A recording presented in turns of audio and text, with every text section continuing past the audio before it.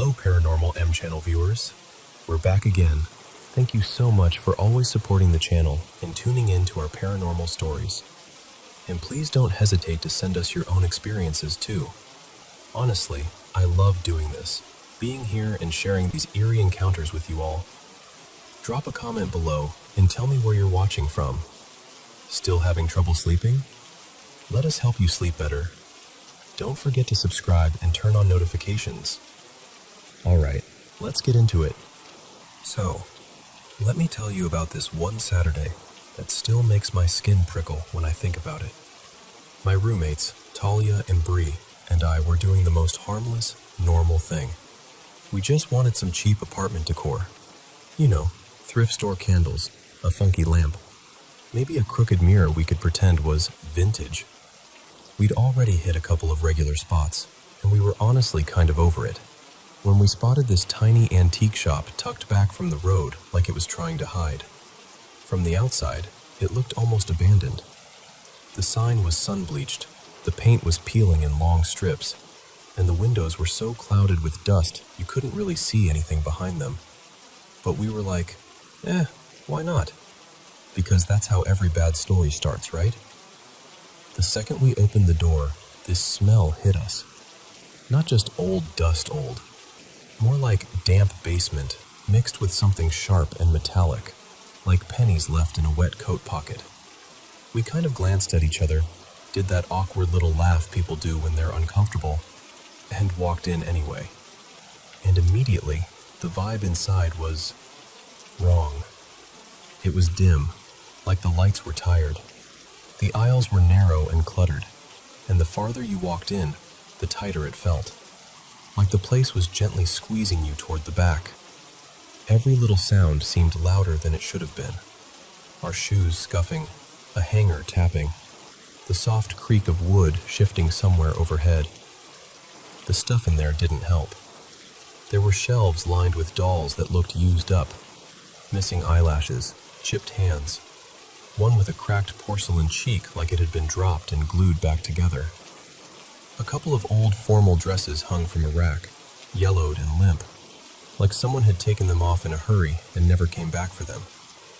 There was even this little dollhouse on a low table, and I swear, something about it made my stomach roll, like the furniture inside was slightly warped in a way that didn't make sense, like it had gotten hot and softened and then cooled again. But none of that was the worst part. The worst part was the painting. It was hanging crookedly on the wall, like it had been nudged and nobody bothered to straighten it. It was a portrait of a woman, almost realistic, the kind where you can see the care in the brushstrokes around the mouth and the shadows under the cheekbones. Except her eyes. Her eyes were completely blacked out. Not shaded, not dark-colored, blacked out, like someone had smeared tar straight across them. It was so jarring that my brain kept trying to fix it, like if I stared long enough, the eyes would reappear. And this is the part that's hard to explain without sounding dramatic. The painting felt heavy, like it had weight in the room, like it didn't just exist, it noticed you. No matter where we moved, it felt like it was still watching. Which is ridiculous because it didn't even have eyes, but we all felt it. I know we did because nobody made jokes. Bree went quiet. Talia wouldn't stop glancing back at it, like she couldn't help herself. We didn't buy a single thing. We didn't even finish browsing. We just sort of backed out of the store like we were leaving a room where we'd interrupted something private. The bell on the door jingled when we stepped outside, and the daylight felt weirdly bright, like we'd been underwater and finally came up for air. And I really thought that would be the end of it. But a couple days later, little things started happening in our place. We tried to laugh it off, but we were all sleeping lighter, listening more. And then one morning, this is the part that really flipped a switch. We were heading out, half awake, barely functioning, and we saw it on the hallway wall near the door. A handprint. Not like a smudge. A full, clear, dark handprint. Almost black, like charcoal or soot. big enough that my first thought was, that can't be ours. We did the sensible thing, or at least we tried to. We told ourselves maybe someone had leaned on the wall with dirty hands. Maybe it was from moving something. Maybe we'd track in grime and not notice. So we lined our hands up on it. All three of us, palms pressed against the wall, comparing like it was some dumb game. None of our hands matched. The print was larger, longer fingers, wider palm. It looked like it belonged to someone who could comfortably palm a basketball. And it was placed at this height that made it even creepier, like it had been left by someone standing right there. After that, we stopped pretending it was all nothing. But the scariest thing, like the thing that still makes my throat tighten, happened a few nights later. I was asleep when I heard this sudden, awful scream from Bree's room. Not a startled yelp, a real scream that jolted me straight upright. I ran in there and flipped on the light, and she was sitting up in bed, breathing hard, eyes wide like she'd just woken up from drowning. Once she could talk, she told me she'd fallen asleep with her hands tucked under her pillow, like she always does. She woke up and they were numb, pins and needles numb, so she started rubbing them to get the feeling back. Then her hand jerked, like an electric shock ran through it, and before she even realized what was happening, her fingers started clawing at her face and neck. Not lightly, not like an itch, like she couldn't control it. She said she tried to stop, but her hands wouldn't listen for a few seconds. She just kept scraping at her own skin until she finally snapped out of it and screamed.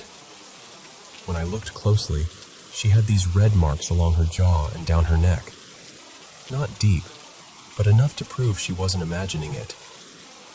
We sat there for a long time after that, just quiet, exhausted, freaked out in that stunned way where you don't even know what to say, because any explanation sounds too stupid to be real, and any other explanation sounds too terrifying to accept. And I know it could all be coincidence. Old building, stress, weird sleep things. I know. But I can't stop thinking about that shop. The smell. The way the aisles seemed to tighten. And that portrait. Those eyes painted over like someone was trying to blind it. But it still didn't matter. Because ever since we walked out of that place, it's felt like something walked out with us. And sometimes, late at night when the apartment goes quiet and the air feels too still, I catch myself wondering if it ever really stopped watching.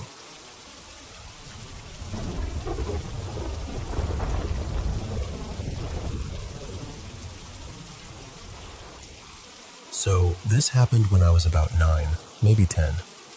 We were living out in this little village that felt like it was tucked away from the rest of the world.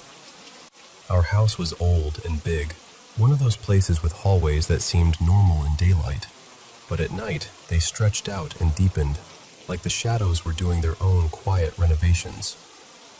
I shared a room with my younger brother, Eli. We slept side by side on a wide bed that squeaked if you moved too fast. My parents slept across the hall, and my grandmother had her own room near the front of the house. My grandpa, Manuel, slept all the way at the far end. That's important. He was so far down the corridor that if he got up in the night, you'd hear it. His shuffle, the floorboards, the little cough he always did before stepping into a room. You'd hear something. That night, though, I wasn't asleep yet. I was lying there in the dark doing what I always did, making stories in my head. Whole scenes, full conversations, like I was directing a movie only I could see.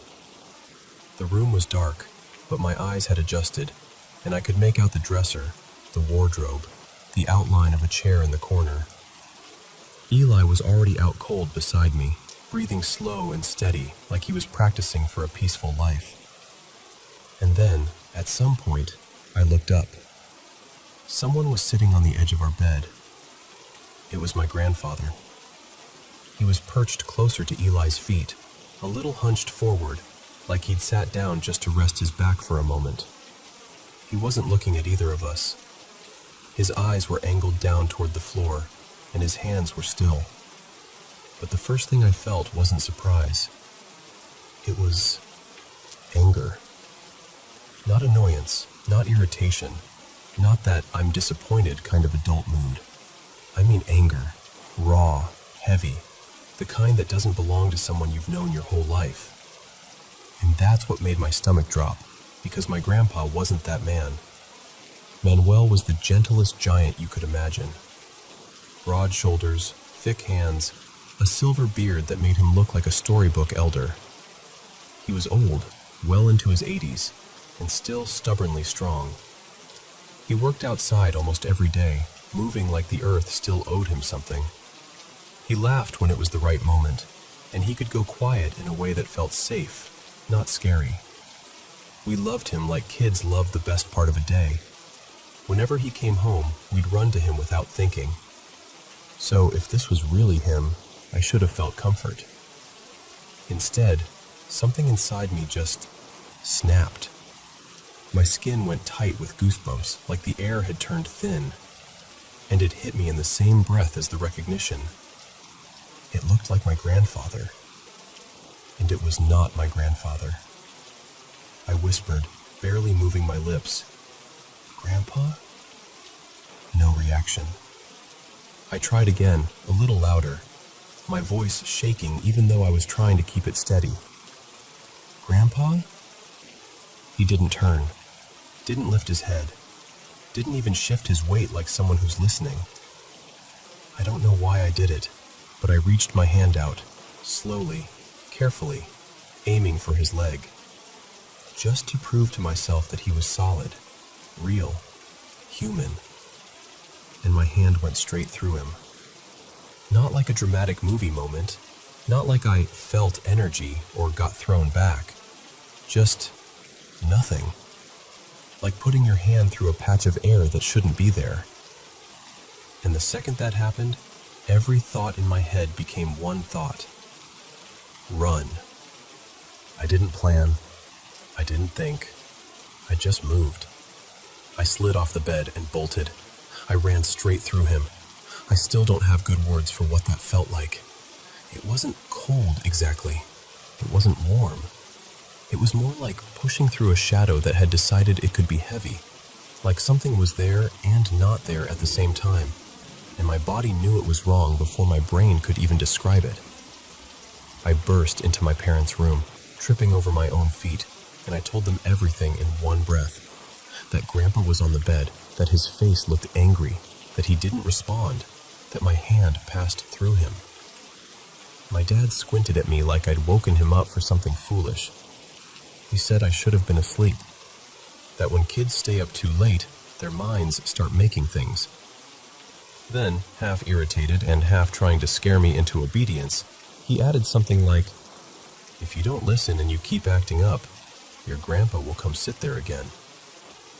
My mom pulled me in right away. She hugged me tight, warm and solid, like she was trying to press me back into reality with her arms. She told me I'd had a nightmare with my eyes open, that it was just imagination. I wanted to believe her so badly, but I kept thinking about Eli. He was still in that room, still asleep, still breathing like nothing in the universe could reach him. Eventually, I passed out in my parents' room. In the morning, I woke up back in my own bed. Apparently, my dad carried me in during the night. I don't remember it at all. And here's the part that messes with me, even now. After that, I slept fine. No nightmares, no dread, no refusing to go into the room. Just normal sleep, like my brain had filed it away under "Do Not Open."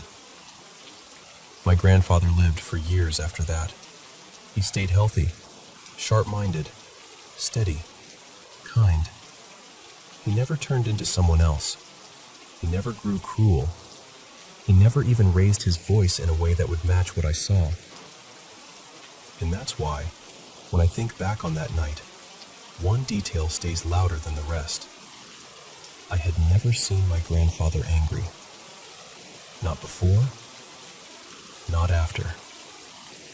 So if that wasn't him, why did it wear his face? And there's another thought that creeps in sometimes. Quieter, but worse. What if it wasn't the first time it sat there? What if that night was only different because I happened to still be awake? And then there's the question that gets caught somewhere deeper than memory, deeper than fear. The one that makes my chest feel tight if I stare at it too long. When I ran through him, what exactly left the room? Was it him? Or was it me? And if it chose me, why me? Why was I the only one in that whole house, before or after, who ever saw anything like that?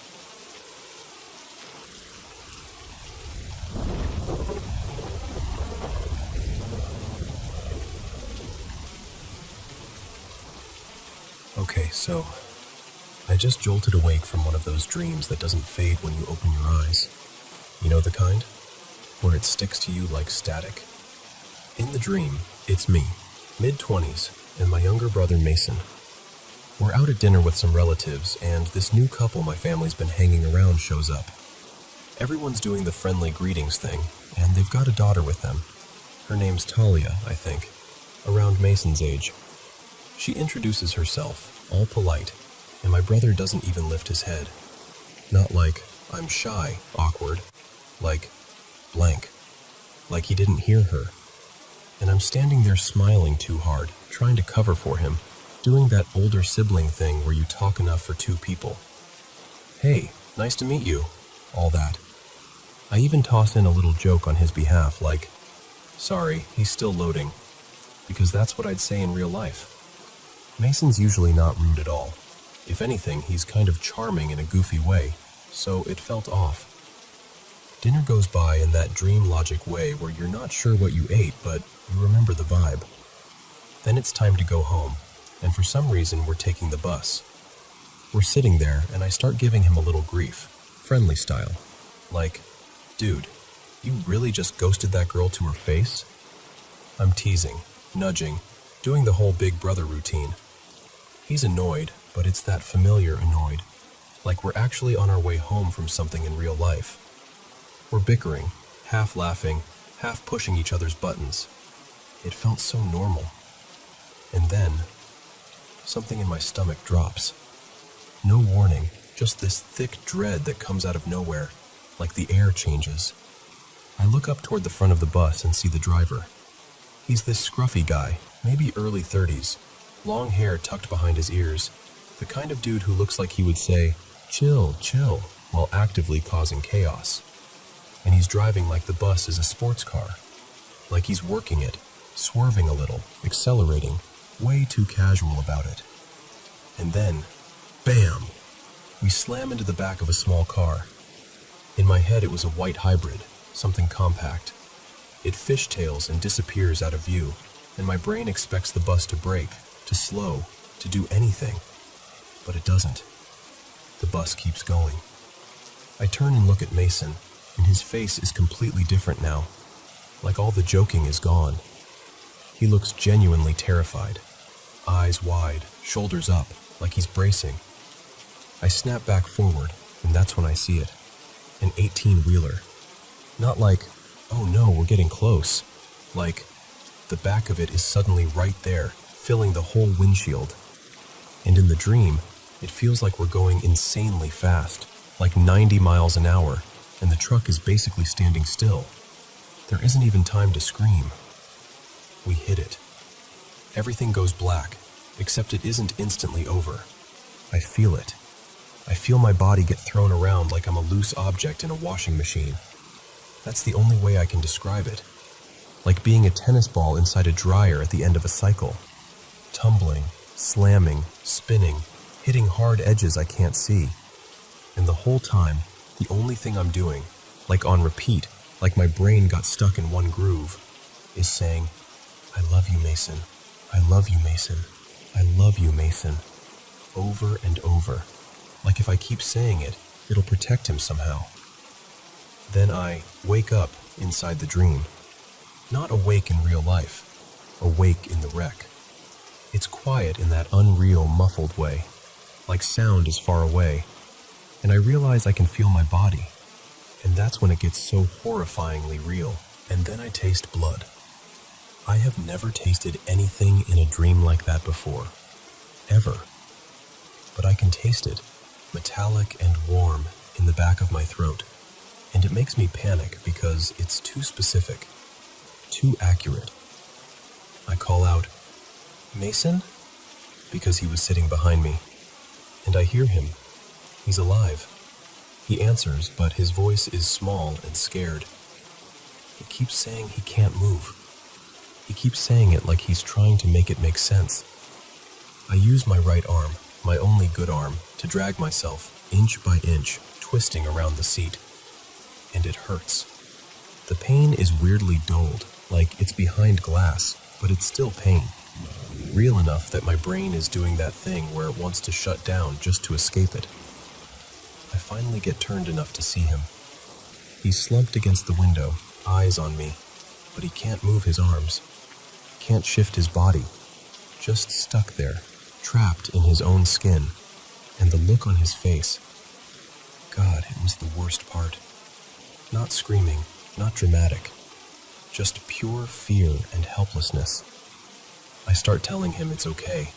I don't even know why. It clearly isn't okay. But I'm saying it anyway, like I can stitch the moment back together with words. It's going to be okay. I love you. It's going to be okay. And then I can feel blood in my mouth again, like it's filling up, and my eyelids get heavy. That heavy, sinking, you're about to pass out feeling. And I realize I'm getting sleepy in the dream, which is such a nightmare detail because it feels like dying. So I keep talking, fighting the sleep, telling him to tell our parents I love them, telling him to tell our other brother too. Like I'm trying to leave messages behind because I don't trust I'll get another chance. And then I kind of fade out, like someone dimmed the lights.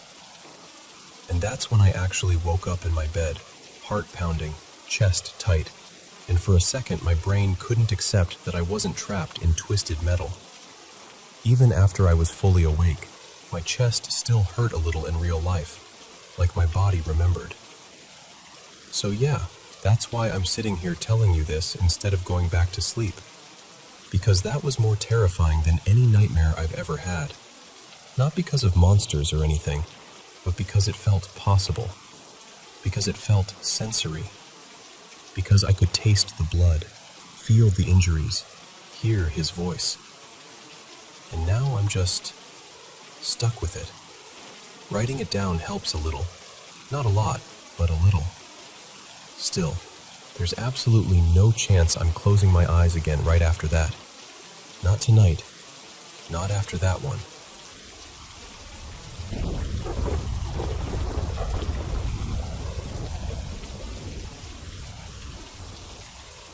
So, I was about 8, maybe 9, and I'm sitting on the swings at my elementary school playground. Not swinging, not playing, just sitting there, letting my feet drag little half-moons in the dirt because I'd wandered off by myself. The funny part is, my parents actually would have been totally fine with it. The school was close, like a straight shot past a couple intersections, but I didn't really know that at the time, so I always took this longer, looping route home. It felt safer in my kid brain, even though it turned a quick walk into this whole 20-minute trek. Anyway, I'm alone on the swings when this pale silver sedan rolls by, slow enough that I notice it. And it's playing this tune, an instrumental nursery rhyme. You know that chiming, dreamy kind of melody ice cream trucks use, where your brain goes, "Oh, that's supposed to be cheerful," but it still makes your stomach tighten. It was like that, but not exactly the ice cream truck song, just close enough to be unsettling. The music gets louder as the car approaches, like normal, but then it passes me and keeps driving, and the music doesn't get quieter. It stays just as loud, like the car never left. I remember squinting at the driver's side, trying to catch a face, anything, but I couldn't. And it wasn't even that the windows were tinted. It looked wrong. like the inside of the car was steamed up, foggy in a way that didn't make sense, like a bathroom mirror after a hot shower, except it was the whole interior, this hazy blankness that swallowed up any detail. That's when the fear really hit, because now I'm sitting there thinking, okay, either I'm about to get snatched, or there's an ice cream truck somewhere blasting the world's loudest lullaby. And I hated ice cream trucks already because of some creepy TV episode I watched that I was definitely too young to be watching. So I get up and I start walking home, my long way. And this neighborhood, it's big. It's one of those places with wide streets and tons of little side roads. And there's always traffic because it backs onto a big supermarket, and there's a strip mall nearby. On weekends especially, you'd see people unloading groceries, kids biking, cars cutting through. But that day, nothing.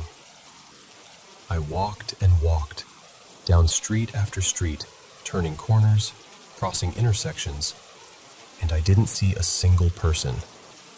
Not one dog walker, not one car, not even someone backing out of a driveway. And the nursery rhyme music is still blasting like it's everywhere at once.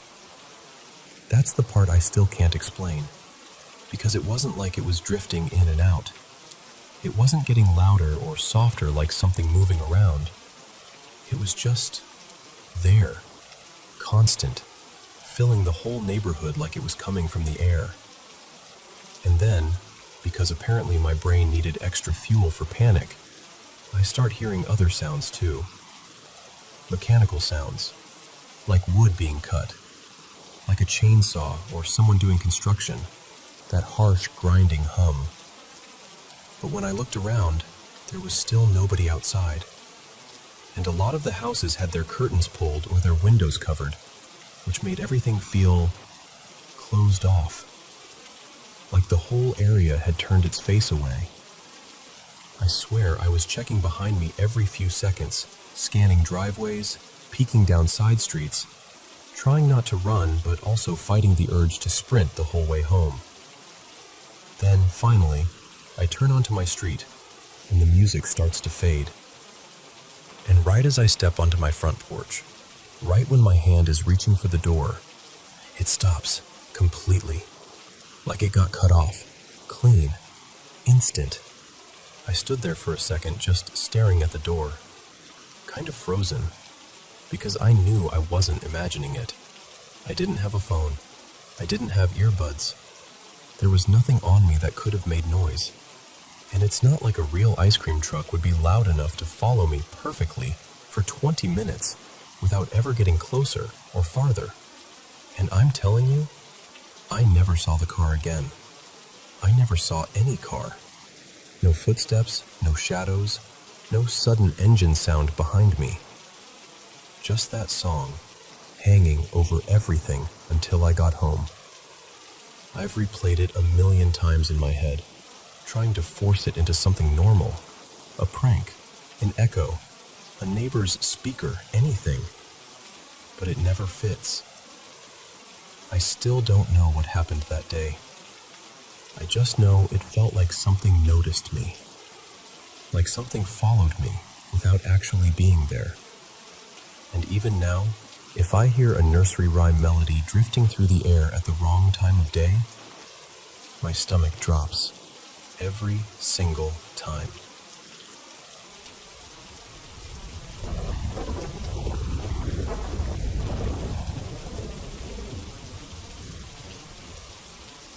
Hey, so I've got this weird little story that's been sitting in the back of my mind for a long time, and I figured I'd finally say it out loud to someone who won't immediately laugh me out of the room.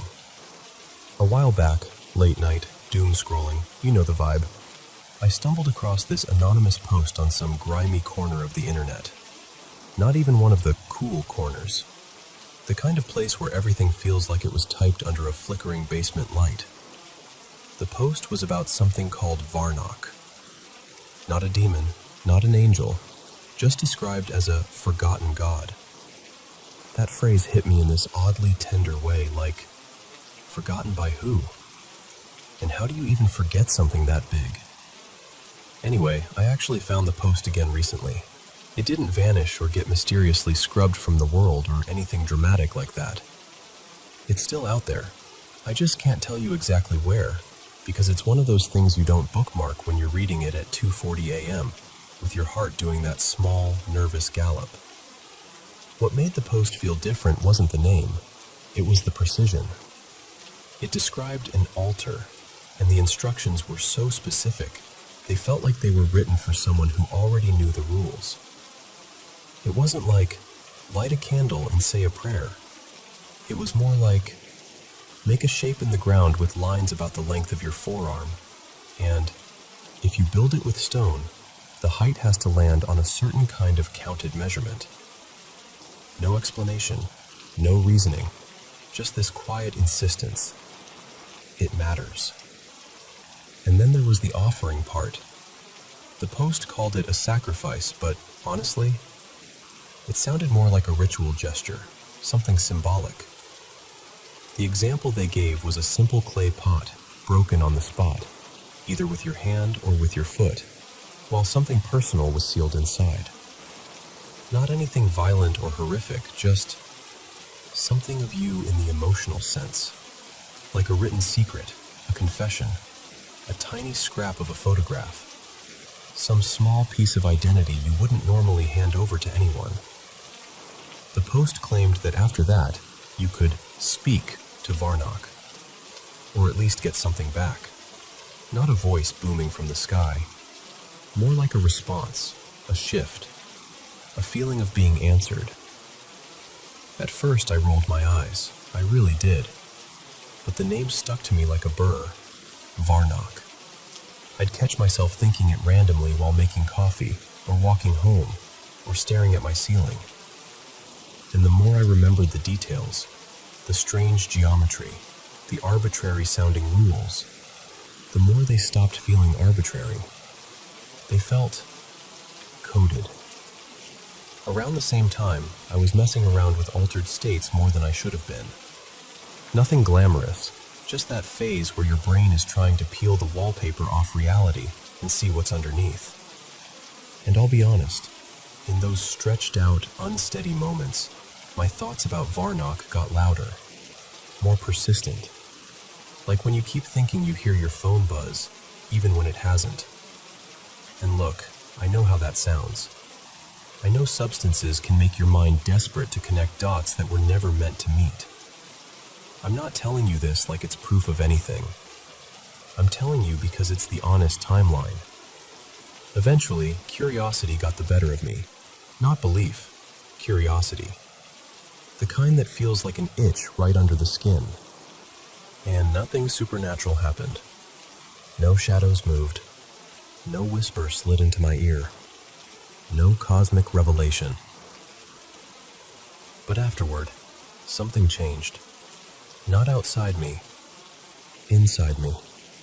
It felt like I understood the post in a way I didn't before. Like the details stopped feeling random and started feeling organized. Like I'd been looking at scattered puzzle pieces, and suddenly I could see the picture they belonged to. Not because someone handed me the missing pieces, but because my brain finally found the frame. That's the best way I can describe what I mean when I say I gained knowledge. It wasn't like learning facts. It was more like context. Like a story you didn't realize you already half knew. And then one day you hear a familiar melody, and your body remembers the lyrics before your mind does. And yeah, I'm fully aware this could just be my brain doing what brains do. Latching onto something because I fed it attention. Especially at a time when my perception wasn't exactly trustworthy. But still, sometimes I'll think of that name, Varnock, and I get this small, quiet feeling like I'm standing at the edge of a room I've never entered. And somehow I still know what it smells like inside.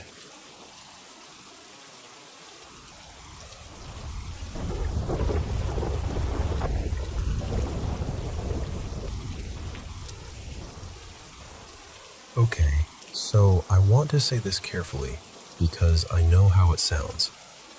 I'm not someone who thinks death is some big cosmic conspiracy. I get it. Life ends, and we lose the ones we love. But there have been a few things my family lived through that, I don't know. They leave this itch in my brain that won't go away. And yeah, maybe it's grief talking. Maybe it's my heart trying to make sense of pain. But let me tell you why I keep circling back to this feeling that something wasn't right. So, a little over a year and a half ago, we lost my childhood cat. His name was Milo. We knew he was nearing the end, and I stayed with him through all of it. I held him while he took his last breath, right there in my arms. And I'm being honest when I say that's an image I never want to relive. You expect pets to leave someday, but you never really expect it, you know? What messes with me is what happened not long before he started going downhill. There was this brutal storm. One of those nights where the rain hits the windows like it's trying to get in, and the thunder feels like it's shaking the bones of the house. It was late, like 2 in the morning, maybe even closer to 3. And my mom, Jenna, heard Milo making this awful sound. Not just meowing, not just scared cat noises, screaming. It was so intense she bolted out of bed.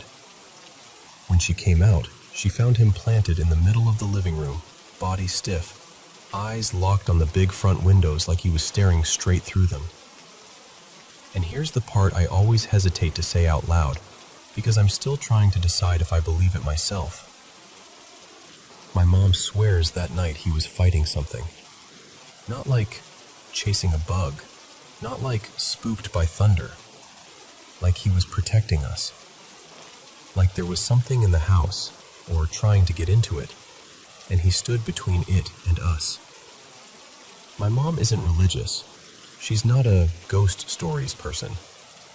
But she's always been sensitive, I guess. The kind of person who knows when someone's about to call, or walks into a room and can tell immediately if people were arguing. And she swears Milo took the hit for us. Do I fully believe that? I honestly don't know. But do I believe something happened that night? Yeah, I do.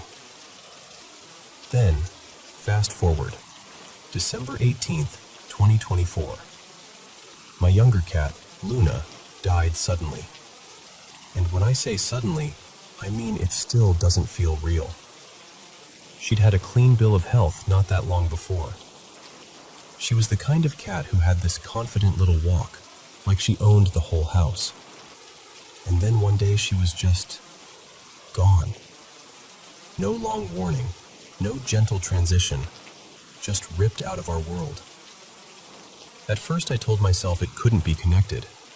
Different cat, different time, different situation. But after she died, the house felt off. Like the air had weight. Like everything was tilted a little wrong. We didn't talk much about it because what do you even say when you're already barely holding it together? But my mom hinted, carefully, like she didn't want to plant the thought in my head, that maybe something had come back. That maybe whatever Milo faced back then took Luna. And I know how that sounds. Trust me, I've said I'm not crazy in my head more times than I can count. But there's one more piece, and it's the part that keeps me from dismissing everything as grief brain. Because years before either cat died, like well before, my grandmother started talking about this man. Not a real person, not a neighbor, not someone she could point out in a crowd.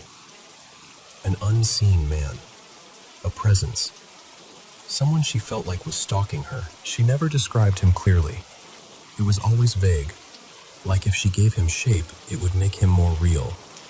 Just that man, always there, always watching, sometimes in reflections, sometimes in doorways, sometimes just a certainty in her bones that he was nearby. She moved states, far away, and she still saw him.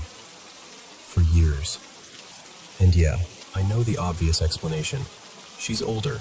Maybe it's her mind. Maybe it's stress. Maybe it's something neurological. I've tried to be grounded about it. I want the grounded explanation. But the weird thing is, when she moved into assisted living, it stopped for a while. Months. Like the signal went quiet. And then one day she said, very calmly, "He's back." No drama, no fear-mongering, just certainty. And here's the part I don't love admitting. I think I might have seen something too. Once, when I was a teenager. My family thought it was a loved one visiting. Something comforting. But the older I get, the more my memory of it shifts into something darker, like a black shape where a person should have been. Not detailed, not human, just there, watching.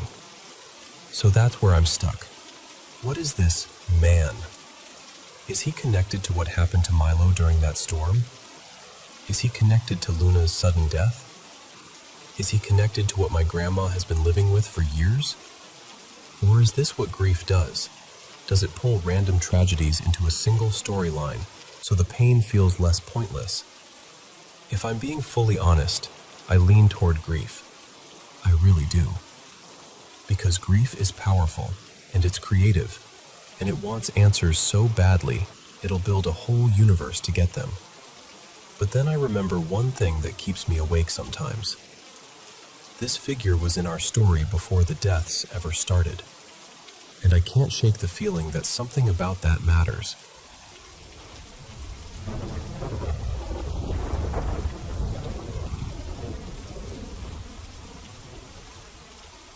Hey, it's been a minute. I'm not really someone who posts online.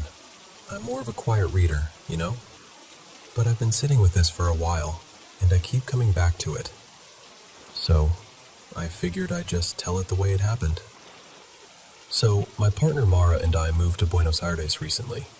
Well, not the center, more like a calmer neighborhood that still feels alive.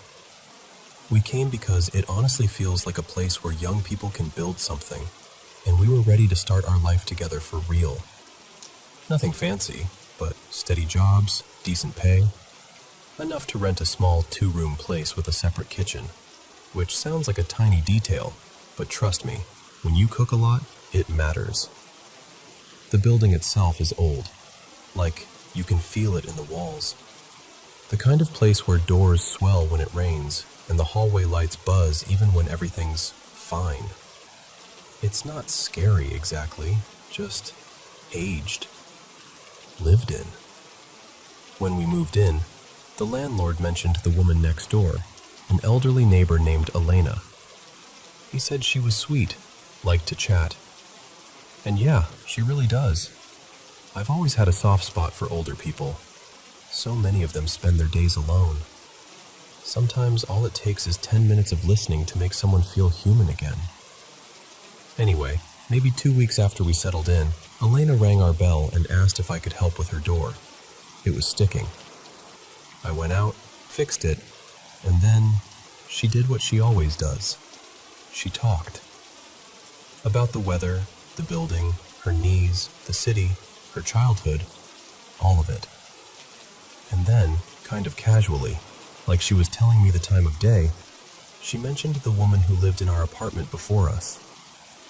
She said the previous tenant was older too, sick for a long time, and that she had died. In the bedroom. Our bedroom. The same room Mara and I slept in every night. Now, here's the thing. Before Elena ever told me that, Mara had already been saying she felt uncomfortable at night. Not in a dramatic way, just uneasy, like she couldn't fully relax. She'd wake up and stare at the corner of the room, like she was trying to figure out what she'd heard or felt. One night, this was maybe our first month there, she whispered that she'd felt the blanket tug, like someone had pulled it toward the foot of the bed, at around 3 in the morning. After Elena told me about the death, those little things stopped feeling like maybe the apartment's settling, or maybe we're stressed, and started feeling directed, like something was aware of us. And then stuff started happening to me too. I'd feel the sheets move when I was completely still. Once, I felt something cold brush my ankle, like fingertips, quick and light. Our bedroom door would swing shut with this heavy click even when there was no breeze, no open windows, nothing.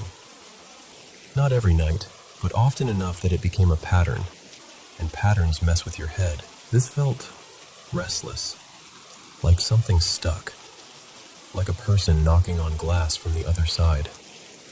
So we did something simple. We asked a local church if someone could come bless the apartment. Not because we were trying to wage war with a ghost or whatever, more like setting a boundary, saying, "This is our home now. If you're here, you don't get to hurt anyone." A priest came. He said prayers, walked through the rooms, sprinkled holy water, the whole thing. The apartment felt lighter afterward, not instantly perfect, but calmer. And then, about 2 weeks later, I had the most vivid experience I've ever had. Half dream, half something else. I don't even know what to call it, but it felt like I moved through it in stages, like 3 separate scenes. First stage, I'm asleep, but I know I'm in my bed. I can feel the mattress, the weight of the blanket. And then I feel a cold hand clamp onto my shoulder, the shoulder closest to Mara. It wasn't her. I knew it immediately. That kind of knowing doesn't come from thought. It's just certainty. Second stage. Suddenly, Mara and I are both sitting upright in bed.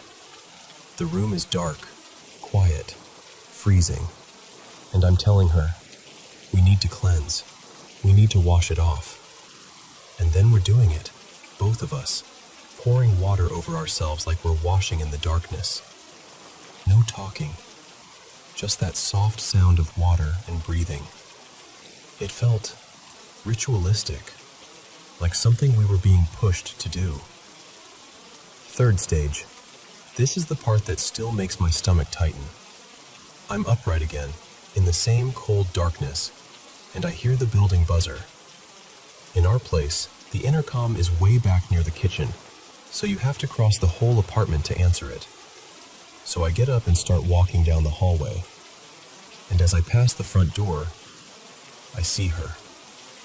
A woman, old, heavy-set, dressed like someone from another era, thicker fabric, shapeless clothes. But her face was wrong. It was there, but there were no features, no eyes, no mouth, no nose, just blank skin where a face should have been, like it had been smoothed over. And she wasn't walking. She was gliding toward me. I panicked and shot backward, away from her, and then I saw her drift toward the bedroom. And my first thought was Mara. Mara's in there. She's sleeping. She doesn't know. So I ran to the bedroom, and the second I crossed the doorway, I snapped awake. Like awake. Eyes open, heart slamming. The room was dark and still. No buzzer, no footsteps, nothing. But I could feel her. I could feel a presence at the bedroom entrance, like someone standing there watching me. Not attacking, not angry, just there. Silent, heavy. I grabbed my phone with shaking hands and checked the time. 3:01 a.m. And I remember whispering, no way. Because it felt too exact, too lined up with everything else. When I finally stopped, the room felt quieter. Not empty, but calmer. Like whatever was pressing in had loosened. I didn't tell Mara right away. I didn't want to scare her more than she already was. She wasn't sleeping well to begin with, and I felt like if I said, "Hey, I saw a faceless woman glide toward you," she would never close her eyes again. But things were escalating, and I couldn't keep it to myself forever. So instead of making it dramatic, we focused on something gentle, something respectful. We spoke to Elena again, carefully, and asked if she remembered the name of the woman who had lived there before. She did. I won't say it here, but we got her full name. We bought a small rosary, and one night we lit a candle and prayed for her. Not like go away, but more like rest. Like if you're here, you don't have to be. After that, the apartment changed. The tugging stopped. The doors stopped slamming. Mara started sleeping longer stretches. The air didn't feel tense anymore. And here's a detail I didn't realize until later, which makes the timing even stranger. The night that vivid dream happened was in early November. And in a lot of Latin America, November 2nd is tied to honoring the dead. Maybe that's coincidence. But I don't know. All I know is, for the first time since we moved in, it finally felt like our bedroom belonged to the living again.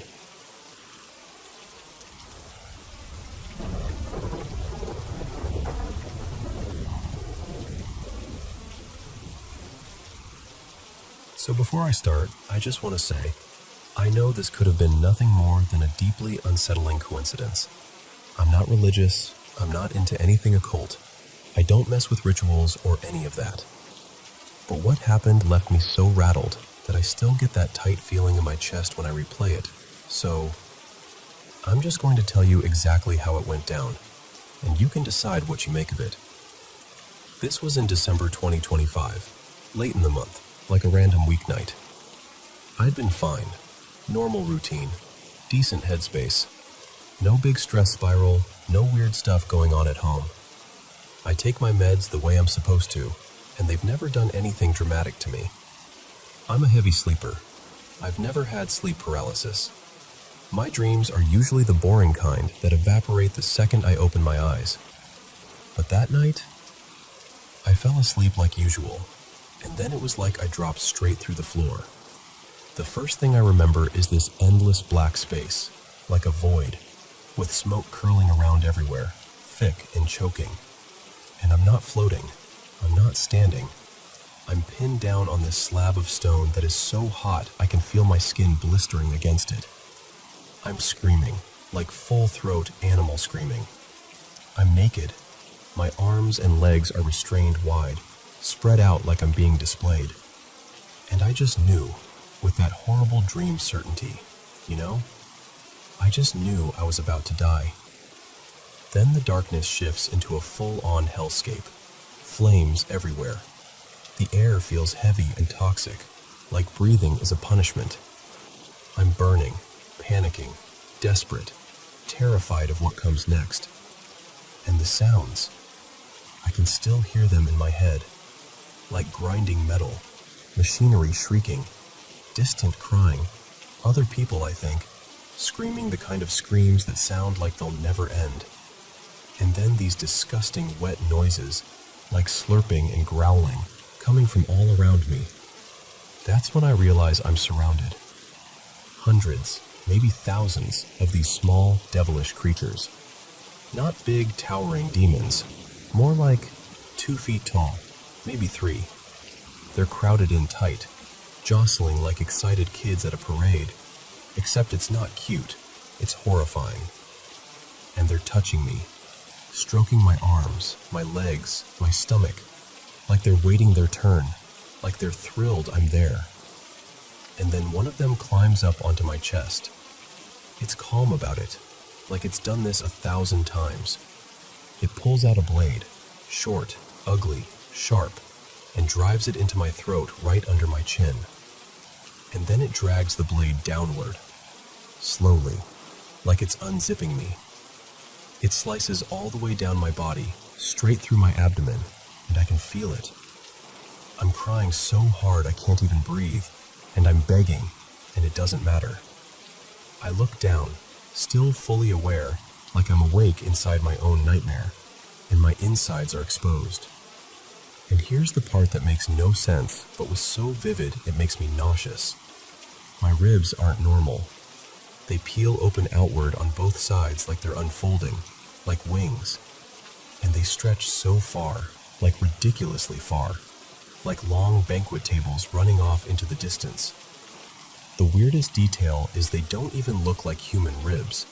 They look like barbecue ribs, like the kind you'd see in a restaurant, glossy, sauced, almost cartoonishly meaty. I remember thinking, in the middle of all that pain, why do they look like food? And before I can even process it, those little creatures start feasting. They swarm. They bite and chew and pull and gnaw, making these awful, satisfied noises, like they're in pure bliss. And I feel every bite, every tug, every tiny mouth on me. I'm screaming so hard my throat feels shredded, and I'm thinking, how am I not dead yet? How am I still here? And then I wake up. I jolt up, gasping like I've been held underwater. My pajamas are soaked through. It's still dark, around 5 a.m., something like that. My husband, Ethan, was already awake, staring at me like he'd seen a ghost. He tells me I was digging my nails into his arm hard enough to leave marks. He said I was thrashing, jerking, making these strained sounds, and he thought I was having some kind of medical emergency, so he shook me awake. I just sat there shaking, trying to convince myself it was only a nightmare. Only a nightmare. Only a nightmare. And then, because life doesn't pause just because your brain decided to traumatize you, I got up and went to work. I felt drained and strange all morning, like my skin didn't fit right. But I told myself to drop it. Lock in. Be normal. My office is in this weird spot, off a service road near a busy highway, but surrounded by dense woods. It's quiet. Like, too quiet. We almost never get random visitors. No foot traffic, no people wandering in, nothing. If someone pulls into our lot, it's usually because they absolutely meant to be there. Around lunch, I'm chatting with my coworker, Lena, and somehow it comes up. I don't even know why I told her, but I did. I gave her the whole story. The void, the heat, the creatures, the ribs. She's making that horrified face people make when they're entertained, but also genuinely disturbed. Then we move on. Work stuff. Emails. The day keeps rolling.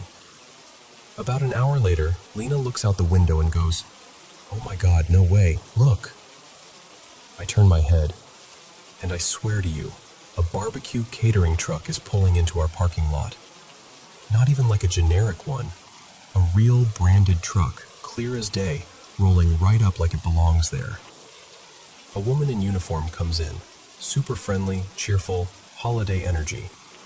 She introduces herself and says she's stopping by nearby businesses to remind them they do holiday catering, and if we're planning any kind of office gathering, to keep them in mind. She hands us her card, a menu, the whole spiel. And then she pulls out this insulated bag and goes, "And here, free samples. Happy holidays." She sets down 2 little boxes and leaves like it's the most normal thing in the world. The second I open the lid, my stomach drops. Cornbread, and a portion of barbecue ribs. My skin went cold hot, goosebumps everywhere. Lena just stared at it, and I could tell by her face she was feeling the exact same thing, like our brains were trying to reject reality for a second. I actually had to sit down because my knees felt weak.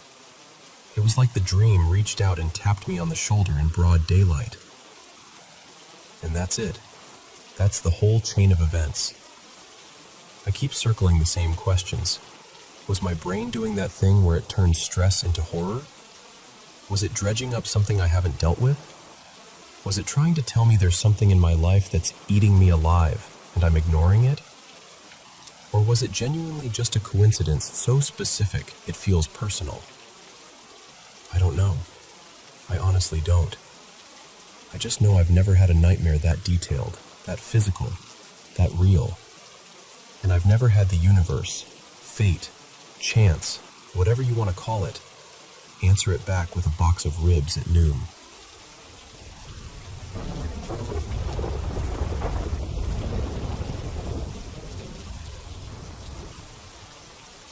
Hey, can I tell you about something that happened a few nights ago? I'm still trying to put words to it because it didn't feel like a normal dream. It felt too close to being awake. So I'm lying in bed, trying to fall asleep. Nothing unusual, just that drifting, heavy feeling. And then out of nowhere, my body hits that sudden drop sensation, like the floor disappears under you for a split second. I've felt that before, so at first I thought, okay, just one of those sleep things. But right after that, this sound slammed into my ears. Not a gentle ringing, not the usual high-pitched buzz. It was intense and weirdly organized, like waves, like the pitch was rising and falling in rapid pulses, almost like something was sweeping up and down through different frequencies. It felt like it filled my whole head. And then I slipped into what I can only describe as a dream, except I didn't feel fully asleep. It was like I was caught in the doorway between sleeping and waking. My eyes were closed, but I could see the dream vividly. And at the same time, I felt my body in bed, like I was barely moving, barely there, stuck halfway. In the dream, this presence started talking to me, only it wasn't vague or symbolic like dreams usually are. It was direct. It told me there was some kind of punishment on me, like a curse for things I'd done, choices I'd made. The words were heavy, like they were meant to sink in and stay. And after that, everything went warped. The whole scene twisted into something almost psychedelic, colors bending, shapes stretching, reality turning rubbery. Suddenly, I was in a school building, like a hallway outside a classroom. A woman, maybe a teacher or some kind of administrator, walked right up to me like she'd been waiting. She held up this picture of me, but it was horribly distorted, like my face had been pulled apart and shoved back together wrong. She smiled like she had leverage, like she was enjoying it, and she said she was going to post it everywhere for everyone to see. And then she told me I was done, kicked out, expelled. That's when it got even more unsettling, because while I was still in the dream, I also felt like I was in my bed. And I remember thinking I'd opened my eyes, except I don't think I actually did. I felt trapped inside myself. But somehow, in that hazy state, I reached for my phone and started texting. I messaged my girlfriend, her name's Mira, and I told her I'd been expelled, like it was real and happening right then. Like I needed her to know immediately. But even inside the dream, something kept glitching. A thought cut through. Wait, we're not together anymore. Like the dream was trying to rewrite reality, and I couldn't tell what was true. Then the scene shifted again, and someone else showed up, one of Mira's friends, a guy named Noah. He was standing too close, looking at me with this cold, blank expression. And then he started coughing, hard, and suddenly he spit blood. It splattered across my face, warm, shocking. I remember the disgust and panic hitting me at the same time, like my whole nervous system lit up, and I still couldn't move. That was the worst part, the paralysis. I couldn't properly open my eyes. I couldn't lift my arms. I couldn't even fully sit up. I felt like I was trying to scream through cement. Then I heard something in my apartment. I heard the front door open. And instantly, this rush of thoughts flooded in, intrusive, loud, relentless, telling me that the presence from the dream had crossed into my real space, that it had come for me, that it was in my apartment, that it knew I was awake. And right as I committed to that, the sound came back, the same ear-splitting wave tone, only stronger, so strong it felt physical, like pressure being driven straight into my ears. It surged in these brutal oscillations, up, down, so overwhelming I genuinely thought I might go deaf. It felt like falling again too, but amplified, like being yanked downward through the bed. And then, snap. I was back, fully awake, in my room, in my bed. my heart pounding like I'd been running for my life. My ears actually hurt, like I'd just been blasted by something. And the first thought that hit me, before anything else, was, call an ambulance. That's how scared I was. Not, oh, that was a bad dream, scared. More like, something is wrong with me, and I might not be safe, scared. And what messes with me most is this. The whole time, it didn't feel like I was asleep in the normal way. It felt like I was awake, trapped in a nightmare that had leaked into the room with me. I keep replaying it, trying to figure out where the line was, where dreaming ended and reality began, because in that moment, I honestly couldn't find it.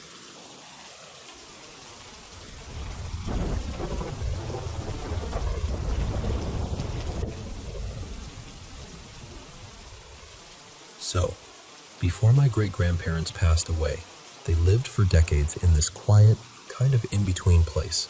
Semi-rural, a little removed, with woods pressing in close behind the house. Not totally isolated or anything, but the neighbors were few and far enough that the nights felt big, like the dark had room to stretch. After they were gone, my grandma, Mary Ann, ended up inheriting the house and a couple acres with it. And she's still with us, thankfully, but she wrote her will years ago, so the place will go to another family member when she passes. That family member, Eli, actually lives there now. Takes care of everything. Mows, fixes, checks the property line, the whole thing. Because one day, it'll be his house. Eli and I are close, so I've gone out there a few times just to hang out or crash for the night. But the weird part is, before Eli moved in, I hadn't slept there since I was little, back when my great-grandparents were still alive and the place felt normal in that old house way. The first time I stayed over as an adult, Eli set me up in the guest room, except it's not really a guest room. It was my grandma's childhood bedroom. And I know this is going to sound dramatic, but that room freaks me out. It did then, and it still does now. There's nothing in there that's obviously creepy. It's just wrong. Like the air doesn't sit correctly. It's got this old dresser that smells faintly like wood polish, a vanity with a hairbrush so old it looks like it's been waiting for someone for 50 years, a bed, a mirror, and a little bench that never seems to be in the right place no matter where you move it. The mirror is the worst part. I always turn it around so it faces the wall, every single time, without even thinking about it. And the bed. The bed is pushed against the wall in the center of the room, so there's open space on both sides. I hate that. Because no matter which direction you face, there's this blind spot behind you. Like something could stand there and you'd never know unless you turned your head. That first night, I tried to be tough about it. I really did. But I ended up falling asleep with the lights on and a comfort movie playing on my laptop. Something easy and familiar, like the kind of thing you put on when you want to feel 8 years old again. Eventually, I drifted off, and nothing happened. I woke up fine. Still didn't like the room, but I survived it. The next time I visited, though, I just couldn't do it again. I couldn't put myself through that weird, tense, half-awake kind of fear. So I told Eli I'd sleep in the sunroom instead. And let me explain the layout, because it matters. There's a sunroom on the side of the house. One whole wall is just windows, looking out toward the trees. Right next to it is this long hallway that connects the sunroom to the kitchen. The washer and dryer are in that hallway, and there's also a door leading out to the garage. At the far end, you hit the kitchen, and from there, the rest of the house branches off. Honestly, the sunroom should have scared me more. A wall of windows facing the woods at night? That sounds like the start of a horror movie, but it felt cleaner somehow, less heavy. I just closed the blinds, stretched out on the couch, and fell asleep pretty easily. And then, sometime in the night, I woke up. I didn't sit up or open my eyes right away. I just kind of surfaced into awareness, like my brain snapped to attention. And I heard footsteps, and then they started moving. Slowly. They came from the kitchen, down that long hallway, past the washer and dryer, steady and unhurried. Not shuffling, not dragging, not like an animal, just footsteps. Human-paced, measured, like someone walking with intention, but not in a rush. I stayed completely still. And here's the thing, I could move. I knew I could. So it wasn't sleep paralysis. I wasn't frozen. I was choosing not to move because I didn't want to confirm what I already felt. The footsteps reached the doorway to the sunroom. Then they came into the sunroom. And then they stopped. Right in front of the couch. I didn't open my eyes, but it felt like someone was standing there, looking down at me. Not breathing loudly, not fidgeting, just present. The silence went on long enough that I started counting without meaning to. My heart was pounding, but my body stayed weirdly calm, like it was trying not to attract attention. And then, after what felt like forever, the footsteps turned around. They walked back out of the sunroom, back through the hallway, and returned to the kitchen. And then, nothing. No cabinet doors, no sink, no fridge hum changing, just quiet again. When morning came, I tried to play it casual, but I asked Eli straight up, "Hey, did you get up in the middle of the night?" And he blinked at me like I'd asked if he'd gone jogging at 3 a.m. He said, "No, I passed out. I shut my door. The dog was in there with me the whole night." And I believed him, completely. He wasn't the type to mess with me about something like that, and also, the dog would have reacted. Even if Eli had gotten up, the dog would have followed him or barked or something. But those footsteps were distinctly human. That's what sticks with me. The weight, the spacing, the rhythm. Now, stuff like this doesn't immediately send me into a meltdown. I've always been, sensitive to weird things. Odd dreams, sudden gut feelings, that kind of thing. It's not constant, but it happens enough that I've stopped acting surprised. And it runs in my family too. Different relatives, different stories, all of us kind of shrugging like, yeah, that checks out. I've even had dreams about my great-grandparents before, like them showing up and saying things that felt oddly specific, and then I'd mention it to my grandma later, and she'd get quiet in that way people do when something hits too close. I wasn't especially close to my great-grandparents, not really, but they've still popped up in ways that felt purposeful. Except there's this other layer to it. My great-grandfather, Wesley, wasn't a good man, and I'm not saying that lightly. He hurt people. He left damage behind him that didn't just disappear because time passed. I'm not particularly religious, but if there's a place for people who did what he did, if there's a hell in any real sense, then more than one person in my family believes he belongs there. And whenever I've seen my great-grandparents in dreams, it's like, she's clear, and he's not. Like he's there only faintly, like a shadow that can't quite fully step into the room. That's always been the feeling. But that night in the sunroom, I had this nagging intuition, sharp and quiet at the same time, that it was him standing there. Not threatening exactly, not warm, not loving, just there. Like a presence that didn't care whether I was comforted, only that I knew it existed. And what scares me most is that I still don't know why.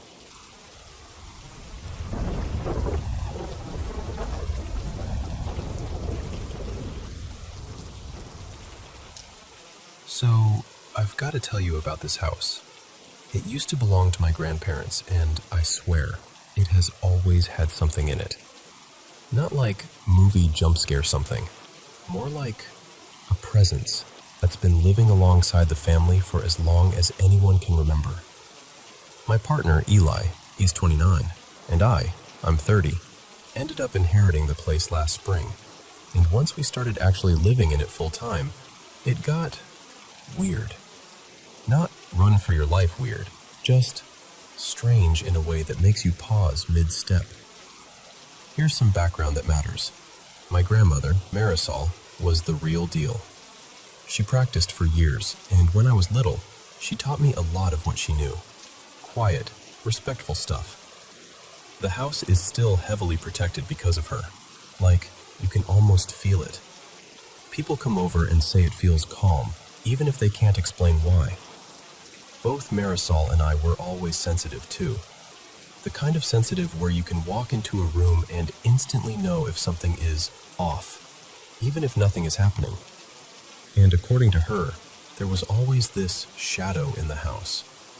She told me she'd seen it a handful of times over the years, just a dark shape, no features, no face.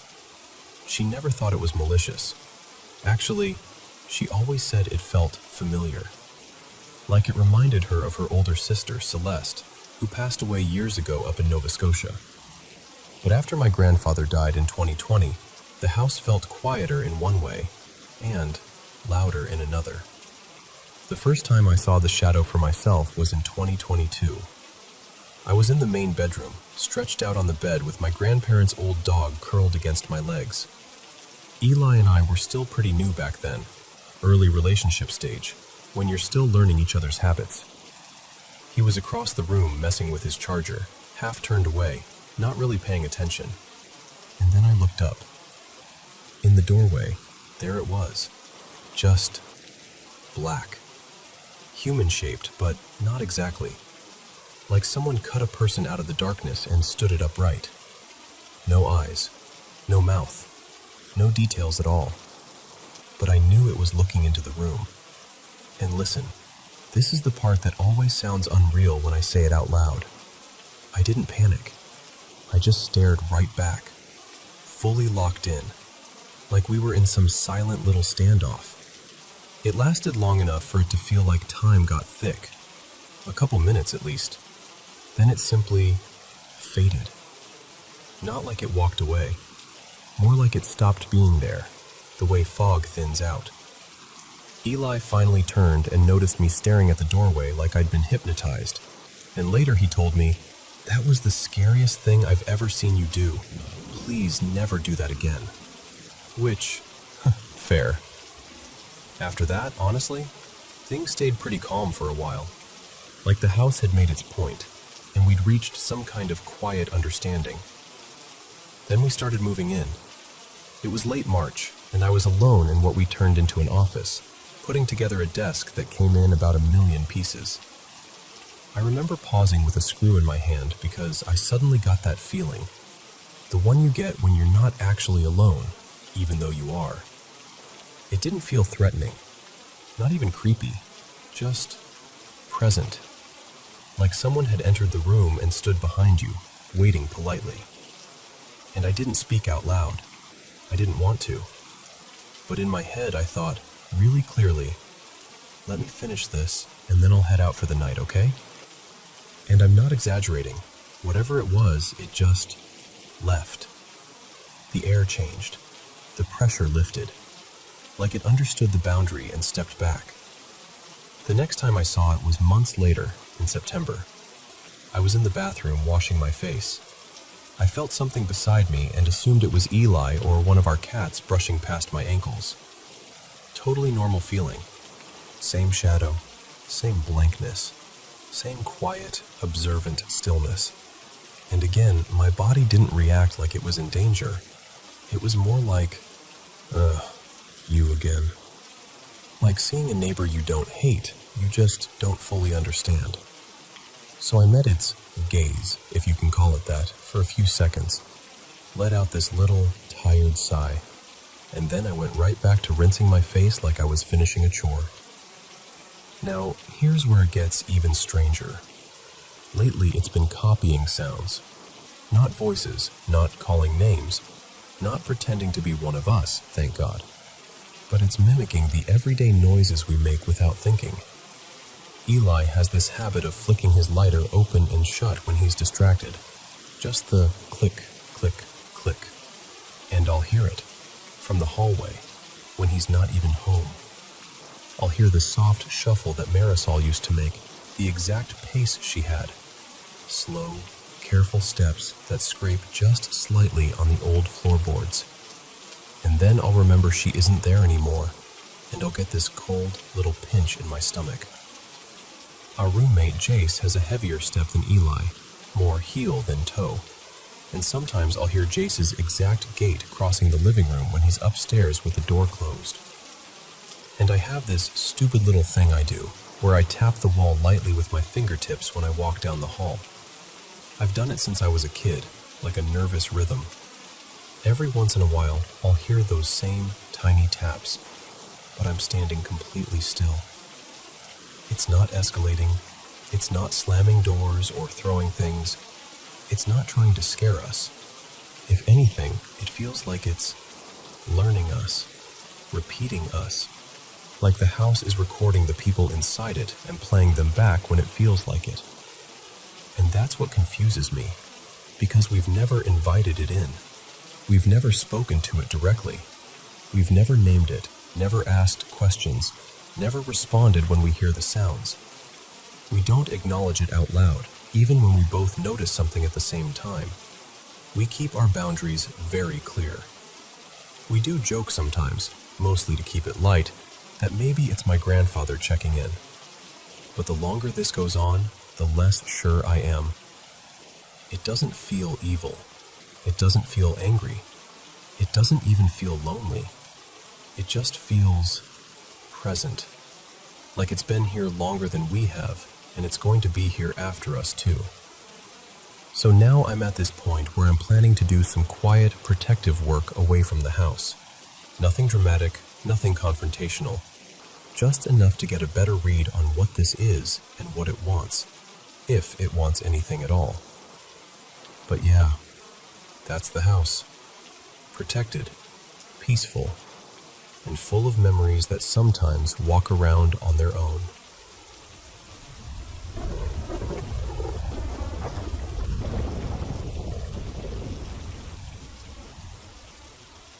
Hey, so this is kind of hard to admit out loud, but I'm going to tell you anyway, because keeping it in my head has made it feel bigger. I'm 17 in a few months, and for the last few years, since I was about 13, I felt this intense, unshakable pull to be wearing to this contact interview. If you could be speaking very head. I felt this intense, unshakable pull. The last 14 has been only new through old articles and documentaries. Not a celebrity, not a fictional character, a real person who did real, horrifying things. In my head, I call him Damon R now, because even saying his real name started to feel like I was giving it oxygen. And just to be clear, I'm not proud of this. I'm not romanticizing what he did. What he did was disgusting. I know that. I've known it. That's part of what scares me. I can hate what someone represents and still feel hooked by the idea of them, like my brain keeps circling the same dark drain. It started like curiosity, the kind where you watch one video and then another, but then it turned into something that didn't feel like curiosity anymore. It felt weirdly personal, like a thread tied from him to me, like I'd somehow wandered into the orbit of something I didn't mean to touch. For a long time, the dreams were the worst part. They weren't the blurry, random kind of dreams. They were sharp, specific. Places I recognized. My hallway, my bedroom, my school parking lot. This little restaurant that looks like one we have near home. In the dreams, he'd show up like he belonged there. Sometimes he'd talk. Sometimes he wouldn't even need to. He'd just stand and look at me like he already knew me. And I know how that sounds. I do. But in the moment, it felt like being watched in a way that went deeper than sight, like pressure on the air. There were nights I woke up and still felt it, like the dream didn't end cleanly, like it left a residue behind. A few times, I swear I felt my mattress dip, like someone sat on the edge. I've heard soft footstep sounds when the house was quiet. Once, I was walking down the hallway and felt this quick tug at my ankle, like a little pull and release. I froze so fast my heart felt like it slammed into my throat. I'm not religious. I don't even know what I believe exactly. I just believe energy can linger, that some things don't dissolve as neatly as we want them to. And when I'm being honest with myself, I've fed it. I've fed it on days when I've spent hours reading, watching, scrolling, replaying his face, his voice, the quotes, the footage, like I'm studying him, like I'm trying to solve a puzzle that doesn't have a prize at the end. That's what happened recently. I've been thinking about him almost non-stop, texting a friend about it, watching clips, letting myself fall into that rabbit hole again. By nighttime, I felt keyed up and strange, like my mind was buzzing. And then I had this dream that felt so real, it made my stomach drop when I woke up. In the dream, I was going out to dinner with him, like an actual date. I'd already eaten earlier, but I was excited anyway, like I didn't care. I remember telling my sister, in this too bright, almost manic way, he's a serial killer from the 80s, like it was some dramatic fun fact, and she looked at me like I was out of my mind, more scared than interested. At the restaurant, he sat close, closer than normal, and kept watching me like I was the only person at the table. He slid his hand under the table and gripped my thigh, like he was testing boundaries, like he wanted to see if I'd flinch. And here's the part that makes me feel sick to say. I wasn't scared in the dream. Not the way you'd expect. He was charming in that polished, predatory way. Handsome, smooth, confident. Like he knew exactly how to play the room. He held doors. He smiled at strangers. He acted like a gentleman, and the whole time, I felt this awful, confusing sense of chemistry. Like my brain was responding to the attention, even while another part of me was screaming, "This is wrong. This is dangerous. This isn't love. This is a trap." In the dream, he looked exactly like the videos. Exactly. Same stare, same posture, same way of moving, like he owned every inch of space around him. When I woke up, I didn't feel relieved. I felt watched. My eyes went straight to the mirror across my room, and I had this panicky thought, what if that's how he comes through? Like the dream was a door, and the mirror was a second door. I lay there with my blanket pulled up, listening to every tiny sound, trying to convince myself I was being ridiculous, while also not being able to shake the feeling that something had noticed me back. And that's the scariest part. This idea in my head that I'm chosen, like I'm singled out, like he saw me, liked me, attached to me, and never stopped watching. I'm telling you all of this because I'm trying to hold it up to the light, instead of letting it live in the dark where it grows. Because if I'm being really honest, this doesn't feel spiritual in a beautiful way. It feels like my mind got stuck on something frightening and intense, and the more I focus on it, the stronger it gets. Like a loop, like a fixation that pretends to be fate. So I'm trying to do something different now. I'm trying to stop feeding it. I'm trying to take breaks from the videos, stop scrolling late at night, stop handing my brain the exact imagery it uses to build these dreams. I've started leaving a soft light on. I've started grounding myself, touching something cold, counting my breaths, reminding myself, I'm here, I'm safe. Dreams can feel real and still be dreams. And I think I need to talk to someone in real life about it. A counselor, a therapist, a trusted adult. Someone who won't laugh, but also won't hype it up into something it isn't.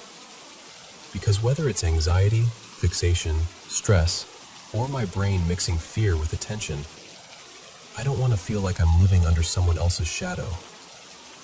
If you've ever felt pulled towards something dark like this, like it hooks into you, if you've ever had dreams that cling to you after you wake up, I'd really like to know. Not because I want it to be true, but because I want to feel less alone, and I want to learn how people loosen the grip of it. Because I don't want to be chosen. I want to be free.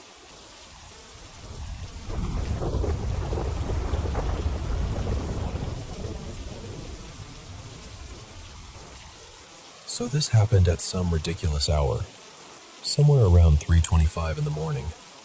I only know that because I checked the time right after, with my heart still kind of thumping like, okay, what was that?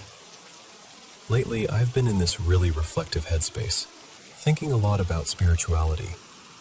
I've been meditating most nights for, honestly, over a decade, and I'm very familiar with sleep paralysis. I know what it feels like. I know how to steer it, and I've even intentionally slipped into that state during meditation before. I just want to say that up front, because this wasn't that. Not even close. That night, I went to bed later than I meant to. I'm the kind of person who gets overstimulated easily, and light is a huge thing for me. My eyes are sensitive, and I sleep best when it's absolutely dark. So my room was the way I always keep it. Blackout curtains, no glow, no streetlight leaks, nothing. Pitch black. I fell asleep on my stomach, face angled toward the wall. And then I woke up because, out of nowhere, this bright light pushed into my vision. Even with my eyes shut, it was too intense to ignore. Like it found me through my eyelids. I opened my eyes and rolled over, and right there, right beside my gecko's tank, someone was standing in the middle of my room. Not like a shadow, not like a vague shape, like a person, a presence, something that had no business being there. For a split second, I was so stunned that my brain tried to file it under sleep paralysis, because what else do you do with something like that? So I blinked, hard, like multiple times. I even pushed myself up, fully sitting, and they were still there. And the weird part is, I wasn't scared. I expected fear. I'm prone to anxiety, and if anything should have set me off, it was this. But what I felt most was this irritated, sleepy annoyance. Like, seriously? Right now? I'm just trying to rest. They were about, maybe 5'10", somewhere around that. Their gender wasn't obvious at all. Nothing about them gave me that kind of male-female read. And they weren't looking at me, not even a little.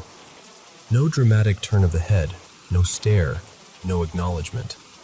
Honestly, it was almost funny, like I wasn't the interesting thing in the room.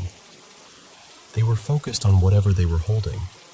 It looked like some sort of device, like a tablet, kind of, but not exactly. Bigger than a phone, flatter than what I'm used to seeing. And they were fiddling with it like they were checking something or adjusting something, calm as could be. What they were wearing was hard to make out, because the top half of their body was glowing. I couldn't tell if it was a hooded long-sleeve shirt or something more like a hooded cloak. The hood shape was there, but the details got swallowed by the brightness. And when I say bright, I mean bright. I have never seen white like that in my life. Not from a screen, not from headlights, not from the sun bouncing off anything. This wasn't just light. It was like pure white, clean, endless, almost unreal. Like their clothing, or their whole being, was emitting this solid, radiant whiteness, as if someone turned the concept of white light up past what my eyes could even handle. And there I was, sitting up in bed in a room that should have been completely dark, staring at this glowing figure next to my little terrarium, thinking, why are you here? And why do you look like you're updating something?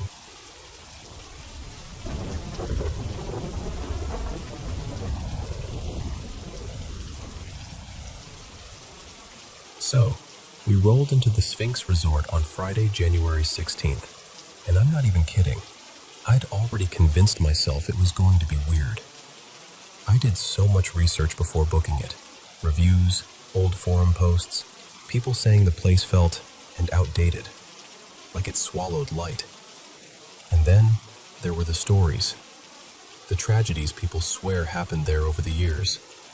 I'm a pretty spiritual person, and I've been sensitive to energy since I was little, so I was trying to stay grounded and not spiral before we even stepped through the doors.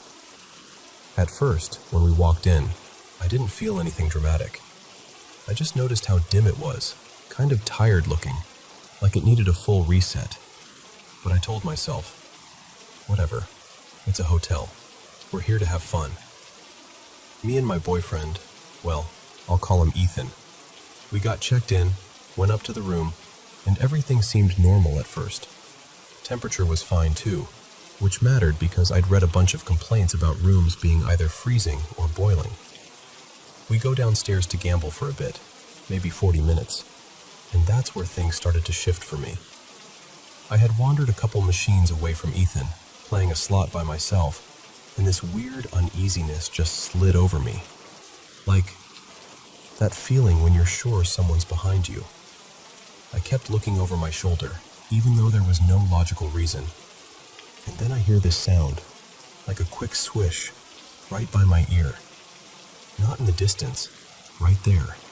Like something passed close to my head, like a gust of air, but we were indoors. I tried to laugh it off. We'd had an early flight. I was tired. My brain could be doing that thing where it fills in gaps.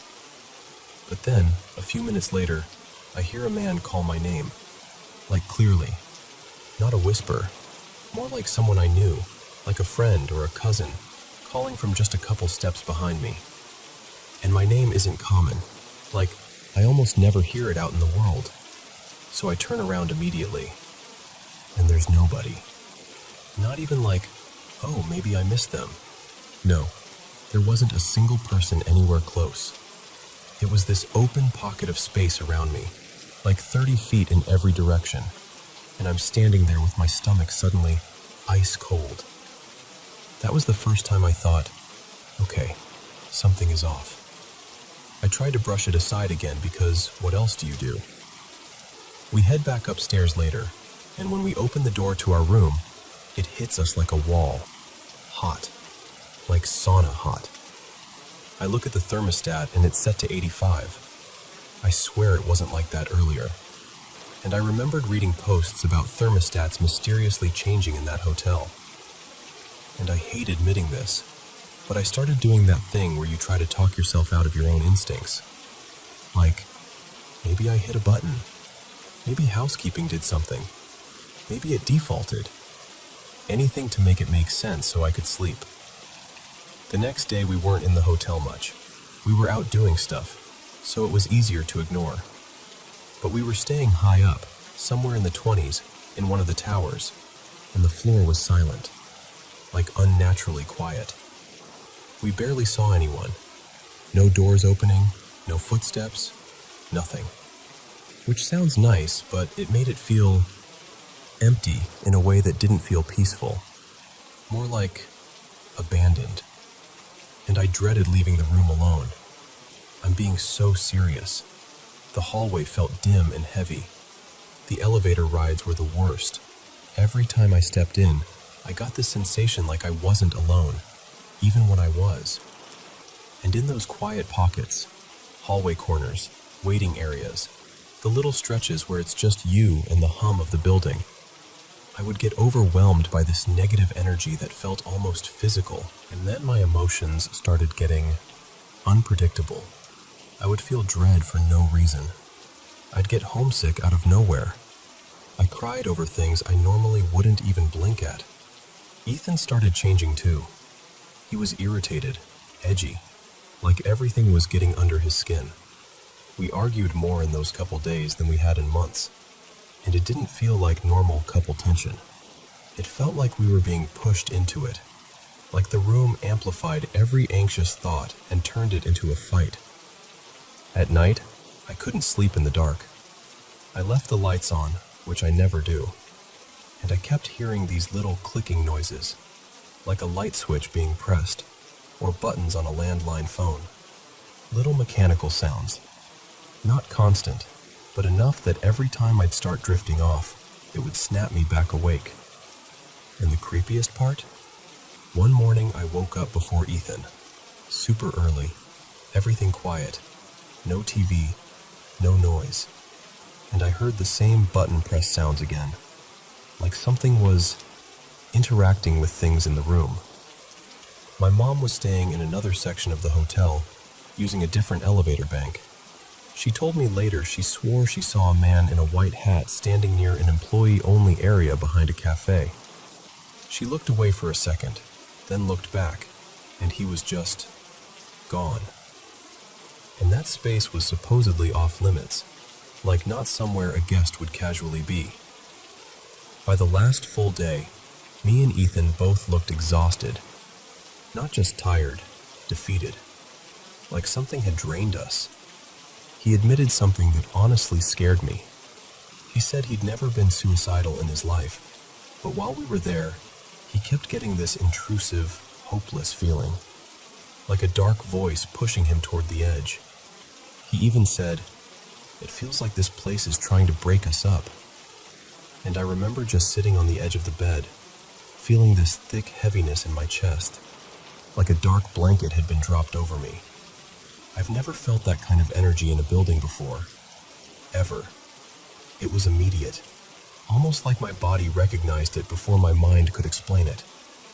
I felt physically sick sometimes, like deep sadness was living in the walls. And the whole time, it felt like someone's in the room with us, or walking beside me in the hallway, even when there was no one. I've always been curious about paranormal stuff. I've always kept an open mind. But that experience didn't just make me more curious. It genuinely scared me. Like scared me to my core. To the point where after we left, I couldn't stop researching, trying to find out if other people had felt it too, especially in the towers. Because I swear to you, it didn't. Hello everyone watching the Paranormal M channel. How's your day going? I'm really happy to be here doing what I love, sharing my paranormal experiences with you. Drop a comment and let me know where you're watching from. Thanks so much for sending in your own paranormal stories. And don't forget to subscribe and turn on notifications so you won't miss any new videos. Now, without further ado, let's dive into today's paranormal experiences. Good night.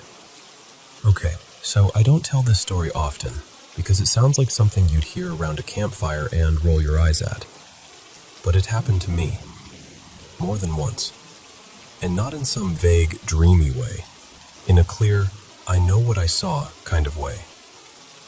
When I had my first baby, my oldest son, everything about it was already intense. We were at this big teaching hospital, the kind where there are extra people everywhere because everyone's learning. It felt like a stage production of childbirth. Nurses moving in and out, doctors clustered around computers, monitors beeping, the whole room buzzing. I was terrified of hospitals back then, so I did what I always do when I'm scared. I delayed. My water broke early in the morning, and I tried to pretend I could out-stubborn labor itself. By the time I finally came in, I was deep in it. Like, past the point of politely answering questions, past the point of caring who had what clipboard. My husband, Noah, was there. My mom, Diane. My sister, Kelsey. And my mom's best friend, Marla, because of course she came too. She's the "we're doing this together" type. Even my brother-in-law, Sam, was there. The room was bigger than I expected. A window seat along one wall, a recliner, a couple chairs, and a TV mounted on the far side. And that's where he was. In the chair under the TV. A man in a black suit and an old-fashioned hat, like something out of a detective movie. Not flashy, not dramatic, just composed. He wasn't staring at me like a creep, and he wasn't smiling like he knew something. He sat there with his hat in his hands, watching the room the way someone watches a busy airport. Quiet, alert, patient. What's strange is that I never felt fear at first. If anything, his presence felt neutral, steady, like he was there on purpose, but not to interfere. His face was narrow, his eyes were this startling bright blue, and even now when I try to picture him, the details of his features blur, like my brain is trying to protect itself from remembering him too sharply. Hours go by. I'm laboring, breathing, sweating, doing that thing where your body is doing something monumental and you're just strapped in for the ride. Then the staff says it's time to push, and because it's a training hospital, the doctor starts laying down rules. Too many people in here, we need to narrow it down. Only one person can stay. I was exhausted, in pain, and I snapped, because labor turns you feral. I said, "Then what about the man over there? He's not doing anything." The doctor looked at me like I'd spoken another language. "My staff is training," he said. "No," I said, voice rising. "The man in the black suit." And the doctor just stared at the monitor. Not at me, not at the chair, just the monitor, like he couldn't compute the words. I remember Sam, my brother-in-law, leaning in, trying to lighten the moment. "Riley," he said, using my name. "What man are you talking about?" I pointed right at him. I mean right at him. "The man who's been sitting there this whole time." And at that exact moment, the man lifted his eyes and looked straight at me. And something in my stomach dropped like an elevator cable snapped. His eyes weren't just blue, they were intense, like they went through me. I went cold all over. It felt like being seen in a way you didn't consent to. Sam stood up, walked over to the chair, and said, so casually it makes my skin prickle even now, "There's nobody here." And then he sat down in the chair, and the man vanished. Not like he got up and left. Not like he slipped out when I blinked. Just gone. Instantly. And then, because apparently the universe has a sense of humor, during all the chaos of pushing and shouting and nurses moving around, I saw him again. Back in the corner, watching, quiet, still, hat in his hands. And after my son was finally born, when everything blurred into relief and shaking and that crash of hormones, I fell into a heavy sleep. When I woke up, he was gone. For years, my sister and Sam teased me about it. "Your detective friend," they'd say, like it was a funny story, like I'd invented him out of pain and exhaustion. But then came my second birth. Different state, different hospital, much smaller room. This time it was just Noah and me, and him. Same black suit, same hat, same posture, same impossible blue eyes. I didn't say a word this time. I just watched him back. And I swear the energy was different. Not threatening, just charged. Like he was vibrating with this buzzing alertness. Like something was about to happen and he knew it. That delivery was hard. My blood pressure went dangerously high. Things got frantic. And I remember them talking about interventions, about inducing, about getting the baby out safely. I remember Noah's hand squeezing mine. And then I remember blacking out. It wasn't sleep. It was like someone flipped a switch and dropped me into darkness. But in that dark moment, this is the part that still makes my throat tighten. I felt a hand close around mine. Not Noah's. Noah was already holding one hand. This was the other hand. Firm. Real. Warm. And I knew, without seeing him, it was the man in the suit. Like he'd stepped forward and grabbed me, steadying me, anchoring me to the world until I came back. When I woke up, everything was okay. Baby healthy, me stable, and the man was gone. The third time I saw him wasn't a birth. It was early pregnancy. I started bleeding. I knew in my bones something was wrong before anyone told me. At the hospital, they confirmed it. The pregnancy was ending. They were gentle, but the words still felt like being hit. They prepped me for surgery. Everything was sterile and bright and unbearable. And in the middle of all that heartbreak and noise, I saw him again. Same suit, same hat. Only this time, He didn't linger. He didn't watch. He just turned and walked out the door. And I don't know why, but that crushed me even more. Like, if he was my strange, silent witness, then him leaving felt like confirmation. Like, yes, this is happening, and it's not meant to be stopped. The months after that are honestly a smear. Grief does that. It makes time feel like it's made of fog. Then I got pregnant again. A girl this time. Because of my history, everything about the pregnancy was labeled high risk. More scans, more check-ins, more that constant underlying fear. I tried to stay calm. I tried to be practical. But I was carrying this old dread in my ribs the whole time. When it was time to deliver, I was braced for anything. And he came back. But this time, it wasn't buzzing or cold or sharp. It was warm. Like walking into a room where someone has been keeping the lights on for you. Noah, who had slowly, reluctantly started believing me over the years, leaned close and whispered, "Is he here?" And I whispered back, "Yeah." The man leaned against the wall like he belonged there. Like he'd done this 100 times. Hat on this time, almost casual. And for the first time ever, I didn't feel fear when he looked in my direction.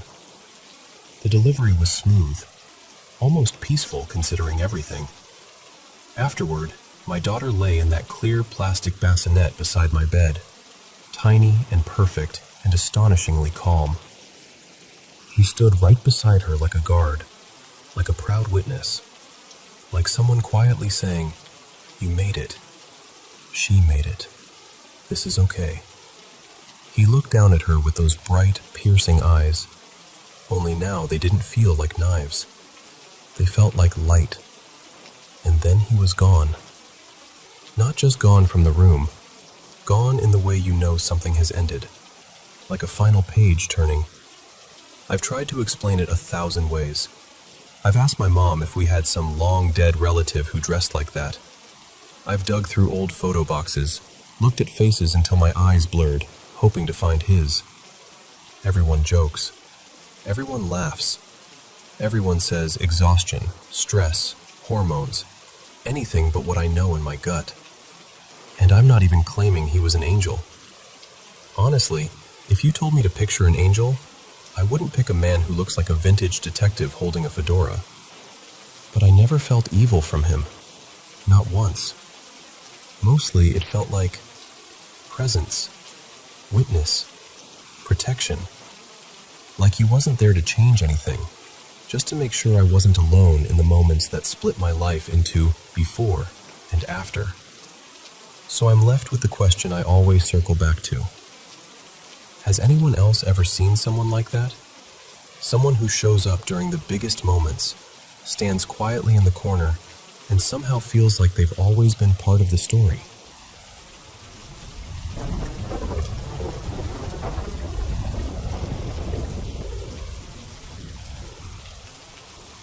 So, this happened sometime around 2003, give or take. I was little, maybe 5, and my big sister, Maya, was around 10. It was that deep, quiet part of the night on Christmas Eve, right when it's technically almost Christmas morning, and the whole house feels like it's holding its breath. We lived in this modest, single-story place, nothing fancy, just a cozy home where you could stand in the hallway and see straight into the living room. And every year my mom would set the Christmas tree up just so, angled so the lights were visible from the bedroom hall. You know that look? That soft glow in the dark, the tiny twinkles reflecting off ornaments. It's honestly one of the most magical sights I remember from childhood. That night, I woke up out of nowhere, like wide awake instantly.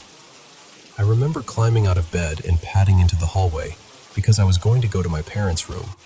Their door was right across from mine. But I didn't make it. I stopped in the middle of the hallway, facing the living room. Because under the tree, there was someone. A man. Standing there in a big red suit, sort of hunched a little, placing toys under the branches like he'd done it 1,000 times. And I swear to you, I didn't feel scared. I felt stunned, like my brain couldn't decide whether to breathe or blink. It was that kind of awe where you don't even move because you don't want to ruin it. He noticed me. He turned his head slowly, looked right at me, and he lifted one finger to his lips. This calm, gentle shh. And he smiled. Not creepy, not sharp, just warm. Like, it's okay, but you weren't supposed to see this. And immediately I felt embarrassed. Like I'd broken some secret rule. Like I'd messed up the whole thing, and maybe, somehow, being caught would mean I didn't get my presents. So I spun around and ran back to my room as fast as my little legs could go, heart pounding, blankets still warm behind me. And then the part that still scrambles my brain happened. My sister Maya suddenly burst into my room like a firecracker. She grabbed my hand and was breathless, whisper shouting that she'd just seen Santa's sleigh outside her window. And I remember thinking, what? No, But there wasn't time to argue. She pulled me down the hall to her room, and we climbed up to look out the window together. And we saw something. Not like a perfect movie scene, more like a glimpse. A shape moving above the trees, and then this faint, impossible silhouette. A sleigh, and little flickers ahead of it that looked like tiny reindeer, like dark cutouts against the night, pulling upward. Just long enough for both of us to register it. And then it was gone. No sound, no lingering, just there, and then not. And what messes with me is, Maya remembers it too. To this day, if I bring it up, she doesn't laugh it off. She remembers the moment, the window, the feeling of urgency, the weird certainty of what we were looking at. We both remember it clearly, like it got branded into our brains. So then you start trying to solve it, right? You grow up and you go, okay, what could that have been? Some trick of light? A plane? A shared kid imagination moment? Maybe. But then there's the man under the tree. My dad still insists it wasn't him. And honestly, I believe him. The person I saw looked old, older than my dad would have been back then. My dad would have been in his early 30s, and this figure had that unmistakable grandfather presence. And my grandfathers were already gone before I was born, so it wasn't like someone familiar was playing a prank. Could it have been an intruder? So I'm left with this story I can't neatly file away. I don't know what it was, but I know what it felt like. The glow of the tree, the hush of the hallway, the strange kindness of that gesture.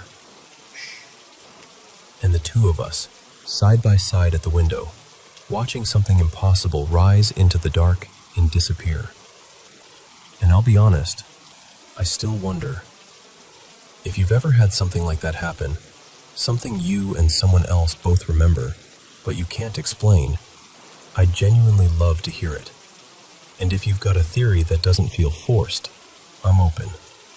Because I've been carrying that Christmas night around for a long time.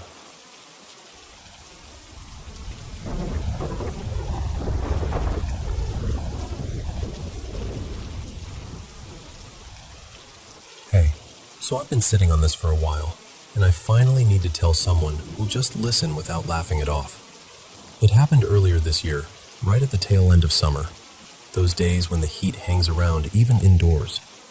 My boyfriend, Eli, and I decided to take a lazy midday nap. Nothing dramatic. Just one of those, we're both exhausted, let's close our eyes for a bit kind of naps. We laid side by side on the bed, both on our backs. It was so warm we didn't even cuddle. Just kept a little space between us so we wouldn't stick together. I remember thinking, this is going to be such a quick, perfect nap. And then, at some point, I woke up. Except I didn't. Not really. I realized almost immediately that I couldn't move. My body felt heavy, like it had been poured into the mattress and set there. I've had sleep paralysis before, just a handful of times over the years, so I recognized the awful, familiar feeling. the panic that comes with it, the helplessness. I did what I always try to do. I kept my eyes squeezed shut, like if I didn't see anything, nothing could happen. And I focused on the tiny things. Wiggle your fingers, wiggle your toes. Just one little movement. That was my whole mission. Just get control back. While I'm doing that, I feel someone shift beside me. And then I feel kissing on my neck. Soft at first. Slow. Like someone was being gentle on purpose. My first thought was, oh, Eli woke up. It didn't totally make sense because he doesn't usually do that kind of thing when we're half asleep in the middle of the day, but it also felt weirdly nice for a second. Like my body was responding before my brain had time to question it. Then I felt fingertips trace along my collarbone, like someone was studying it. Not just a casual touch, more like fascination. Like they were learning the shape of me. That's when the discomfort started to creep in, because it wasn't how Eli touches me. It didn't feel familiar. It didn't feel like affection. It felt like someone trying to imitate something affectionate. Then the weight changed. I felt a presence move up over me, hovering, and then settling, like someone climbed onto the bed and positioned themselves above my chest. Not fully crushing me, but enough that I felt pinned, like my breath had to work harder, like the room suddenly had less air in it. The hand moved from my collarbone to my throat, and at first it was still, almost tender, like stroking, circling, pressing lightly. But it was wrong. The touch was too deliberate, too curious. Fingers sliding to places that made my skin crawl, like the person touching me had never touched a human neck before and couldn't believe what it felt like. And the whole time, silence. No voice, no whisper, no sleepy little, hey, nothing. Just the soundless presence of someone above me and that hand on my throat. That's the part that really got under my skin. Because even in sleep paralysis, your mind reaches for explanations. It's him. It's a dream. It's your brain glitching.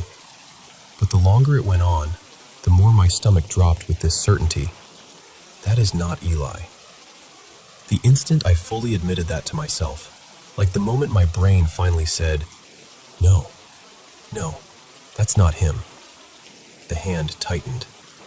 Not gradually, not like a gentle touch turning rough. It snapped into a grip.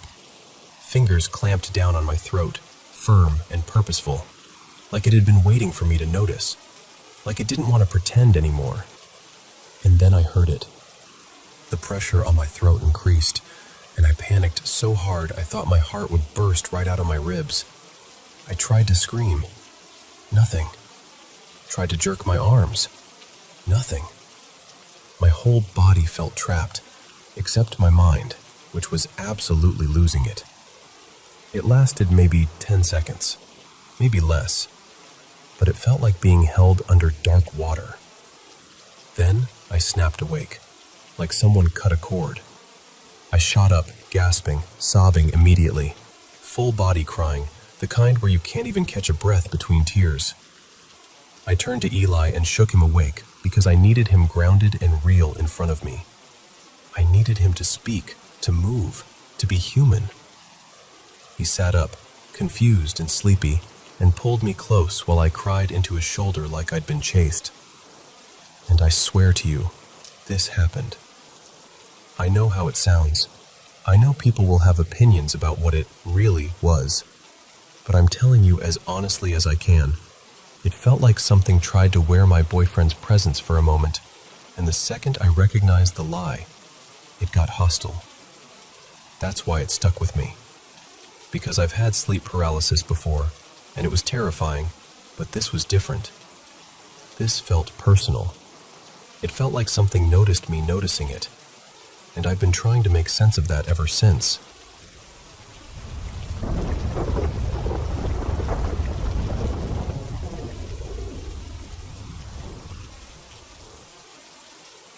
I was 15 when all of this happened, back when we were still living out on our little place in the Arizona desert. Not the pretty postcard kind of desert either. I mean the real stuff. Sun that feels personal. Wind that drags grit across your skin. And nights so quiet you can hear your own thoughts arguing with you. Even now, years later, I still catch myself thinking about it at random times. Like I'll be doing something normal, washing a dish or driving somewhere, and suddenly my stomach drops because I remember that week.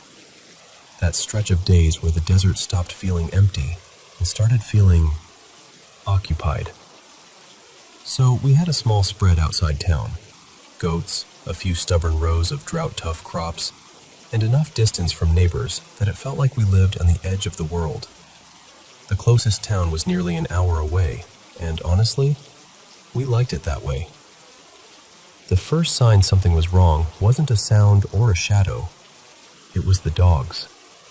We had 2 working dogs, both the kind that would throw themselves between you and anything with teeth. They barked at everything. Javelina, bobcats, owls, even a tumbleweed if it hit the fence wrong. But one night, they didn't bark. They wouldn't even step off the porch. They just pressed themselves against the back door and made this low, broken whining sound, like they were trying not to be heard. Tails tucked, ears pinned, staring into the dark beyond our fence line like something out there had them pinned in place. I remember whispering, "What is it?" like they could answer me. My older brother, Caleb, grabbed a flashlight and told me to come help check the pens. The goats had been restless too, and our dad always made us look for holes in the fence whenever the dogs acted strange. Caleb shone the light across the scrub and cactus. It should have been normal, just creosote bushes and rocks and that endless black horizon. But the night felt wrong. Too still. No insect buzz. No wind. Like the whole desert was holding its breath. The next morning, Caleb and I found tracks along the perimeter. Not coyote, not dog. They were vaguely canine, sure, but too big, and the spacing was off. Like whatever made them couldn't decide how it wanted to move. There were stretches where it looked almost upright, like a person trying to imitate an animal and doing a bad job of it. We called our dad over, my dad, Ronan, and he studied them longer than I wanted him to. He told us not to mention it to our mom because her blood pressure had been acting up and she doesn't need one more thing to worry about. But his face said plenty. That afternoon is when things stopped being subtle. We were out by the back field, trying to fix an irrigation valve that had cracked. The sun was brutal, and the air smelled like hot metal and dry dirt. Caleb was crouched by the line, Dad was tightening something with a wrench, and I was mostly standing there trying not to fry. And then we heard it. A voice calling from the edge of the salt cedar line. It sounded exactly like my mom. "Sweetheart, you boys out there?" Caleb answered without thinking. "Yeah, Mom, we're right here." The voice came again, closer than it should have been, like it had moved 20 feet in a blink. Okay, I'm coming." Dad straightened up so fast he almost dropped the wrench. He stared at the bushes, eyes narrowed like he was trying to force the heat haze into something solid. He walked toward the salt cedars. "What do you need, babe?" Silence. Just that awful, dry quiet again. He turned back to me and pointed at my pocket. "Call your mother." My hands were shaking so hard I fumbled my phone twice. When she finally picked up, she sounded irritated, like I'd interrupted her on purpose. "What is it?" she asked. "I'm in the kitchen." I swallowed. "Mom, did you just call for us? From outside?" There was this pause, just long enough to make my heart stutter. Then she said, flat and certain, "No, I haven't gone outside. I've been cooking all morning. You must have heard the wind." But there hadn't been any wind. When I hung up, Caleb and Dad were watching me like they already knew the answer and just needed me to confirm it out loud. "She's in the kitchen," I said. She didn't call us. Caleb's face went pale. Then what did we hear? Dad didn't try to explain it. He just said, "We're done for today," and started walking back toward the house like he could outpace whatever had just happened. And I'll tell you the part that still creeps me out the most. The voice we heard was perfect.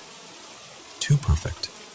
Like it copied the words and the sound, but missed the little human things.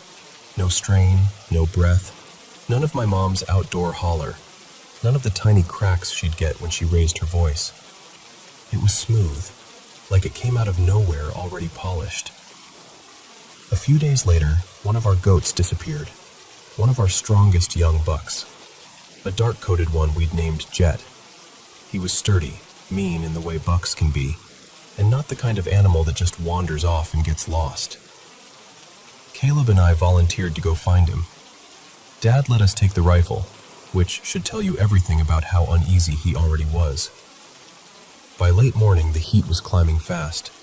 The cicadas were screaming in the brush, and every step kicked up little bursts of dust off the trail. We walked for maybe half an hour before I got that feeling. You know it? That prickly, crawling sensation between your shoulders like somebody's eyes are on you. I slowed down and looked around. Nothing. But then the cicadas started to quiet. Not all at once, just like someone was turning a dial down. Caleb noticed too. He looked back at me. "Stay close," he said, like he was trying to sound casual and failing. Then we heard flies. This thick, ugly buzzing off the trail near a cluster of rocks. We stepped off the path and rounded a boulder. And there he was. Jet. Dead. Not just dead. Ruined. His belly was opened, and what was inside him had been placed around him in a loose, messy ring. Not neat like a person doing something careful, but not random either. Like something trying to make a shape out of instinct, or imitation, or habit. I gagged so hard my eyes watered.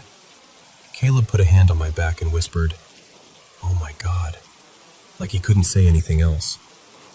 I remember choking out, "What does that?" He tried to force logic into it. Some drifter, maybe? But even as he said it, his eyes were darting through the brush like he didn't believe his own words. That's when the coyote sound started.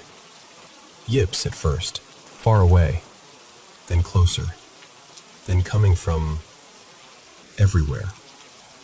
Not like a pack moving in, more like the sound itself was circling us, bouncing around the rocks and brush so we couldn't tell where it was coming from.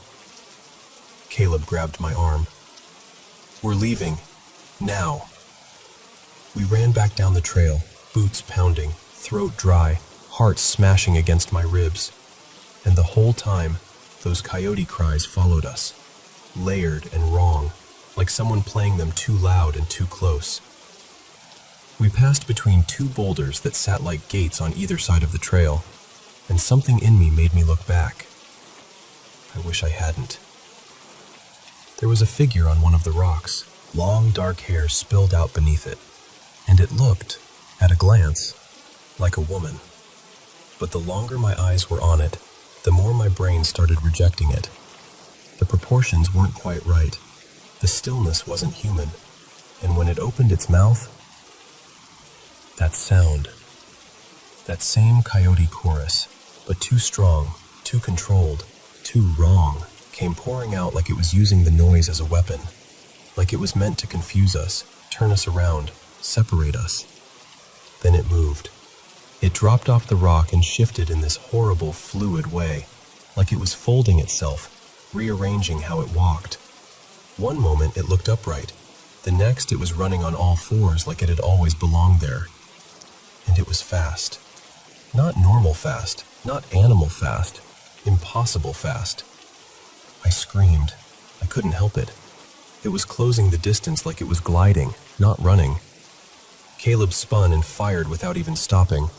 The rifle crack split the air, and the figure snapped sideways, vaulted almost, disappearing into the brush.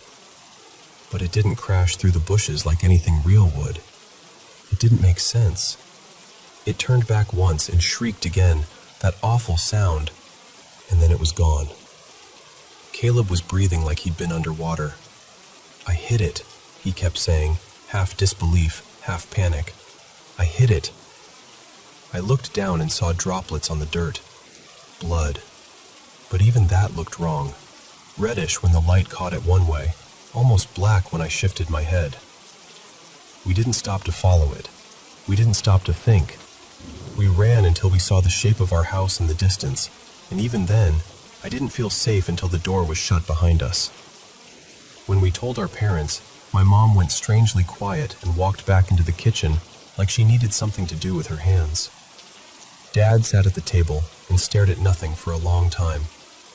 He didn't argue. He didn't call us dramatic. He didn't tell us we imagined it. He just looked tired, like this was something he'd been afraid might happen someday, and now it had. A few months later, we sold the goats and left that place behind.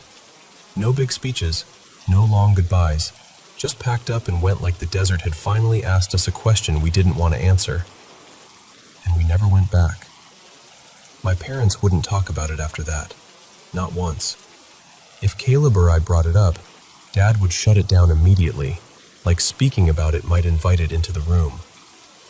But I still think about it.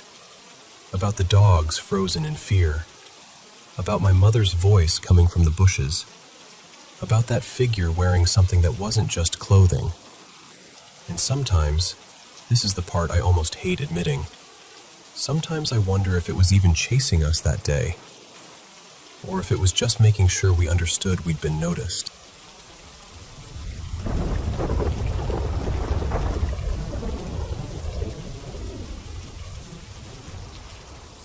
So, hand on my heart, this really happened. It was just a few weeks ago, on Christmas Eve, December 24th, 2025, at my parents' place. I'm changing names here, partly for privacy, and partly because it still feels surreal to say out loud. My older brother was there with his wife, let's call her Marina, and my mom had this sweet idea of blending the families for dinner. So she invited Marina's mom, Elaine, and Marina's younger sister, Sophie, to join us at the table. My mom can be adorably formal. Like when she hosts, she hosts. She decided to do place cards, little handwritten name cards set right on the plates like we were at some fancy holiday banquet. She even planned the seating so Elaine and Sophie would be side by side, because she thought it'd be comforting for them to have each other right there. Everything was calm, cozy even. The house smelled like roasted garlic and cinnamon.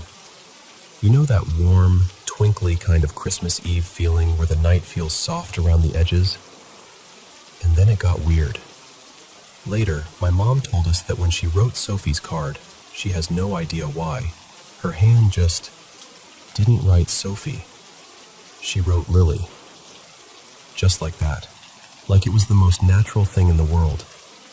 She set the card down, kept going, and didn't notice anything was off.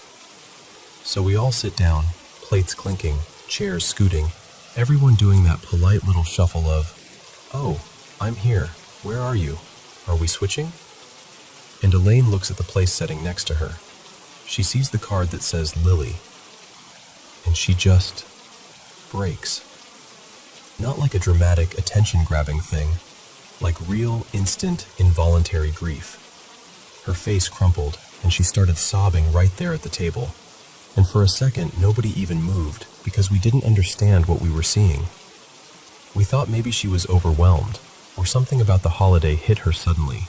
Something like that. My mom rushed over, totally alarmed, asking, "What happened? What did I do? Are you okay?" And Elaine, still crying, manages to say, "That was my daughter's name." Silence. The kind that feels heavy in your ears. It turns out Elaine had a little girl named Lily who died when she was about 5 years old. A tragedy they don't talk about much. A wound that never really closes, just gets covered up by years. And here's the part that made my stomach drop. Nobody in my family knew. Not me, not my brother, not my dad, nobody. Marina didn't even mention it to us before, and it wasn't because she was hiding anything. It just wasn't something that came up. Some families don't speak those names out loud often, you know? My mom was shaken to her core. She kept saying, "I didn't know. I swear I didn't know. Why would I write that? Where did that come from?" She looked genuinely scared, like she'd accidentally opened a door she didn't know was there. And I watched her, my mom, who is practical and organized and usually has an explanation for everything, stand there with her hand over her mouth, trying to understand how a name she'd never heard could end up on that card. Dinner didn't exactly go back to normal after that, but something softened. Elaine cried for a while, and Marina held her. My mom kept apologizing, even though Elaine kept insisting she wasn't offended, just stunned. And then, after the initial shock, Elaine said something that still sits in my chest. "It feels like she was here. Not in a scary way, not like a horror movie, more like the tiniest tap on the shoulder. Like, hey, I'm still part of this. I'm still with you, and I'll tell you what, ever since that night, whenever I picture the table, I can't help but imagine one extra little presence there. Quiet, gentle, like the room was making space for someone we didn't even know to miss." So yeah, that's what happened. And I'm curious, have you ever had anything like that? One of those moments where reality just blinks? Where something lands in front of you that feels too precise to be random, but too strange to be planned.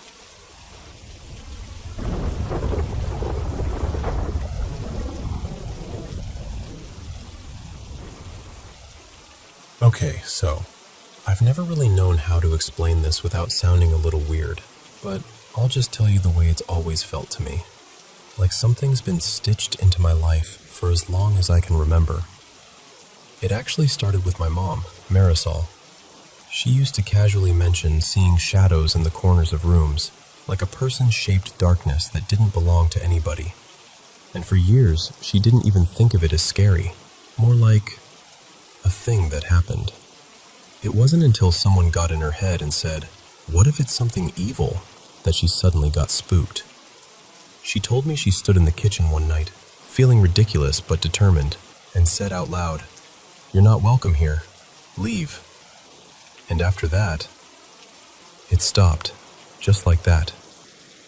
Then she had me, and not long after, she started noticing the shadows again, except this time, always near me.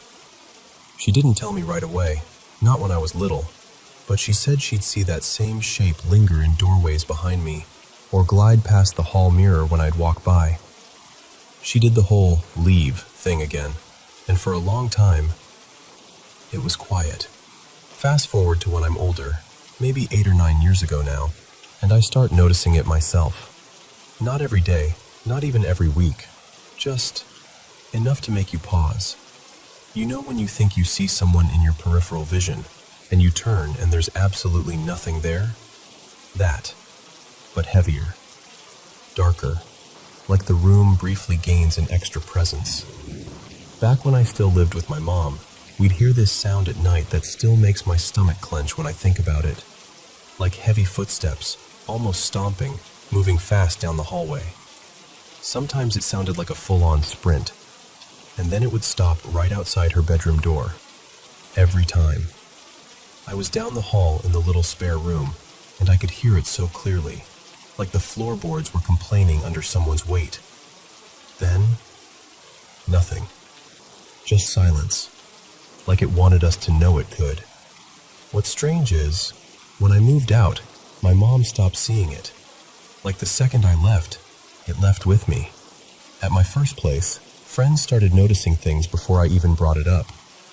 Someone would be sitting on the couch and go, "Did you just walk into the kitchen?" And I'd be like, "No, I've been right here." One friend, Tessa, swore she saw the shape of an older woman standing near the end of the hallway. She even described it in this way that made my skin prickle, like that classic horror movie silhouette. Long dress, stiff posture, not quite human in the way it moved. She compared it to a character from a scary movie she'd watched. Honestly, I don't know if that comparison made it more dramatic in her mind or what, but she refused to use my hallway bathroom after that.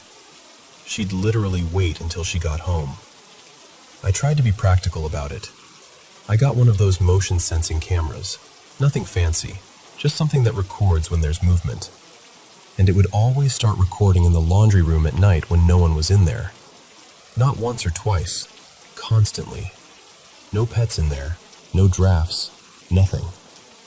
My partner at the time, Nate, got tired of it, and one night he cracked the door open, like he didn't even want to step inside, and he said, in this polite, weirdly respectful voice, "Hey, could you stop walking in front of the camera, please?" And it stopped, like, immediately.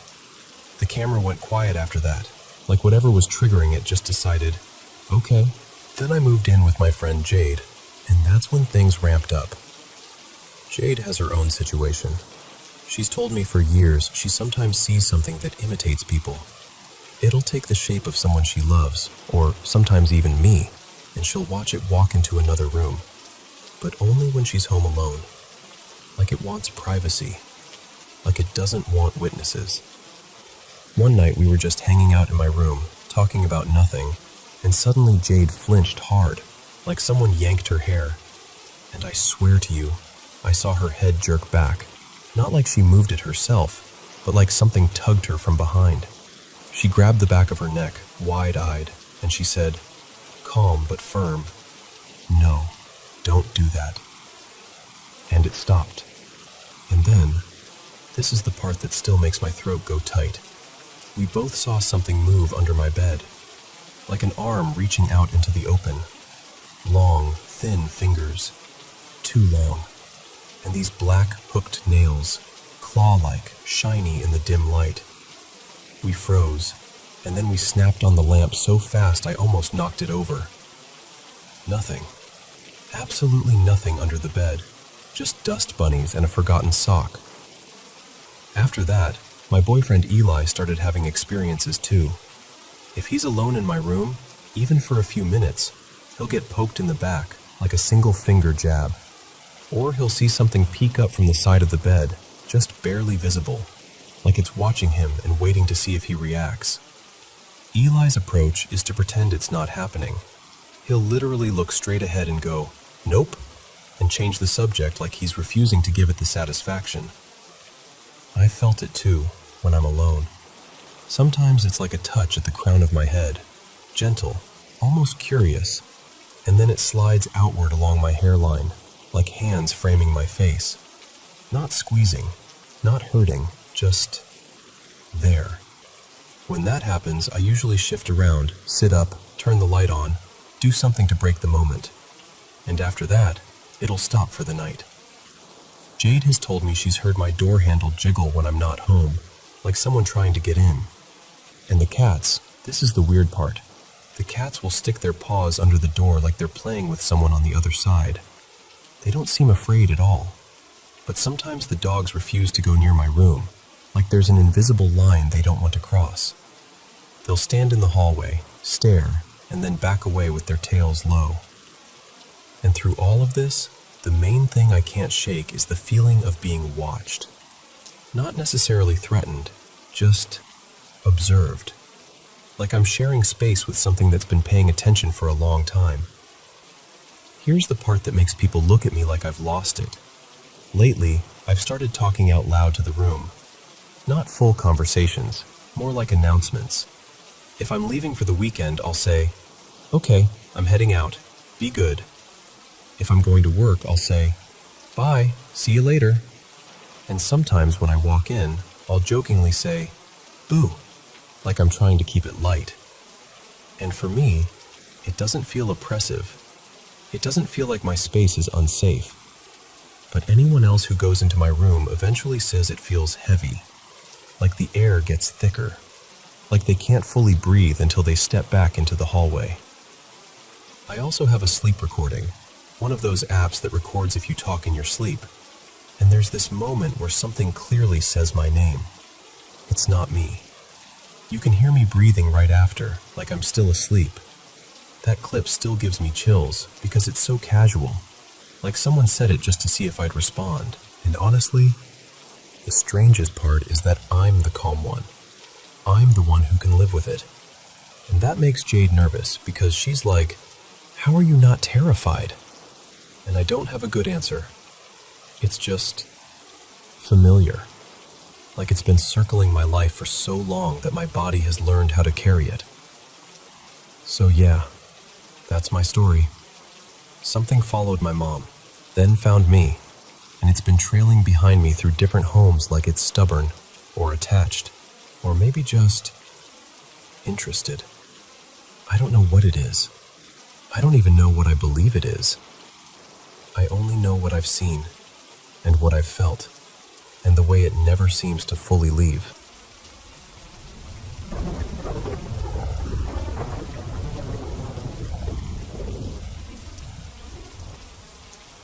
So before I jump in, I should probably tell you this. Ever since I was little, I've felt things. Like I can pick up on energy in a room, or sense when something is about to happen. When I was a kid, I got in trouble for it a lot. My family thought I was trying to scare my siblings or just making stuff up. Eventually, around middle school, I learned to keep my mouth shut about it.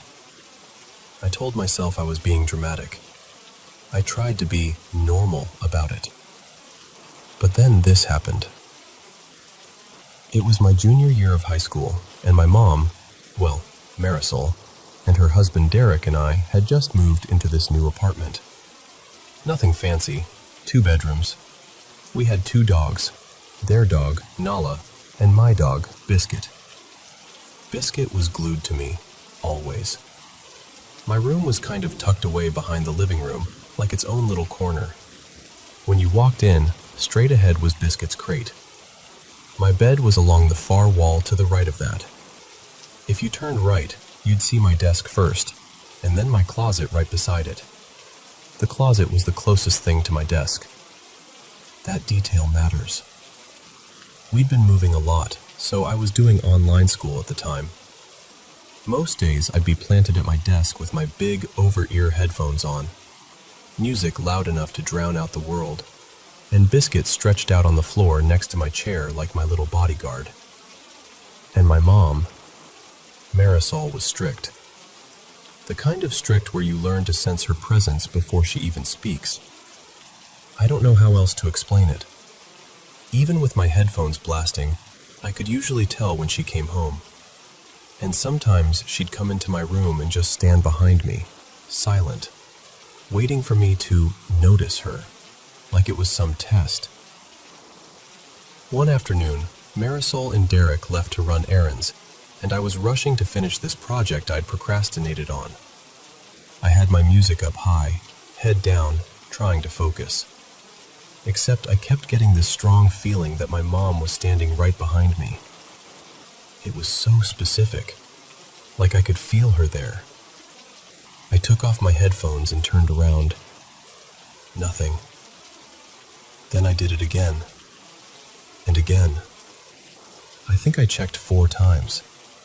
At one point, I even got up and walked through the apartment to see if they'd come back without me noticing. Nope. Empty. I tried to laugh it off. I told myself, you're stressed. You're paranoid. You're just anticipating getting yelled at for not finishing your work. But I couldn't shake it. That feeling just lingered in the air, like static. Then about half an hour later, I got hit with this sudden rush of adrenaline. You know when the hairs on the back of your neck stand up and your body reacts before your brain catches up? It was exactly that. And I swear everything I'm about to tell you happened in maybe 2 minutes, but it's burned into my memory like it happened yesterday.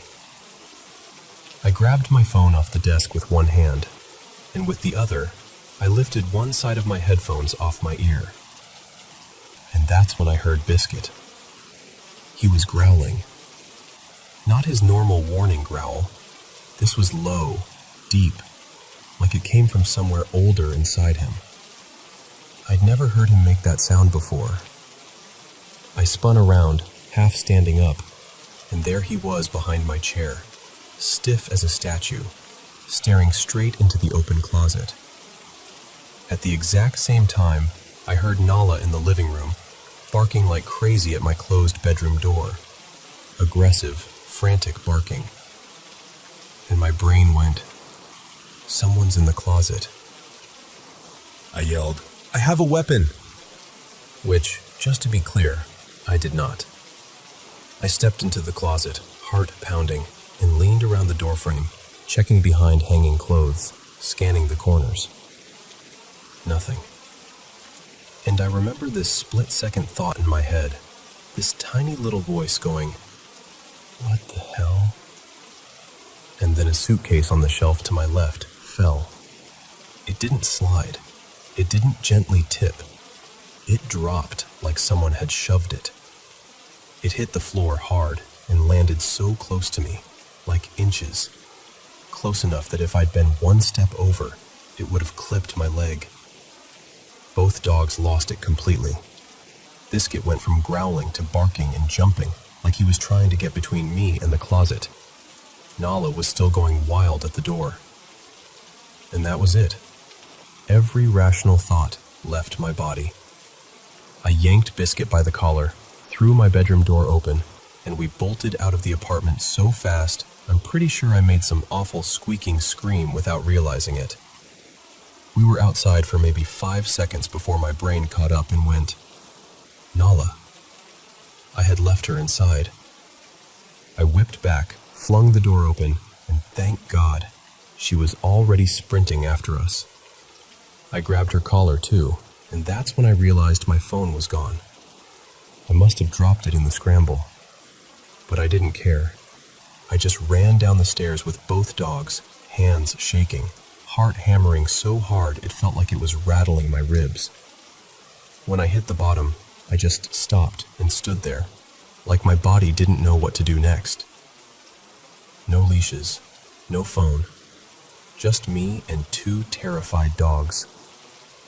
Our garage was in a separate detached building, so I dragged them over there because it felt safer. Like at least it wasn't inside that apartment. I borrowed enough calm to go back and retrieve my phone. Then I called Marisol and asked when she'd be home. I tried to sound normal, but my voice was trembling. And then I just waited in the garage with the dogs pressed against me, like we were hiding from a storm. When Marisol finally got home, she went into my room to check everything. She didn't believe me. She shrugged it off and said it was a coincidence, that maybe the suitcase just fell because it wasn't balanced right, and told me to drop it. But I couldn't. For weeks after that, I couldn't stand having my headphones on. I hated not being able to hear what was happening around me. I'd flinch at little sounds. I'd stare at that closet like it had teeth. And the thing is, nothing like that ever happened again in that room. No more flying objects. No more intense moments like that. But I still think about it because I'm usually the first person to look for a logical explanation. I want things to make sense. Except that suitcase was laid flat, and it wasn't even wider than the shelf it was on. There was no way my movement caused it to fall. I wasn't even touching the shelf. And Biscuit? I've never seen him react like that to anyone. Not once. Not before. Not after. So yeah, I don't know what was in that closet. But whatever it was, both dogs knew it was there. And for 2 minutes, so did I.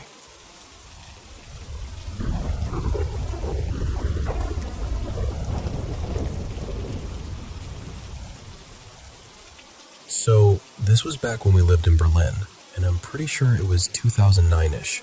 Somewhere around that era where time feels a little blurry, you know? My older brother, let's call him Jonas, was around 9 or 10, and I was maybe 6. We had this little tradition where we'd do sleepovers even though we lived in the same apartment. Like, very serious business. One of us would drag a blanket or a pillow, or, if we were feeling ambitious, an entire mattress, and we'd camp out in the other one's room like we were on some kind of important mission. That night, it was my turn to bring the mattress. I hauled it into Jonas's room and shoved it right up beside his bed so we were basically shoulder to shoulder. We stayed up doing all the usual kid sleepover stuff, telling dumb jokes, making up creepy stories that weren't even that creepy, and playing games on this old handheld console until our eyes started doing that slow, heavy blink. And then, in the middle of the night, honestly it had to be somewhere between 1 and 3 in the morning, I woke up and looked out into the hallway. Our hallway wasn't really a hallway. It was more like this wide open space that connected everything, like the apartment's little center stage. From Jonas's doorway, you could see toward the kitchen area, and that's exactly where my eyes landed. And there, just standing there like it was the most normal thing in the world, was a woman. She had light hair, and she was wearing this deep red dress, like a formal dress, something you'd see at a fancy event. What really stuck out was that it shimmered a little, like it had sequins or glitter woven into it. Not bright and flashing, just subtly sparkly, like it was catching light that shouldn't have been there. I remember just staring, very quietly, like my brain was trying to decide if I was still dreaming. So I leaned over toward Jonas and whispered, "Hey, are you seeing that?" And he kind of propped himself up, squinted into the hallway, stared for a few seconds, way too calmly for a kid, and then he just goes, "Yeah, I see it." We both lay there watching. A moment later, a man stepped out from the kitchen area. He looked like he was dressed up too, dark suit, neat and formal, like he belonged at some elegant party. And he walked over to her and handed her a glass, like maybe champagne or wine, and she took it like this was all routine, like they were mid-conversation and he'd just gone to refresh her drink. But here's the part that still makes my stomach do that weird flip. They didn't have faces. Not like shadowy faces, or faces hidden in darkness. I mean, where their facial features should have been. Eyes, nose, mouth. There was just nothing. Like smooth darkness. Like their faces were cut out and replaced with a black, empty void. No expression, no glint of an eye, nothing to focus on. And even stranger, I wasn't scared. I wasn't trembling or hiding under the blankets or calling for our parents. I was just fascinated, like I'd stumbled into something rare, and my brain filed it under interesting instead of dangerous. They didn't look at us, not once. They didn't react. They didn't even seem to notice we were there. They just kept talking to each other, because their body language looked like conversation, except there was no sound at all. Not a whisper, not footsteps, not the clink of glass. Just silence. And I remember thinking, very logically, like a curious little scientist, I should go touch them. Like, just reach out and see if they're real. I actually suggested it out loud to Jonas. I was like, I'm gonna go see what happens if I touch them, which honestly is such a specific fear. Like, why that? Why not they'll grab you, or they'll scream? No, straight to your hand will rot off. So I stayed put. We watched them for a while longer, long enough for it to feel almost boring, which is ridiculous considering what we were looking at. And eventually we just decided to go back to sleep. Like, all right, nothing's happening. Good night. And that's the part that unsettles me the most now as an adult. Because why weren't we terrified? What kind of kids see two faceless, void-faced people in formal clothes calmly having a silent little midnight cocktail moment in the hallway and just roll over and fall asleep? I still don't know what to call it. It didn't feel like a nightmare. It didn't feel chaotic or threatening. It felt weirdly coherent, quiet, almost polite. Like we accidentally witnessed something we weren't invited to, but also weren't in danger from. And I've wondered ever since, has anyone else ever seen something like that?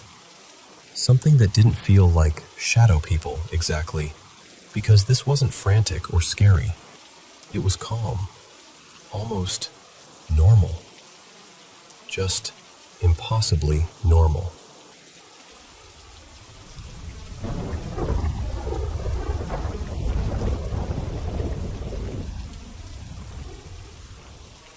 So yesterday at work, I'm doing my usual thing, standing at the computer, knocking out tasks, half in autopilot.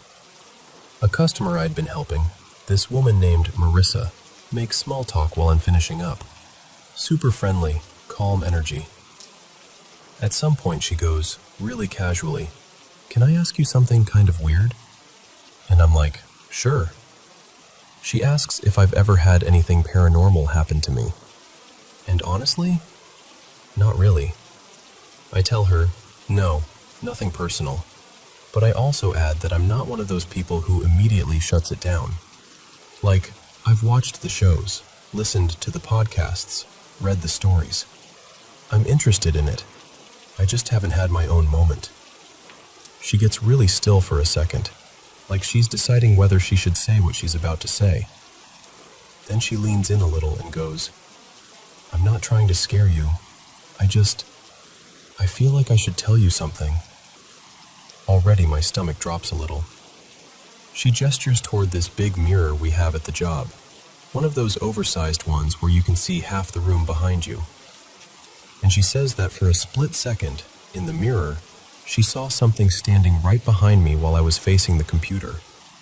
And I'm thinking she's going to say like, "Oh, a shadow," or "Someone walked by," something normal. Nope. She tells me it was tall, too tall, a black hooded figure. And the part that made my skin go cold when she said it, it had this really pale, white face, and this wide grin that felt wrong, like it was smiling on purpose, like it knew it had been seen. I remember just staring at her, trying to process what she was even saying. I didn't feel anything. I didn't notice anything. I didn't get goosebumps or a chill or that someone's behind you feeling people talk about. Nothing. I was just working. So I blurt out, "Wait, do you see stuff like that often?" She nods like it's not a huge deal, like she's describing the weather. She says, "Yeah, pretty much all the time." But then she immediately follows it with, "I've never seen that before. That's why I'm saying something. I don't usually tell strangers things like this." And here's the thing. She wasn't acting dramatic. She wasn't laughing. She wasn't trying to perform. She looked genuinely unsettled, like she wished she could unsee it. She was with 2 other women, and they all seemed normal. Not spooky, not attention-seeking. Just polite customers who happened to be together. One of them even gave me this sympathetic look, like, "I'm sorry you're hearing this right now." Before they left, Marissa gives me this little list of advice. Quiet, serious, like she's trying to help. She tells me if I have mirrors in my bedroom, I should consider taking them out. She says to say a prayer, whatever that means to me, and to think about getting a cleansing done, like a spiritual cleanse or a home cleanse.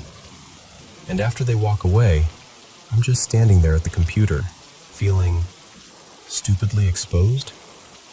Like I want to turn around and check behind me even though I know I won't see anything. But now I can't stop imagining what she described. Like it planted a picture in my head that I didn't ask for. Since then, my brain keeps bouncing between 2 extremes. 1. What if she really saw something? What if there was something behind me and I just didn't register it? And I'll be real, I'm a trusting person. I've been told I'm a little gullible. So I'm trying to keep my feet on the ground here. I even went home and tried looking it up, because of course I did. I found stuff that's kind of in the same universe. Shadow people, hooded figures, that whole vibe, but nothing that matched the details. And I kept thinking, is this like that Hat Man thing people talk about? But the way she described it didn't sound like that at all. No hat, just a hood, a pale face, and that grin. So now I'm stuck in this uncomfortable middle zone where I don't know what to believe. I'm not trying to turn this into a whole haunting situation. I just genuinely don't know what to do with it. Do I shrug it off as a weird customer moment? Or do I take the advice seriously, move a mirror, say a prayer, do something small just to feel like I'm not ignoring it? Because the creepiest part isn't even the image she described. It's the fact that she seemed so sincere. And I can't stop wondering why she felt like she had to tell me.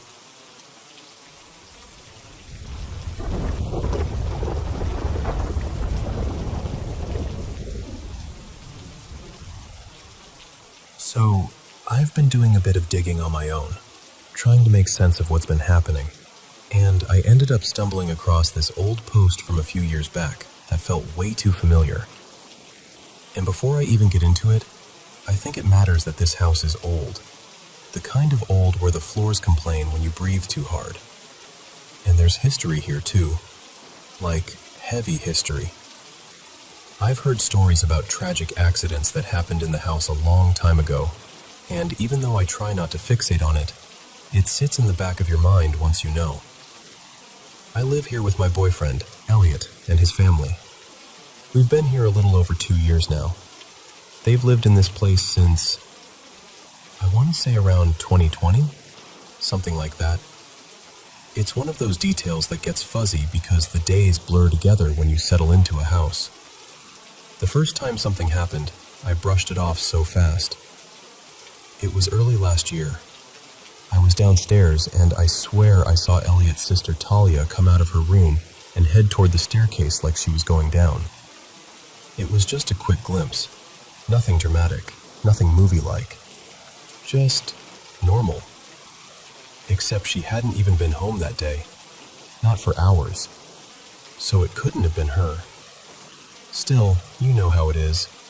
Your brain tries to be helpful. Maybe it was a shadow. Maybe it was my eyes playing tricks. Maybe I just assumed. So I filed it away and tried not to be weird about it. Then later in the same year, something happened that I couldn't file away so easily, because it wasn't just me. Elliot was upstairs walking down the hall toward the bathroom, and as he's walking, he sees me lean around the corner of the spare room, like I'm waiting to jump out and scare him. And honestly, that's totally something I do. We mess with each other like that all the time. So he starts laughing and calling my name in that teasing way, like, "Nice try, caught you." And I hear him from the bathroom, because I'm already in there. I remember calling back, confused, and then he comes to the bathroom door still half laughing, until he sees me standing there. And the way his face changed, I'll never forget it. The laughter just dropped out of him. It was like his brain hit a wall. He told me exactly what he saw. My face peeking out, the quick movement, the sense that I was waiting to scare him. And I'm standing there telling him, "No, I've been in the bathroom the whole time." And for a second, I genuinely thought he was messing with me, like some drawn-out prank. But he wasn't. The thing is, the layout of the upstairs makes his explanation impossible. Like, physically impossible. For it to have been me, I would have had to sprint from the spare room area, past him without being seen or heard, get into the bathroom, and close the door. All in the tiny amount of time it took him to reach the end of the hallway. And there's no way. The hall creaks, the doors click. You can hear everything. He would have seen me. He would have heard me. There's just no way. So that shook me. Not because it was ghostly, but because it was specific. Like something trying to copy a real person in a real moment. And then last night happened. Elliot's dad, Graham, pulled me aside in the morning, looking serious but also kind of uneasy, like he wasn't sure how to even ask. He said, "Did you come into my room last night to use the ensuite?" And I said no immediately, like absolutely not. But Graham insisted he saw me. He said it was clear as day. Not a shadow, not a blur. Me, walking into his room, going into the ensuite, using the toilet, and walking back out again like it was completely normal. And then he said something that made my stomach drop. He told me what I was wearing. A couple weeks ago, my mom gave me this cozy white oversized hoodie, one of those big blanket-style ones, and he said that's what he saw on me. Except, I wasn't wearing it last night. I hadn't touched it. I actually remembered that it was hanging on a hook inside the spare room door because I'd put it there earlier that day. So now I'm standing there with this awful, crawling feeling. Because how do you explain that? How do you explain someone seeing you, dressed like you, moving like you, doing something you would never do, while you're nowhere near them? And that's what gets me the most. It's not just footsteps or a door creaking. It's not vague. It's not the kind of thing you can easily laugh off. It's the fact that whatever it is, if it is something, is choosing to look like us, like it's practicing, like it wants to blend in, like it's trying to be believable. And now I keep thinking about those 3 moments. The glimpse of someone who shouldn't be there, the me in the hallway when I was already in the bathroom, and then Graham seeing me in his room, wearing something I own but wasn't even wearing. And I don't know what the answer is. All I know is it's getting harder to tell myself it's nothing. Because when multiple people are seeing the same kind of thing, something that looks exactly like a real person, it stops feeling like coincidence and starts feeling like something else entirely.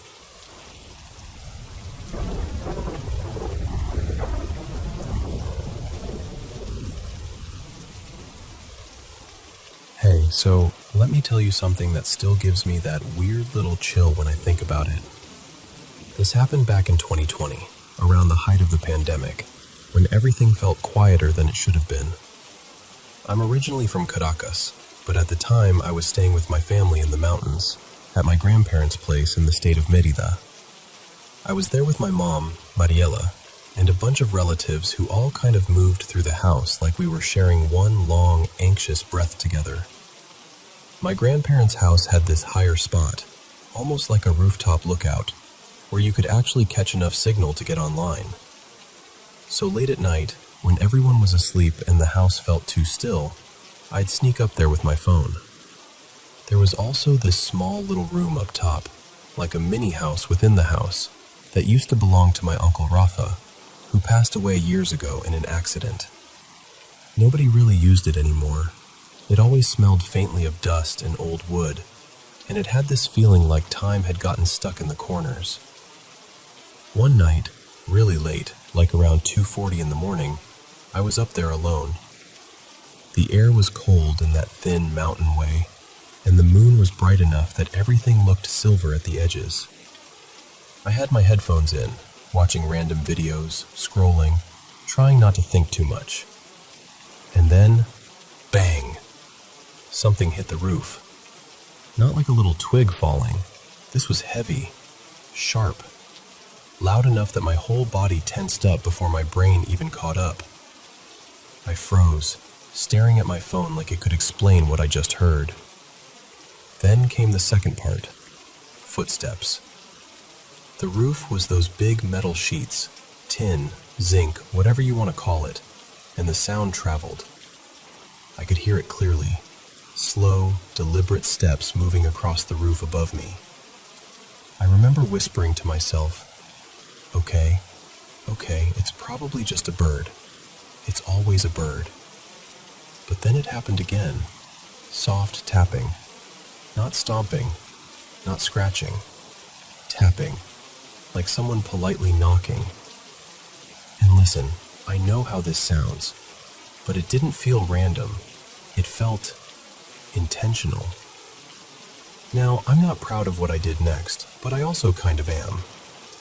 I grabbed this old stick leaning in the corner, like a broom handle that had survived 3 generations, and I slammed it hard against the ceiling and said, loud enough for whatever it was to hear, "Hey, don't start with me tonight." And then I laughed, this ridiculous villain laugh, like I was auditioning for a low-budget horror movie. I think I was trying to convince myself I wasn't scared. After that, I stepped outside and looked up, and I saw it. A big black bird, huge, bigger than I expected, perched on the edge of the roof. It looked like one of those buzzards people call zamuro back home. dark body, heavy presence, just watching me like it had been there longer than I had.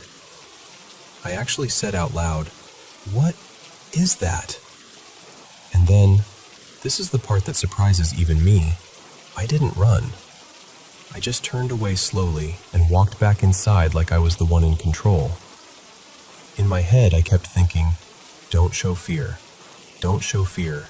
Just act normal." Because here's the thing, weird stuff had happened up there before. Little thumps, a single loud hit like something dropped. But it was always brief, like it just wanted to remind me it was there. That night felt like a warning with extra emphasis, and I thought that would be the end of it. It wasn't. That night was different. Too quiet, like the whole mountain was holding its breath. I stood outside the little room, leaning against the wall, scrolling, waiting for the signal to stabilize. And then, another impact. But this time, it was harder. Like something heavy dropped straight onto the roof.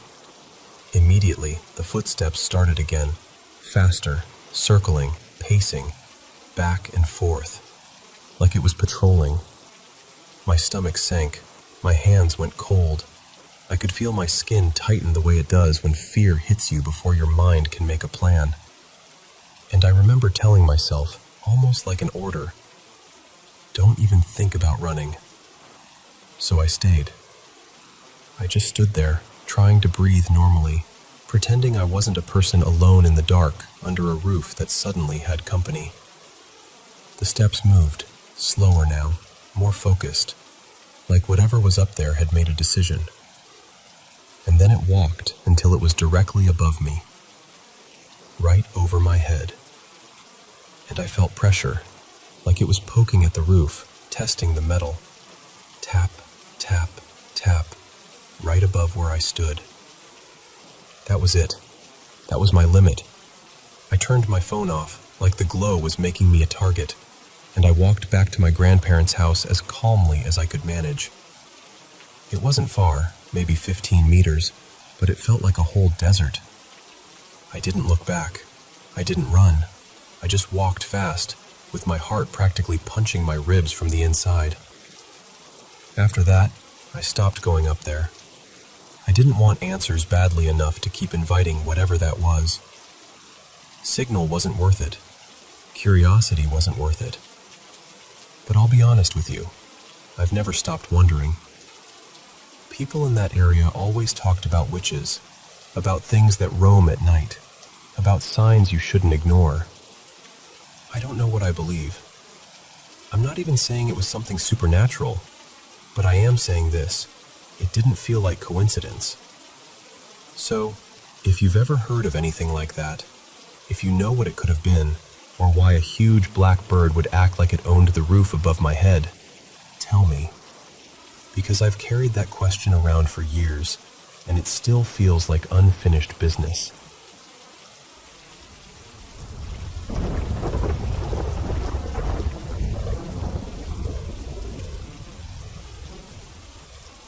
So, lately I've started feeling this really unsettling thing when I'm trying to sleep. Like I'm not alone. Like someone's watching me, even when the room is silent and still. This all kicked off a little before Christmas 2025, when I was staying at my grandpa's old place. It's one of those houses where people step inside and immediately say, "Yeah, something feels off." Everybody who's ever slept there has had some weird story or some heavy feeling they can't explain. The rumor in the family was that the previous owner's wife, Marianne, I think her name was, never really left. My grandma, Ingrid, always said she could feel her the most. She'd get tense the second she went anywhere near the upstairs, like the air got thicker. And Grandma would swear this presence had an attitude, like it was angry or annoyed that we were there. Even my sister, Tessa, who normally rolls her eyes at anything paranormal, went quiet one evening because she said she suddenly felt heavy and nauseous standing beside Grandma on the stairs. We actually laughed about it at the time. Not in a mean way, just like, okay, sure, haunted staircase, whatever. We brushed it off. That was earlier in the day. That night, I went to bed and fell asleep like normal, until I woke up out of nowhere. You know that weird kind of waking where your eyes open but your body still feels half stuck in sleep? The room was pitch black, and I had this instant, electric feeling of wrongness. Like something had been there before I even opened my eyes. I stared into the darkness, trying to get my bearings, and then the bedroom door slowly opened. At first, I thought it was someone checking on me. But the hallway light that came in wasn't bright. It was dim, like it had been lowered on purpose. And in that low light, I saw a tall figure in the doorway. It looked human, but it didn't look like a person. Just black. Like the outline of someone, but with no face, no detail. It was just standing there, still as a statue, facing into the room. I remember my stomach dropping like I'd missed a step on the stairs. I didn't scream. I didn't move. I just shut my eyes and tried to convince myself I was dreaming. And at some point, I must have fallen asleep again, because I woke up in the morning like nothing happened. 2 days later, I casually joked about it to my mom like, "Haha, guess I saw a shadow man." I acted like it didn't bother me. I even sort of laughed while I said it, like that would make it smaller. But it didn't feel small. The next evening, this was the day after Christmas, I was exhausted. I went to bed early and passed out fast. And then it happened again. I woke up in the middle of the night, and the room was almost completely dark. But this time, the door wasn't fully closed. It was cracked open just enough to let in a thin strip of light. Barely anything, but enough. And there it was again. The same black figure. Only this time, it wasn't standing. It was sitting on a chair near the foot of the bed, maybe 2 meters away. Close enough that I could tell exactly where it was. And the worst part? It wasn't even looking at me. It was facing the wall, like it was waiting. Like it had been there for a while and didn't care that I'd noticed. That made it feel deliberate. Like it was choosing to be there. I squeezed my eyes shut again, the same way I did the first time. I basically went into nope mode, and somehow I fell asleep again. When I woke up in the morning, everything was normal. For a while, I didn't tell anyone about the second night. I tried to keep it locked away, like if I didn't talk about it, it couldn't follow me into the daylight. But then, a few days later, my mom and I visited one of her old friends. Her name's Selena. The second we stepped into Selena's house, I got that same feeling again. You know when your body reacts before your brain can explain why? Like your skin knows something you don't? Selena and my mom sat talking on the couch, catching up, while I played with Selena's dog, this sweet, energetic thing named Bruno. He was friendly, but I remember him pausing every now and then, like he was listening for something that wasn't there.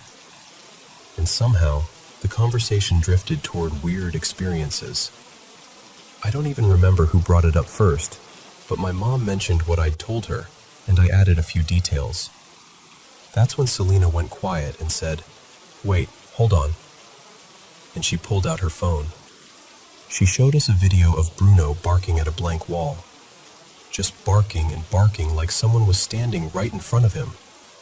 On the video, there was nothing. No shadows, no movement, no sound. Just the dog losing his mind at empty air. Then she showed us another video. She had this toy ball on a shelf. It was one of those motion sensor toys that lights up in different colors when it's touched. The shelf was high enough that the dog couldn't reach it, and nothing was near it. In the video, the ball starts flashing like it's being nudged, colors cycling like someone's tapping it. And the whole time I'm watching, I'm thinking, I knew something felt wrong the second I walked in here. My stomach was twisting. I kept trying to act normal, but inside I was just thinking, I want to leave. I want to leave right now. We stayed maybe another 15 minutes after that, and then I made up some excuse like being tired. We left pretty quickly. That night, I actually slept fine. But the next night, my last night in that house before the long drive home, was the one that really stuck to me. I went to bed around 10:30 p.m. I fell asleep, and then I woke up again in the middle of the night to complete darkness. No light through the door this time, just black. And that same feeling returned, like my back was exposed, like something was hovering just out of sight. I tried to stay still and breathe slowly, hoping it would pass. But the longer I lay there, the worse it got. Then, the bed shifted. Not like I rolled over, not like the mattress settling. It felt like weight had pressed down, like someone had climbed onto the bed behind me. And I froze, because I could feel it. That awful claustrophobic closeness, like when someone stands too close to you in a hallway and your body screams at you to move away, except I couldn't move away. It felt like someone was right behind me, close enough that if I turned around, I'd be face to face with whatever it was. I remember trying to convince myself it was just my imagination, that the bed creaked, that the house shifted, that I was half asleep. But my body didn't believe that. I was terrified, like real stomach-deep fear. And somehow, I still fell asleep again, like my brain just hit an emergency shut-off switch. And it's true.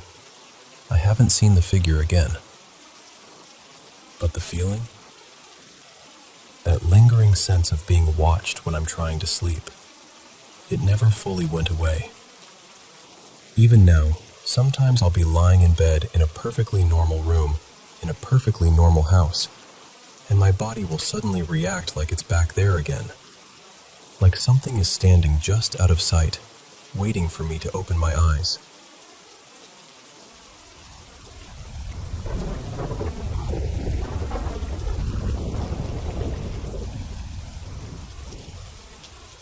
So, I've been sitting with this for a while, and I'm going to tell it the way it actually feels. Small moments that sound easy to brush off, but somehow stick to you. The first time I can remember, I was still pretty young, somewhere around the late 2010s, maybe 2018 or so. I don't know the exact date, I just remember the vibe of that age. I'd just gotten out of the shower and walked back into my room, towel still on, hair dripping a little.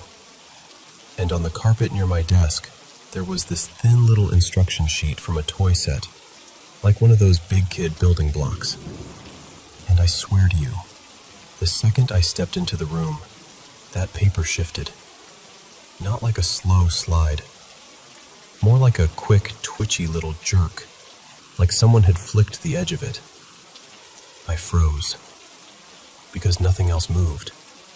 The air didn't feel drafty. The windows were closed. The door was shut. I even stood there staring at it like, okay, do it again. But it didn't. After that, it wasn't constant.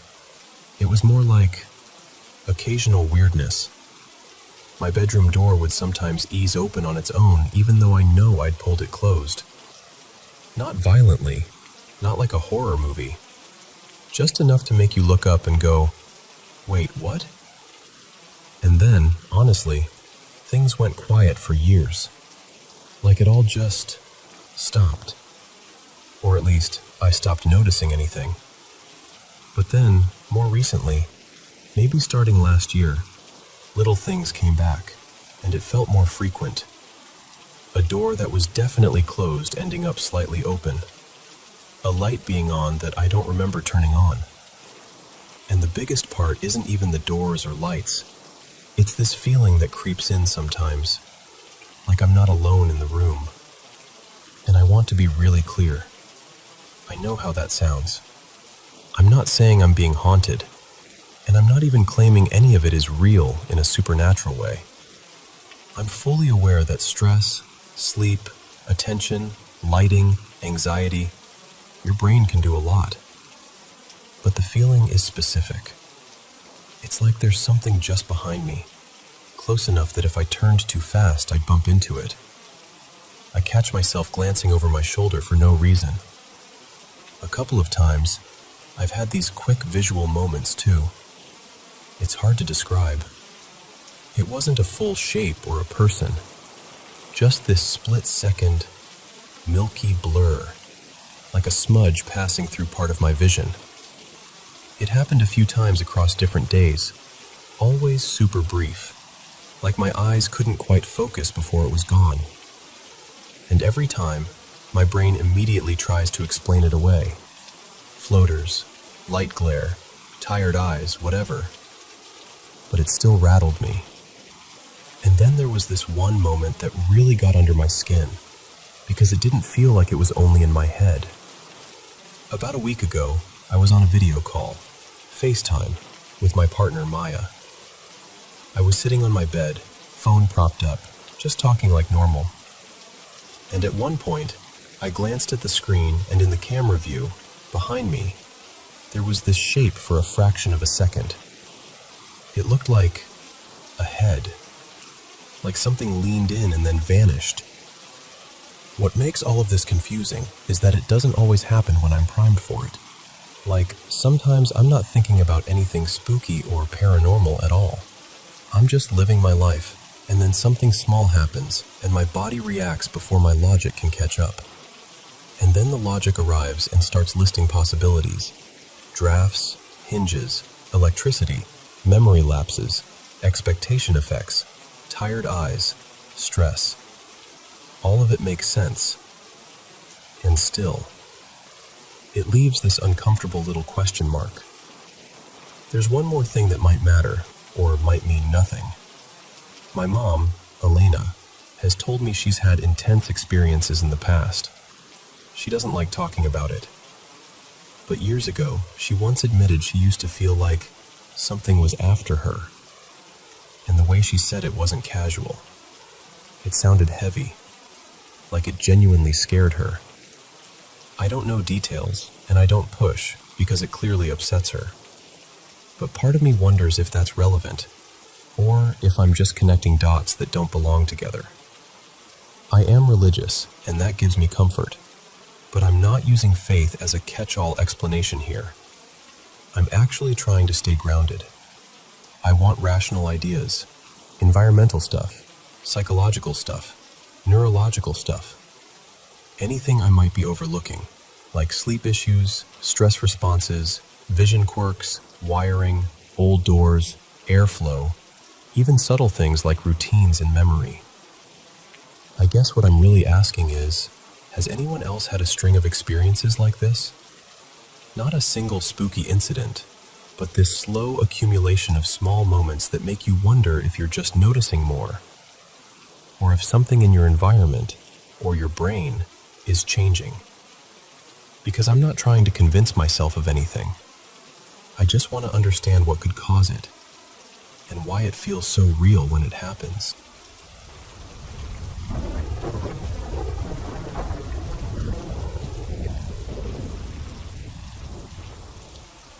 Hello to everyone watching the Paranormal M channel. The moment is finally here. I get to sit down with the mic and share my paranormal experiences from around the world to help you relax and sleep better.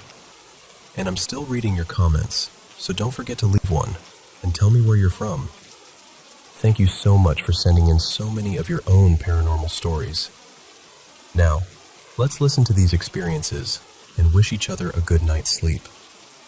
Please subscribe to the channel and turn on notifications. So, this is one of those stories I still tell and then kind of laugh afterward.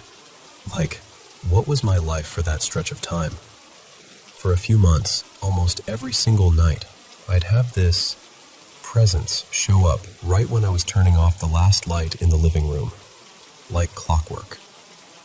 Here's the background. My dad's parents had this shared plan.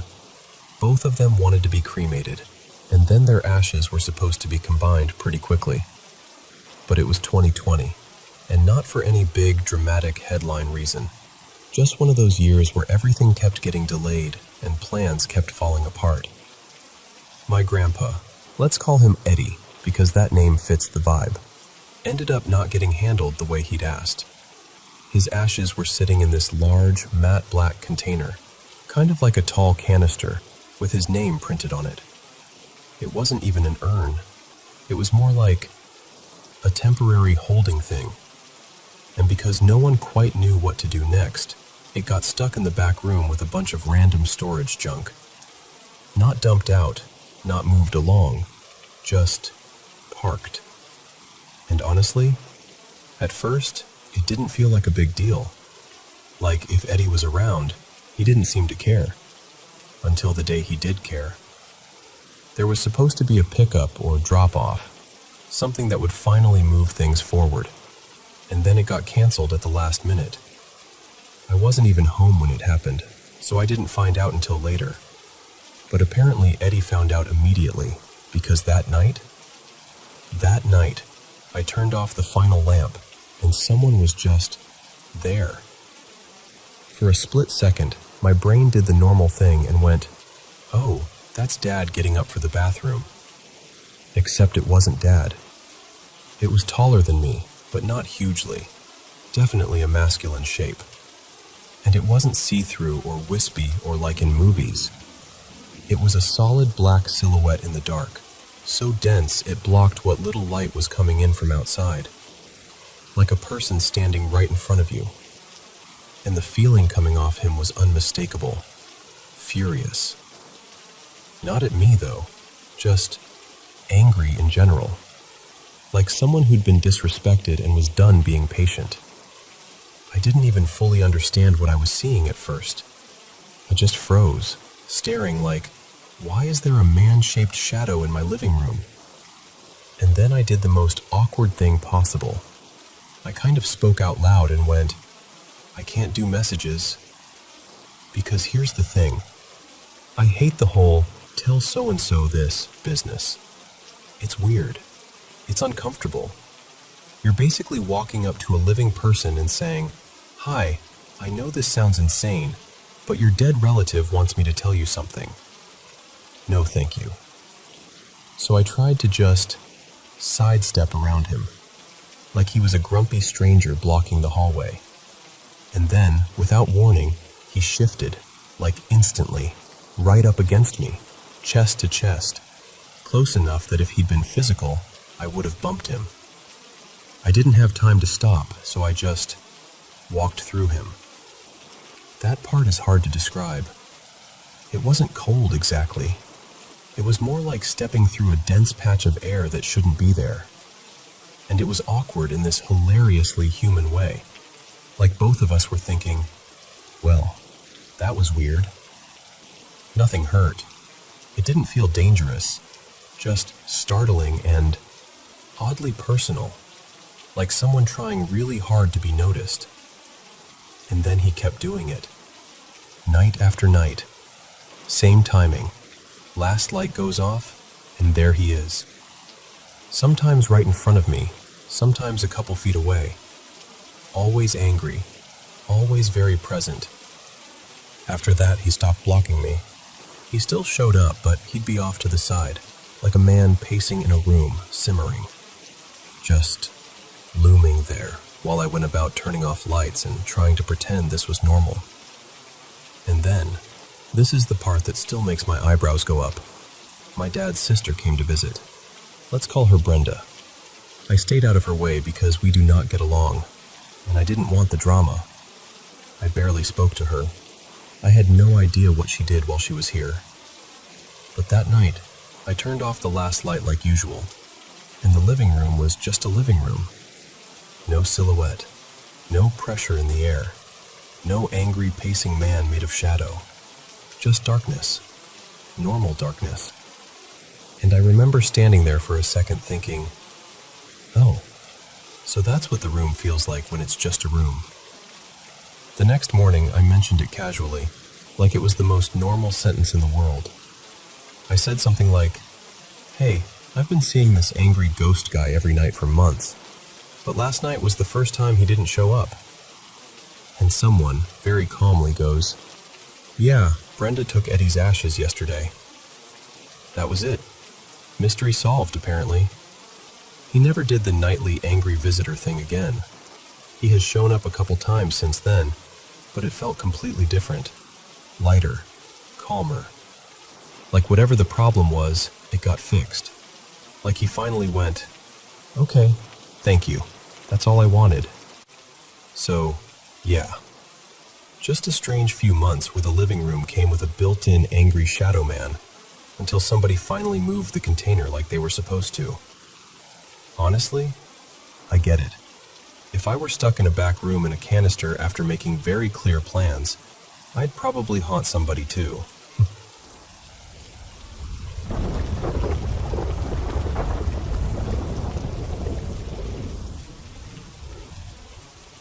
So, this happened a little while back, and I still don't quite know what to do with it, but I want to tell you the way it felt.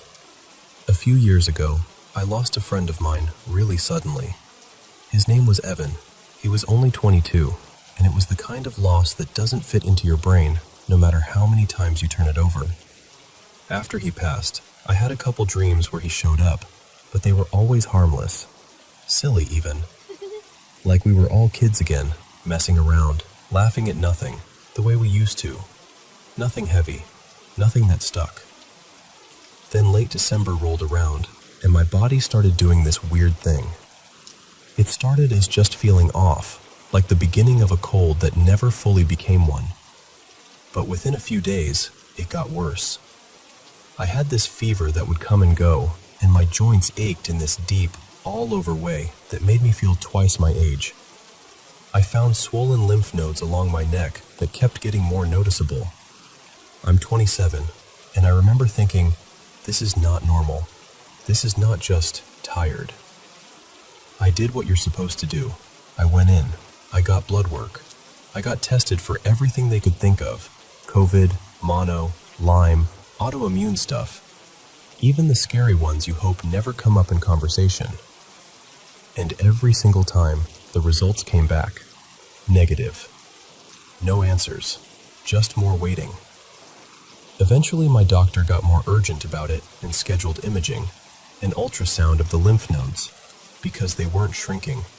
They were getting bigger. And honestly, that word, urgent, does something to you. It turns the volume up in your head.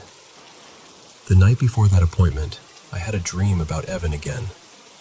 In the dream, I'm sitting on these bleachers at our high school football field. It's a homecoming game, bright stadium lights, the cold air that smells like popcorn and damp grass, that whole familiar scene you don't realize your body remembers until you're suddenly back in it. To my left is Evan. To my right is another friend, Marcus, and behind me is Tessa, leaning forward between the rows like she's listening in. We're talking the way we used to, like no time has passed. And at first it feels completely normal. And then this thought hits me, sharp and clear like someone flipped a switch. You shouldn't be here. I look at Marcus like I need him to confirm I'm not losing my mind, and I whisper, kind of urgently, Do you see Evan? Marcus doesn't hesitate. He just nods like it's the most natural thing in the world and says, Yeah, I see him too. That's when I turn back, and Evan is looking straight at me. Not smiling exactly, but calm, steady, like he's trying to make sure I really hear him. And in this quiet, even voice, he says, One of you is next. No drama, no menace, just a statement. Like he was reading something off a list. And then I wake up. I woke up drenched in sweat, like my shirt was stuck to my back, and my heart was pounding so hard it felt loud in the room. It took me a minute just to remember where I was, and when I did, I felt this flood of emotions all at once. Because part of me was happy. I know that sounds strange, but it was this tiny spark of joy that I'd seen him again, that I'd heard his voice. And then the anxiety came right behind it, because what kind of dream is that? What does it mean? Why now? But the strange part is, the dream itself didn't feel dark. It felt peaceful, quiet, almost gentle. And I've always been the type to spiral. I've always been a little bit of a hypochondriac, always bracing for the worst, always terrified of death like it's a shadow waiting around the corner. But Evan's face, his calm, the way he held my gaze, did something to me. Even with those words, even with how unsettling they are on paper, the feeling he left me with was comfort. Like he wasn't there to scare me. Like he was telling me, whatever happens, you're going to be okay. The next day, I went to the ultrasound appointment like I was supposed to.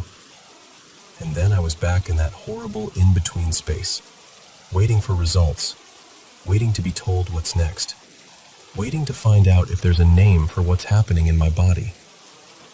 My doctor still didn't want to throw antibiotics at it without understanding what it was. So there wasn't even the comfort of, here, take this. Just waiting. But I'll tell you the truth. Ever since that dream, something in me has shifted a little. I'm still scared. I'm still human. I still have moments where my mind runs wild. But if my time ever really is coming, I don't think I feel the same panic I used to.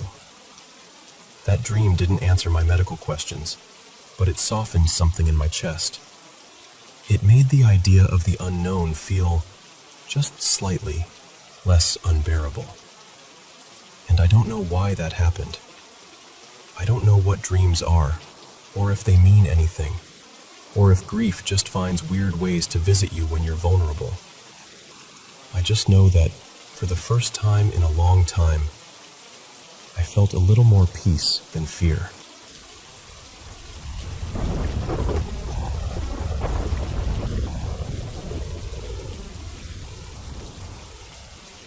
Hey, can I tell you something that's been sitting heavy on my chest? So, earlier today, I got a message from someone I don't really know well. She's a classmate of my church friend Adrian. She said, Adrian got into an accident, and then she sent a photo from the scene. And the second I saw it, my whole body reacted before my mind could catch up. My chest tightened like someone had grabbed it. I started breathing too fast, and my hands were actually trembling. It was that instant physical kind of fear, like your body knows something is wrong. And then, the memories hit me. Near the end of last year, sometime before the holidays, I had this really serious conversation with Adrian. I told him I'd had a bad dream about him. In the dream, he was out riding. He's a cyclist in real life, always on his bike. And something happened on the road. There was a collision involving a motorcycle. It wasn't vague either. It felt weirdly specific. And the part that keeps bothering me is that I remember one detail so clearly, it basically glued itself to my brain. The motorcycle's color. In the dream, it was this bright teal-green shade, so distinct that when I tried to brush the dream off, that color kept flashing back at me like a warning sign. At first, I didn't even want to tell him the dream. Growing up, I always heard this thing like, don't tell bad dreams out loud or you'll give them power, you know? Like saying it makes it real. So I tried to keep it simple. I just told him, please be careful. I had a dream that scared me. But he kept asking. He wouldn't let it go. He was like, what did you see? Tell me exactly. So eventually, I told him everything. Even the color. Even the way it happened in the dream. And I remember feeling a little silly saying it out loud, but also, I couldn't ignore how real it felt to me. After that, life moved on the way it always does. The conversation faded into the background, but I didn't completely forget it. Every so often, when he'd mention going out for a ride, I'd still say, please be careful, like it was the one small thing I could do. And then, this happened. What makes it even more unsettling is that, not long ago, his dad had just helped him get his first motorcycle. He was excited about it, like this new chapter, this new freedom. And then, not long after that, the accident. When I started putting it together, the dream, the warning, the motorcycle, that specific color detail, the timing, I felt nauseous, like genuinely sick, because it lined up in a way that didn't feel random to me in that moment. It felt too neat, too matched up, like something had been set a long time ago, and I was only realizing it now. And I know how this sounds. I do. I know coincidences happen. I know our brains are pattern-making machines. I know accidents can happen to anyone, any day. But I can't shake the feeling, this crawling, lingering feeling, that my mind somehow reached forward and grabbed a glimpse of something before it happened. And now I'm stuck in this loop of questions. Am I overthinking it? Why do dreams sometimes feel so real only after something happens? And how can a dream be so specific that it makes you feel like you already lived the moment before it even arrived? I'm honestly asking because it's been weighing on me, like I'm carrying it around in my body, and I really need someone else's thoughts, because I don't want to spiral alone with this.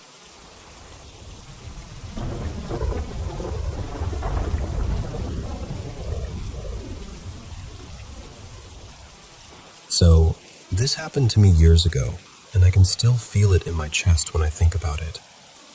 It was one of those quiet mornings where the house feels extra still. My dad had already left for work, so it was just me and my older brother Eli at home.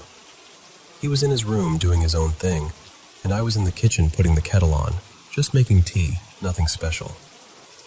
While the water was heating up, I wandered into the living room to wait. I remember being in a genuinely good mood, like the day was wide open and I was excited for it.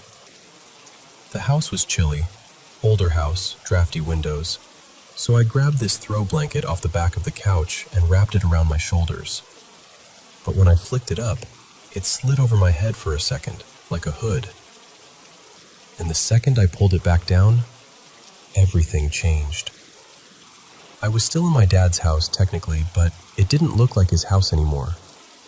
The whole living room had shifted into this warm, polished, late 60s vibe, like a cozy magazine spread. Different furniture, different curtains, different little knickknacks. Even the lighting felt softer, almost golden. And the weirdest part? I wasn't on the couch anymore. I was sitting in this mustard yellow armchair across the room, like someone had picked me up and placed me there. My legs were folded under me, tucked in the way you sit when you're comfortable, except I definitely hadn't been sitting like that before. I remember this sick, crawling feeling of violation. Like, who moved me? Who put me here? I stood up fast and walked toward the kitchen, and it was different too. Cleaner, prettier, like someone actually cared about it. There was a pot on the stove with soup gently simmering, this soft little bubbling sound like someone was mid-dinner prep. The back door was open, and there was a screen door in place, letting in this cool breeze. I could hear a couple cars passing outside and birds calling, like it was a normal day in a normal neighborhood. But I didn't feel normal. I felt like I was trespassing. Then I heard something from the bathroom, a small clink, like someone setting down a bottle or a rag. And I saw a shadow move under the door. Someone inside, like they were wiping the sink or cleaning. That's when panic hit me full force. I bolted back into the living room because the last thing I wanted was for whoever that was to open the door and see me standing there like some intruder. I kept thinking, this is somebody else's house. I'm not supposed to be here. My brother's room was right off the living room, so I ran to his door and grabbed the knob, desperate for something familiar, desperate for him. And before I could even turn it, the doorknob started shaking, violently, like someone on the other side was wrenching it back and forth, angry and fast. And I heard Eli's voice right behind the door, yelling, "Stop it, you freak!" I remember shouting back, "Eli, What is happening? What's going on? The whole door looked charged, like it was humming with energy, like the air around it had thickened. And then came these massive impacts. Boom, boom, boom. So loud it swallowed his voice completely. It sounded like something was slamming into the door from inside the room, like the wood itself was being punched. I freaked out. I ran behind the couch and dropped down into a crouch on the carpet, curling up small. I covered my head and clamped my arms over my ears, trying to shut it all out. My heart was going so hard I thought it might actually hurt me. And then, silence. And I heard Eli say, in this totally normal voice, what are you doing? Why are you hiding back there? I lifted my head, and I was back. Back in my dad's plain living room, back on the regular couch, back in the chilly morning like nothing had happened. The curtains were the same. The furniture was the same. The whole vibe was my dad's again, bachelor clutter and all. I stood up and I was shaking so hard, I could barely breathe. My lungs felt like they'd been sprinting. Eli just looked at me like I was being dramatic, rolled his eyes, and went back into his room like I'd just interrupted him over nothing. Later, when my hands finally stopped trembling, I asked him what he experienced, and he told me, all annoyed and confused, that he couldn't open the door because the doorknob was shaking so hard he couldn't get a grip on it. And to this day, I don't know what happened. I just know that for a few minutes, it felt like I slipped into somebody else's life, somebody else's house, and whatever was on the other side of that door did not want me there.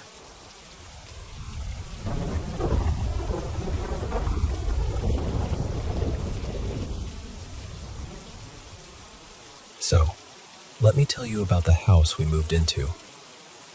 It was late summer 2021 when my family and I finally hauled our lives into this place. An old home tucked in a sleepy little village where the roads feel like they forget you on purpose.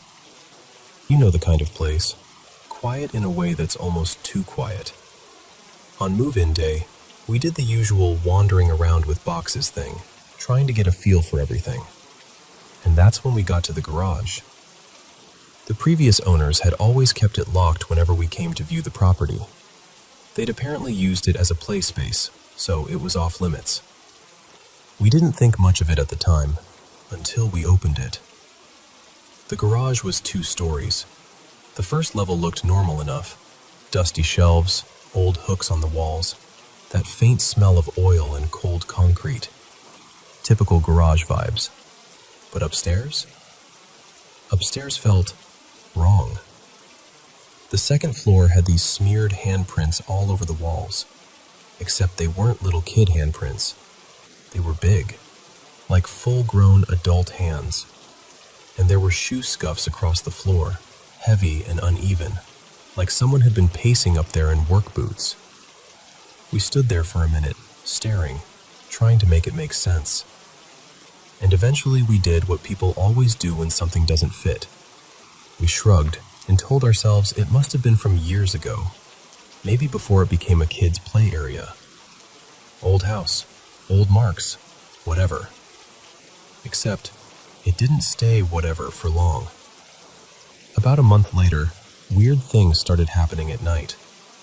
At first it was small stuff, things you can easily blame on someone else without even thinking. A door closing a little too hard, the television turning itself on and off, footsteps in the hallway when everyone was supposed to be asleep. And I kept telling myself it was my sister, Lena, or my dad, Mark, because both of them are the type to randomly wake up at 2 a.m. like it's a normal hobby. Then one night, I got up to use the bathroom. The house was dark, that kind of dark where you're half asleep and your brain starts filling in shapes that aren't there. I was in the bathroom when I heard my bedroom TV click on, clear as day, and then my door slam. Like a real slam, the kind that shakes the frame. I finished up fast and walked back to my room, already annoyed, already ready to hiss, "Lena, seriously?" The second I stepped through the doorway, the TV turned off. Just dead, silent, like it had never been on.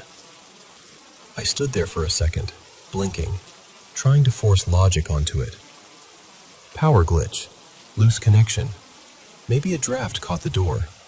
Sure, fine.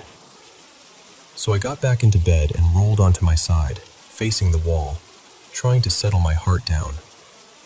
And I swear to you, no exaggeration, no dramatic retelling, I felt the mattress sink beside me.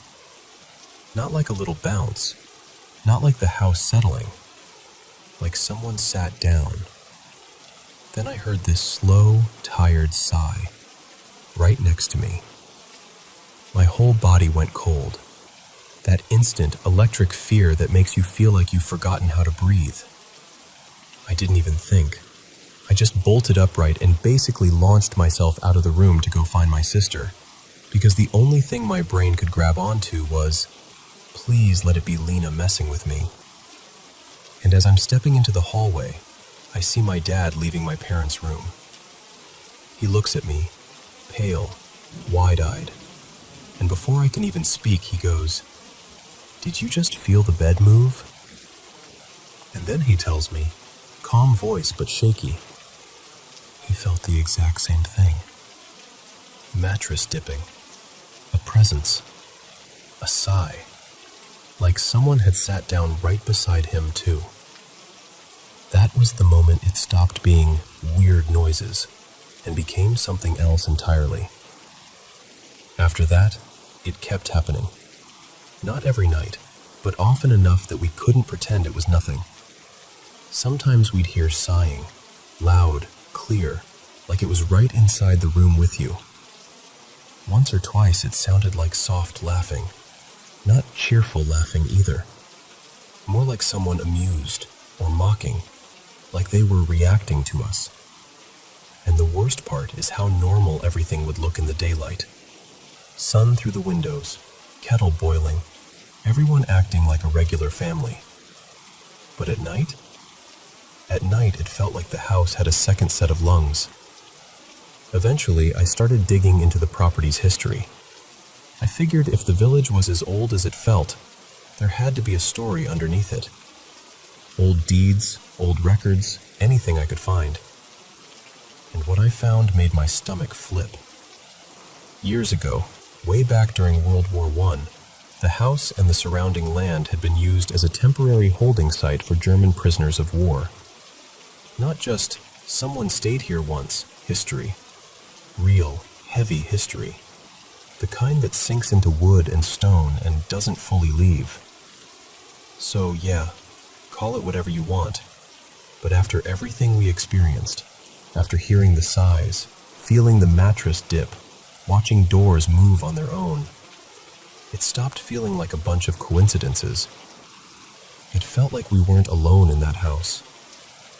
And honestly, even now, we still get freaked out. We've learned to laugh about it sometimes because what else can you do? But every once in a while, when the hallway creaks at the wrong time or the air feels just a little too cold, you remember that the house has a past. And sometimes it acts like it remembers it too.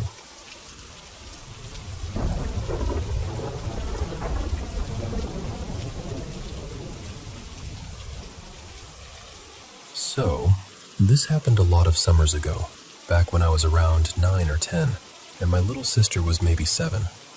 I'm in my 30s now, but I swear I can still see it like it's right in front of me. It was one of those ordinary summer evenings where nothing exciting is going on.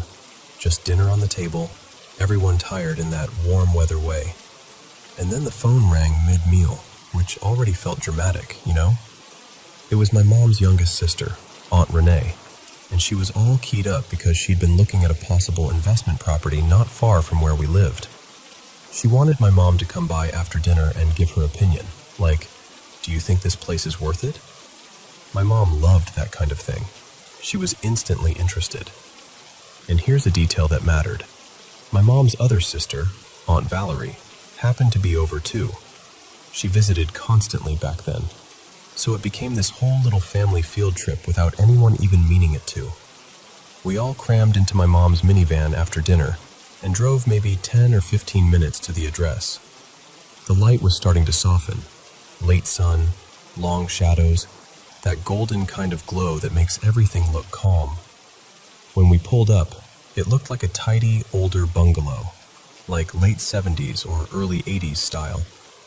A couple big front windows, a front door with a few steps up, and a clean "for sale" sign planted right in the yard. Nothing about it looked creepy.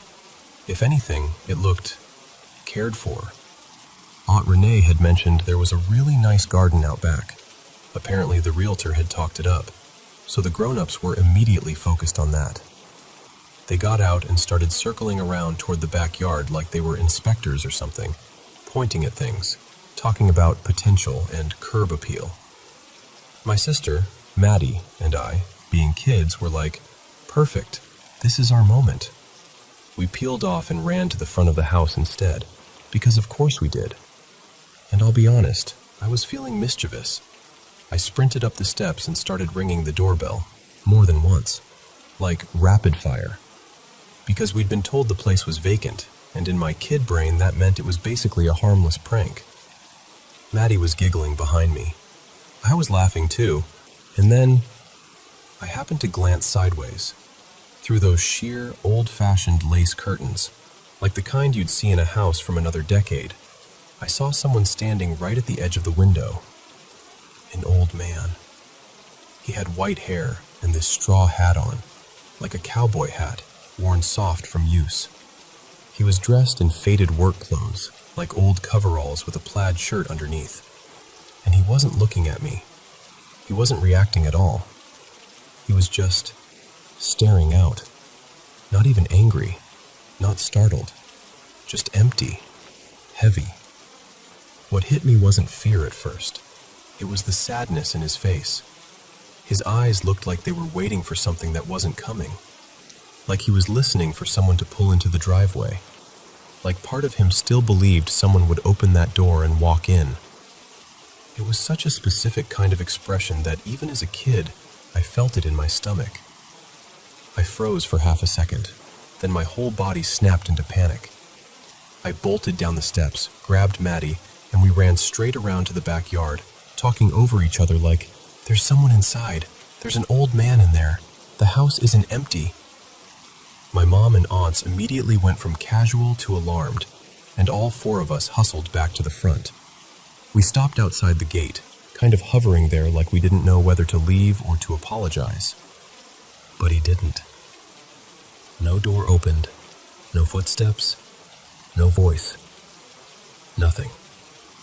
Just silence. After a minute or two, we got back in the minivan, all of us talking at once. My mom and aunts half embarrassed, half unsure, and my sister and I insisting, "No, we saw him. We really did." Later that night, back home, my mom called Aunt Renee to give her thoughts. She told her the place seemed solid, and this part always sticks with me. She mentioned the backyard garden again, saying it would be a huge bonus for tenants because it looked so well kept and loved. And right before she hung up, my mom added, kind of carefully, "But I don't think the house is empty. The owner might still be living there." There was this pause on the other end, and Aunt Renee said something like, "That doesn't make sense." Because according to the realtor, the story was that the homeowner had listed it to downsize after her husband, who'd lived there for years, had recently passed away. In that house. And when my mom repeated what Maddie and I had seen, the man behind the curtains, Aunt Renee went quiet again. She never bought the place in the end. And I don't know what I believe, honestly. I just know what I saw. That lace curtain, that stillness, that face that looked like it was waiting for a life that had already moved on. And even now, thinking about it, it doesn't scare me as much as it makes me sad.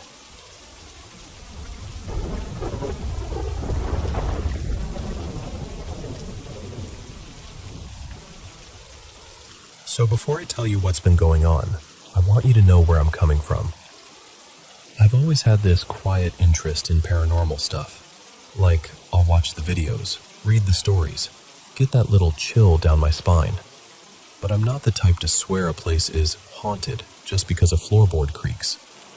I'm usually the person who goes, okay, what's the normal explanation here? Because honestly, I've never had anything happen to me that felt truly undeniable. Until the last couple months. It started small. I'd be at home, sitting at my desk, gaming or just scrolling, headphones on, the kind that make the whole world go muffled. And out of nowhere, I'd get this heavy, unmistakable feeling. Like someone was behind me. Like I'd turn my head and catch somebody staring, except there was never anybody there. Sometimes it would hit and fade in a few minutes. Other times it would hang around for what felt like forever, like my body had decided to stay on alert for no reason. And I kept telling myself, you're tired, you're stressed, it's anxiety, your brain is misfiring. But then my cats started doing things that made it harder to brush off. I have two of them, Miso and Juniper, and they're not usually jumpy. But every so often, they'd suddenly bolt like something spooked them. Like full-on panic, backs arched, tails puffed up, and then they'd vanish under the bed or behind the couch. And I'd be standing there like, what? What did you see? But there'd be nothing. No loud noise, no knocked-over object, no stray shadow I could blame it on. Again, I tried to stay reasonable. Cats are weird. Maybe they heard something I couldn't. Maybe a pipe clanged. Maybe a neighbor shut a door. Maybe. And then there was the sleep thing. I've always been a light sleeper, but lately I've been waking up way more than normal, like my eyes snap open for no good reason. What freaked me out is that it kept happening around the same times, night after night, like my body was on some eerie schedule. I'd check my phone and just stare at the clock thinking, why am I awake right now? Still, all of that could be stress. All of that could be my mind building a story out of nothing. But a few nights ago, this is the part that really got under my skin. I was at my computer after work, same routine as always. It was about 10:15 p.m., already fully dark outside. The apartment is small, so everything is close together, and their hook is this narrow spiral staircase near the front area that leads down toward the entrance. All of a sudden, both cats froze. Not in a casual way either. They went rigid and stared in the exact same direction, toward that staircase, like they were watching something move. Their ears went flat, and I saw that puffed tail fear starting up again.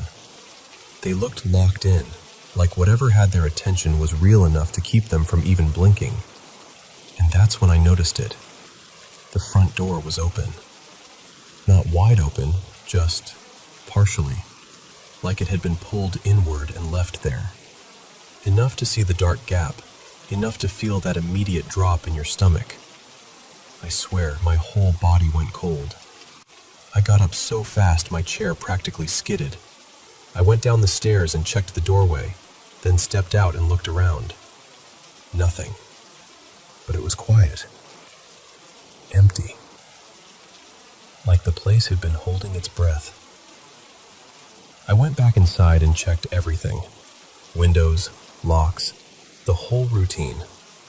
And the entire time, my brain kept flipping between two thoughts. Okay, calm down. The door didn't latch. You didn't close it all the way.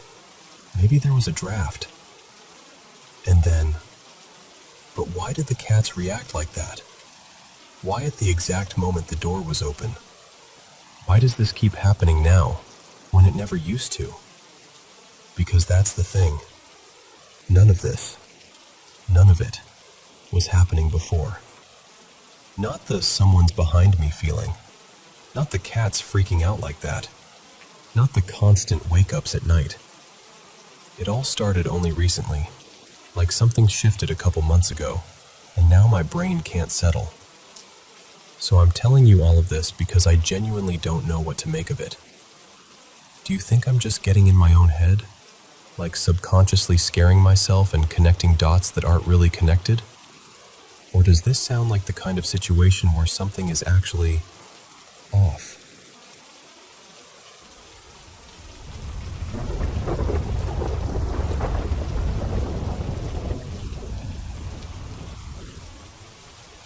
Okay, so I need you to picture this place with me.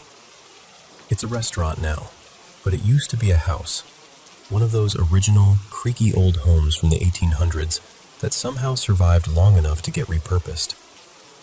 High ceilings, narrow stairs, weird corners that don't make sense unless you remember it was built for a family, not for a dining room and a bar. And listen, I'm not someone who wants this to be a ghost story. I've worked in restaurants forever. Like, I've been in the service industry for well over a decade, and I've seen all kinds of chaos. Busy nights, drunk customers, equipment breaking, things falling because someone stacked them wrong. All of that is normal. But this place has its own brand of what the hell. At first, it was little stuff. Forks sliding off tables, a glass tipping over when nobody even brushed it, bottles taking a dive off a shelf. And I tried so hard to be rational about it. You know, like, okay, old building, slightly uneven floors, heavy trucks going by. Easy explanations. Except the way some things move, it doesn't feel like gravity. It feels like something shoved it. Like a quick, annoyed little push. Then it started getting weirder. I'll be downstairs and swear I hear someone upstairs, like footsteps or a voice, or that muffled sound of someone shifting a chair. I'll call out, expecting my coworker to answer, and then nothing. I'll go up there and it's empty. A couple times I've even had that split-second moment where I see someone walk into the storage room or the office, like fully convinced it was my coworker, like I'm about to follow them in. And then they're just not there. No door closing. No, oh hey. Nothing. Just me standing there feeling ridiculous. So here's the thing. I don't tell new hires about any of this. I know that sounds mean, but it's honestly the only way I can test whether I'm just feeding people ideas. Because if I say, this place is creepy, then every creak becomes a presence, right? So I keep my mouth shut. I act normal. I let them train. Give it a couple weeks, sometimes less. Someone will casually bring it up like they're trying not to sound crazy. Like Mara, one of our newer servers, came up to me after a lunch shift and said, really quietly, "Okay, I'm not trying to be weird, but do things ever, move on their own here?" And my stomach just dropped because I hadn't told her anything.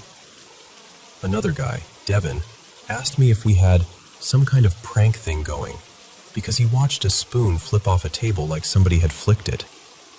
He even tried recreating it, bumping the table, shifting his weight, tapping the edge, and couldn't get it to do anything close to what he saw. And it's not just staff. Customers have had stuff happen too. People laughing nervously because their utensils slid right off the table while they were mid-conversation. One couple insisted a menu moved. Not fell, not slid down from condensation. Moved like it was tugged. Now, I'm a pretty grounded person. I don't drink. I don't mess with drugs. I don't have any family history of anything that would explain hallucinations. And I've worked in enough places to know when my brain is just tired and filling in gaps. Which is why the moment I'm about to tell you still makes my skin crawl. It was quiet. Totally normal. And right as I'm turning the key, I hear a young woman's voice say my name. Not in that vague, did I imagine that way? I mean right by my ear, clear as day, like someone leaned in close to get my attention. But at the same time it sounded distant, like it came from too near and too far at once. And she said it like a question, like, "Elena?" That little upward inflection, like she was checking if it was me. I froze so hard I swear my whole body locked up, because my name isn't super common. It's not the kind of thing you overhear casually shouted on a random street. And there was no one in the alley. No one behind me. No one passing through. Nothing. I actually turned around expecting to see someone, like maybe a friend of a coworker, or a delivery person, or even just some stranger who happened to know me. But there was nobody. And that's the part that sticks with me. Not just the voice, but how personal it felt. Like whoever it was wasn't yelling into space. They were talking to me.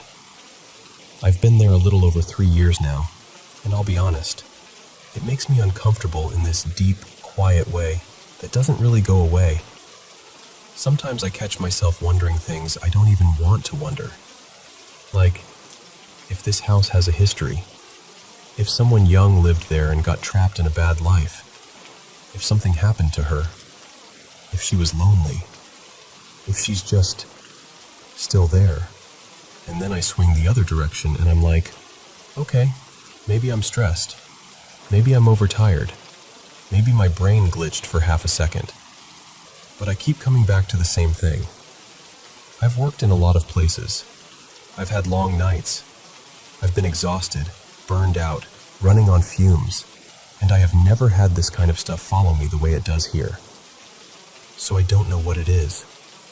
I just know that when I'm alone by that side door, keys in hand, and the alley goes quiet, I find myself listening harder than I want to, just in case she says my name again.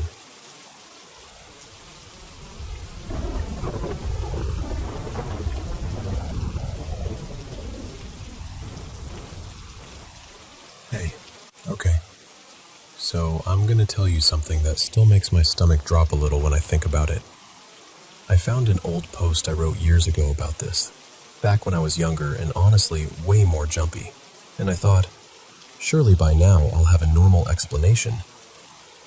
But reading it again, I still don't.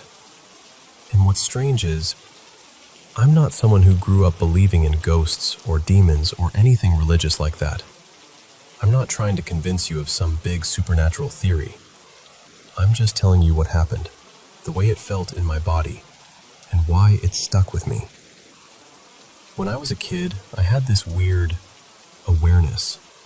Like, when I was maybe 7 or 8, I'd know my parents were coming up the steps before they actually did. Not because I heard them, more like I'd picture it in my head, and then a few seconds later, there they were. And I was freakishly good at guessing things. Not in a smart kid way, just knowing. Like, pick a number, and I'd get it right so often it stopped being fun for other people. That kind of thing faded as I got older. But then, around the time I was 10, I had my first proper nope moment. The kind you don't laugh off. It was winter, so it got dark early. Like, you'd swear it was nighttime by 5. My parents, Niall and Orla, had gone out for a couple of hours, and I was home alone, absolutely glued to my phone like a little goblin with a new toy. And the sitting room layout matters here, so just picture it with me. Long, narrow room, open plan into the kitchen at one end. Along one wall, there's this run of tall, skinny cupboards, mostly boring storage stuff. And around the far end, there's a corner that leads into this short hallway that goes to the older part of the house. The old house section. High ceilings, cold corners, that kind of vibe. One cupboard door was ajar. Not wide open, just open enough to make a weird angle. I was slouched sideways on the couch with my legs stretched out, so I couldn't really see past that cupboard into the hallway. And then I got this feeling. You know that sensation when you're a kid and you've done something wrong and you don't even remember what it is yet, but you just know you're about to be caught? Like the air goes tight? That. It hit me out of nowhere. My chest went hot, my stomach went hollow, and the room felt smaller, like it was leaning in. The second I looked up from my phone, literally the moment my eyes left the screen, the cupboard door slammed shut. Not drifted, not clicked, slapped shut like someone had thrown it. The sound echoed through the whole house. And I remember just freezing there because the force of it made no sense. All the windows were shut. No wind, no draft. And if someone had pushed it, they would have been standing exactly where I couldn't see, right around that corner in the dark hallway. The place I'd been instinctively afraid to look at in the first place. I didn't even scream. I just sat there, heart hammering, trying to convince myself I'd imagined the whole thing. But I hadn't. I saw it. I heard it. The sound was too real. Then there was another one. This happened not long after, when I was around 9. My little sister, let's call her Erin, and I shared a room back then. We had these loft beds, the kind that are up high with a ladder in the middle.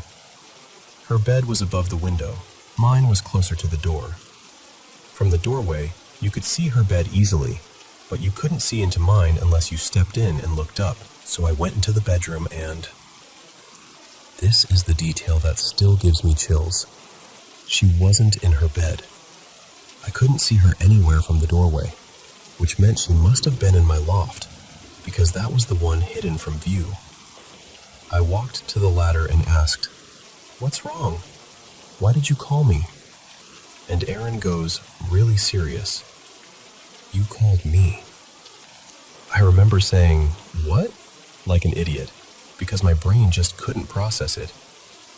She insisted she heard my voice, clear as day, telling her to come down the ladder. Not whispering, not like a noise that could be mistaken, like me saying it. And I felt something in my whole body go cold, because I'd been in the sitting room. I hadn't been anywhere near her. But she was getting worked up, so I did the only thing I could think of. I lied.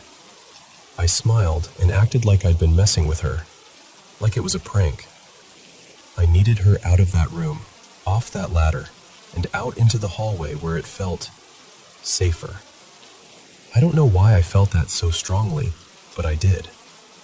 I got her down, shut the bedroom door behind us, and then I asked her what she heard again, exact words. She said my voice told her to come downstairs. We used to call the loft upstairs and the floor downstairs, like our own little language. She said she asked, "Why?" and "What do you want?" And when she didn't get an answer, that's when she called my name. And then I walked in from the hall. To this day, she still thinks I was messing with her. I've never been able to explain why that voice wanted her to climb down, or why it chose to sound like me. I just know I didn't like it. I didn't like the intent behind it. And then, there's the last one. The one that made me stop calling this stuff weird and start calling it real. It was summer. We were on holiday in the West, still in Ireland, but not where we normally stay. Somewhere outside a small town near the edge of woodland. I think it was County Mayo, but honestly it all blurs together now. What I remember is the house and the way the dark looked outside it. It was us, me, Erin, our parents, and our 2 dogs. The rental house was beside a bigger one where a family lived full-time, and they had this massive dog. The back of our place faced a garden that ran right up toward trees. Past the garden was forest, thick enough that the night looked like a wall. Erin and I slept on a pull-out sofa bed in the living room. The sofa faced a big window, straight out to the garden and the woods. Our parents were in the 1 bedroom at the front. It was around midnight. I was on my phone with the brightness turned down, scrolling videos, half listening to the quiet. The kind of quiet you only get outside towns, where there's no traffic hum, just space. Then I heard something. Far away at first, deep in the woods. It didn't sound like a fox. It didn't sound like an owl. It didn't sound like any clean, natural animal call. It was like a woman moaning and an animal crying at the same time. Like something wounded. Like something trying to sound wounded. The first time, I tried to be sensible. Okay, I thought. Someone's dog, maybe. Or a deer. Something weird but normal. Then it happened again. Closer. And I can't even explain the dread that hit me, because it wasn't just, I'm scared because it's a scary noise. It was like my nervous system recognized it before my brain did. My skin went prickly. My throat tightened. It felt like my body was preparing to run, but there was nowhere to run to. I nudged Aaron and whispered, "Can you hear that?" And then it came again, closer still. The sound moved like it had direction, like it was coming toward us. That's the part that makes it hard to dismiss, you know? If it was just a random animal calling, it would have stayed in one place, or wandered, or faded. This didn't. It would cry out, and then cry out again, and every time it did, it was nearer. Within minutes, it wasn't deep in the woods anymore. It was in the garden. And then, it was right outside the window. Maybe 3 meters away, 10 feet, just on the other side of glass. I started crying without even meaning to. Silent tears, the kind where you're trying not to make noise because you don't want whatever it is to know you're awake. My hands were shaking so badly I could barely hold my phone. I remember pressing my thumb into my palm like it could anchor me. The sound up close wasn't clearer. It was wronger. It had this strained, almost deliberate quality, like something imitating pain, like it had learned the shape of a human whale but didn't have the right mouth for it. There was a rough, scratchy edge, almost like static, like the sound was tearing at itself. And then it let out a shriek that I swear I'd only ever heard in horror films. Not a quick yelp, not a bark, a long, heart-stopping scream that made my chest seize like I'd been punched. The thing is, our dogs didn't bark, not even a low warning. The neighbor's huge dog didn't bark. Aaron didn't really wake up. It was like the whole world stayed unnaturally still except for that sound. And I just lay there, staring at the dark window, feeling like something was choosing to be heard by me, like it wanted the fear, like it wanted me to know it was there. After it stopped, the silence felt even worse, like the quiet was listening. Erin has no memory of any of it. She'll blink at me when I bring it up and act like I'm talking about a dream. But I wasn't asleep. I know the difference. I was wide awake, crying, shaking, fully conscious, counting seconds between each scream like that would somehow make it logical. And even now, years later, that's the part I can't make peace with. It wasn't just a sound that scared me. It was the feeling that came with it. That dread that hit instantly, before I even had time to think. Like something in me recognized something in it. I don't know what it was. I'm not saying it was a banshee or some mythological thing. I'm not trying to dress it up. I just know it came from the woods. It moved closer in a straight line. It stopped right outside the window, and it screamed like it wanted to peel the fear right out of my chest. And I know this. If I ever hear it again, if I ever hear that sound moving toward me in the dark, I won't be able to pretend I'm imagining it. Not for a second.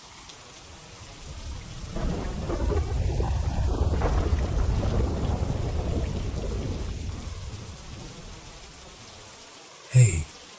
Yeah. I'm sorry if this comes out messy. I'm trying to sound calm, but honestly, I feel like I'm right on the edge of losing it. And I just need to tell someone who will actually listen. So, context. I'm Ethan. I'm 36, married, no kids. My wife, Nadia, and I grew up in different religious backgrounds. And I need you to understand, I used to be the guy who rolled his eyes at anything paranormal. Ghosts, spirits, witchcraft.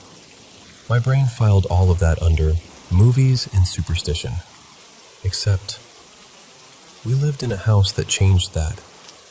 It wasn't ancient or anything, maybe built in the late 80s, but it had this weight to it. At first it was subtle. Nadia started saying she felt uneasy there. Not, I don't like the paint color, uneasy. More like, I don't feel safe turning my back to the hallway, uneasy. Then the weird stuff started stacking up. She'd hear footsteps on the stairs when she was home alone, more than once, like someone pacing, slow and deliberate. She started having nightmares, really vivid, disturbing ones.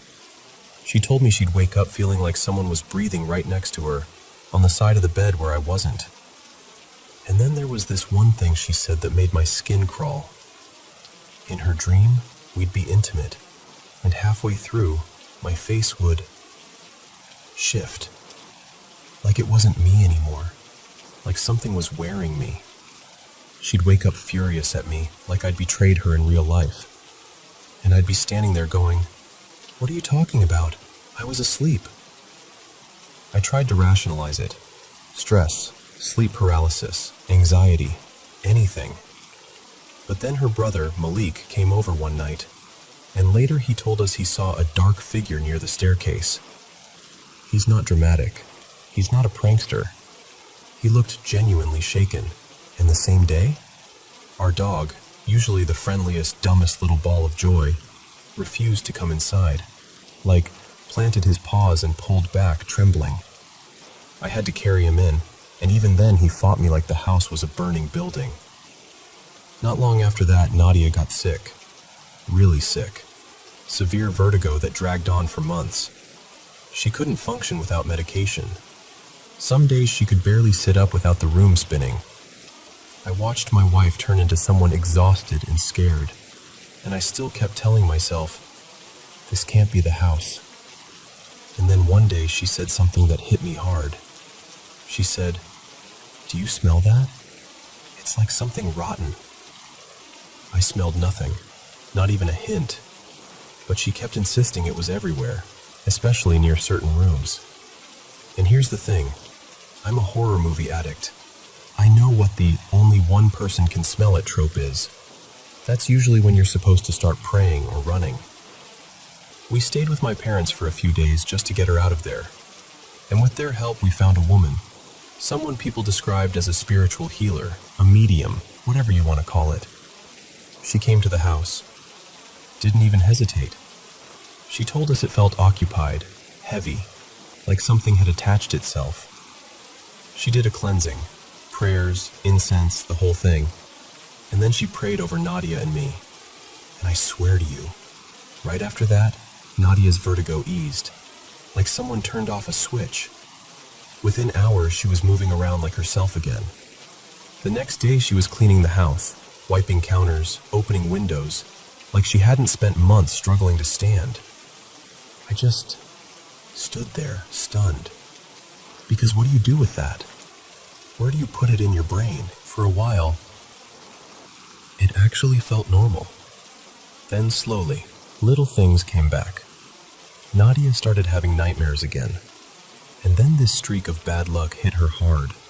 She lost a job she'd had for nearly a decade.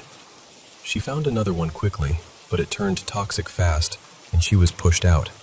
Long story, but basically office politics and someone with power who decided they didn't like her. She's been unemployed for about a year now, and it's crushed her confidence. Around that same time, she started saying she felt a presence in the new house. Not seeing anything, just that feeling of being watched, like the air behind you is occupied. And both of us, we were drained, constantly, like our batteries couldn't charge. I started skipping work. I used all my leave and then some. I'd come home and collapse like I'd been hauling bricks all day, even when I'd barely done anything. Then one day we found something on our gate, red candle wax smeared near the lock, and nearby, little bits of stuff that looked intentional, like someone left it there on purpose. Not trash, not random, more like a message. It happened again later. Candles again, signs of someone doing something right outside our place. That's when we had this moment of, okay, we've been coasting spiritually. Because for a long time we weren't really practicing either of our religions consistently. Life got busy, then stressful, then heavy, and prayer became this thing we did someday. So we decided to stop drifting. We did house blessing prayers, kind of a housewarming ritual, but spiritual. And after that, the atmosphere genuinely felt lighter, like the air could breathe again. We started praying every single day. No breaks, no excuses. We also installed cameras outside, and that created a problem with our neighbors. They accused us of recording into their yard, which we weren't.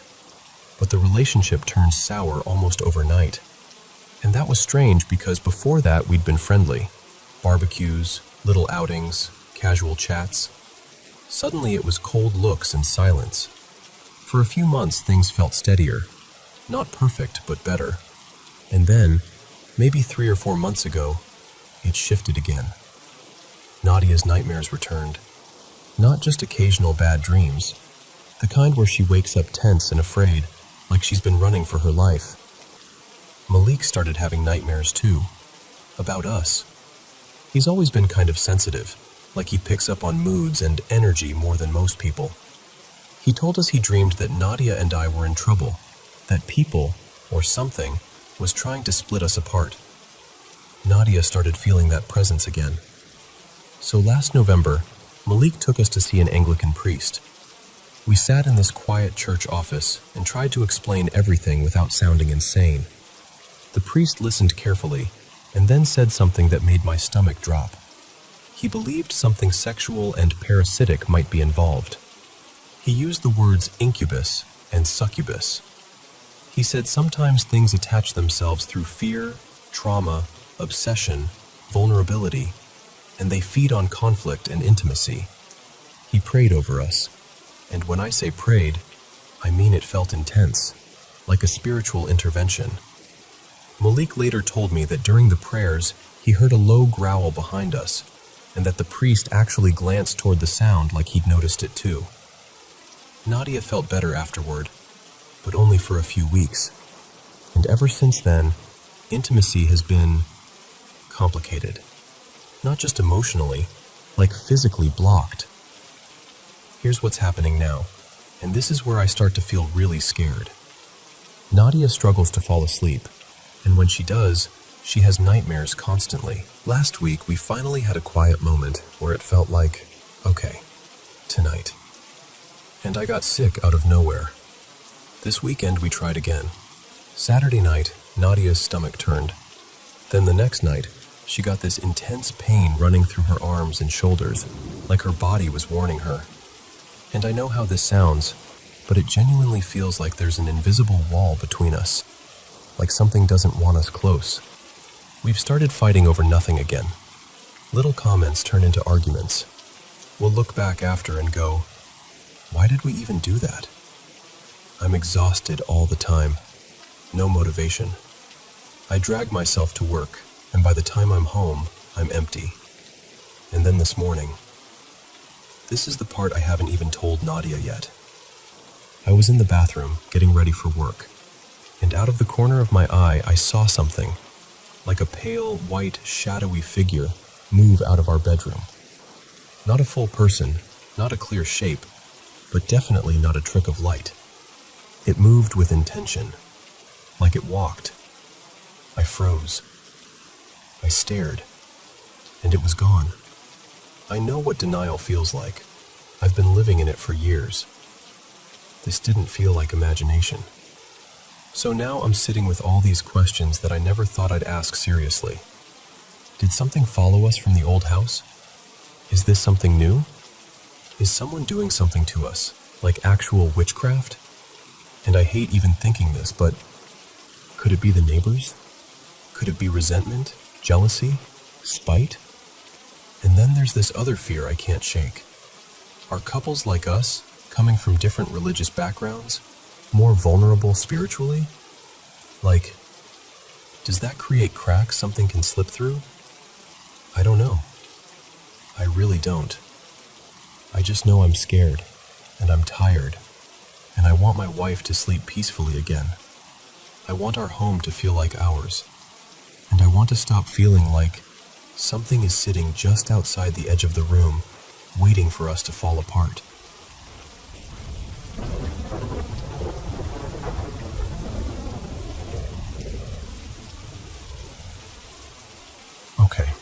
So I want to tell you something that's been true in my family for as long as anyone can remember, especially on my mom's side. For generations, the women in our line have been sensitive. Like, we pick up on energy in a way that isn't just a vibe. It's more like hearing a frequency other people can't hear. Some of us have had dreams that end up being real later. Some of us have seen things. Some of us have had moments where you feel a presence so clearly, it's like someone stepped into the room and never bothered to announce themselves. And I know how that sounds. Trust me, I'm not telling you this lightly. This is just my normal. On paper, it's kind of interesting.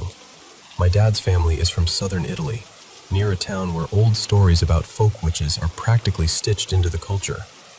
And my mom's side is French-Canadian, and they had their own version of light work, herbal remedies, prayer traditions, and quiet rituals that were never called witchcraft out loud, but kind of lived in that same neighborhood. But the real center of all of this, the thing that makes my stomach tighten even when I'm just thinking about it, is my mom's childhood house.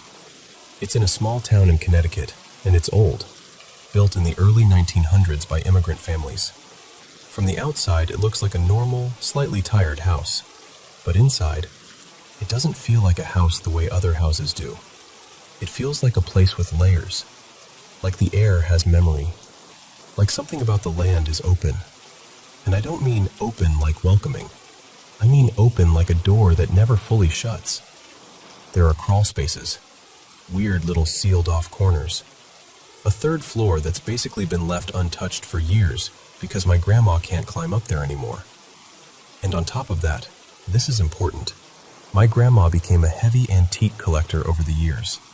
It started harmless, like, oh, that's a beautiful old piece.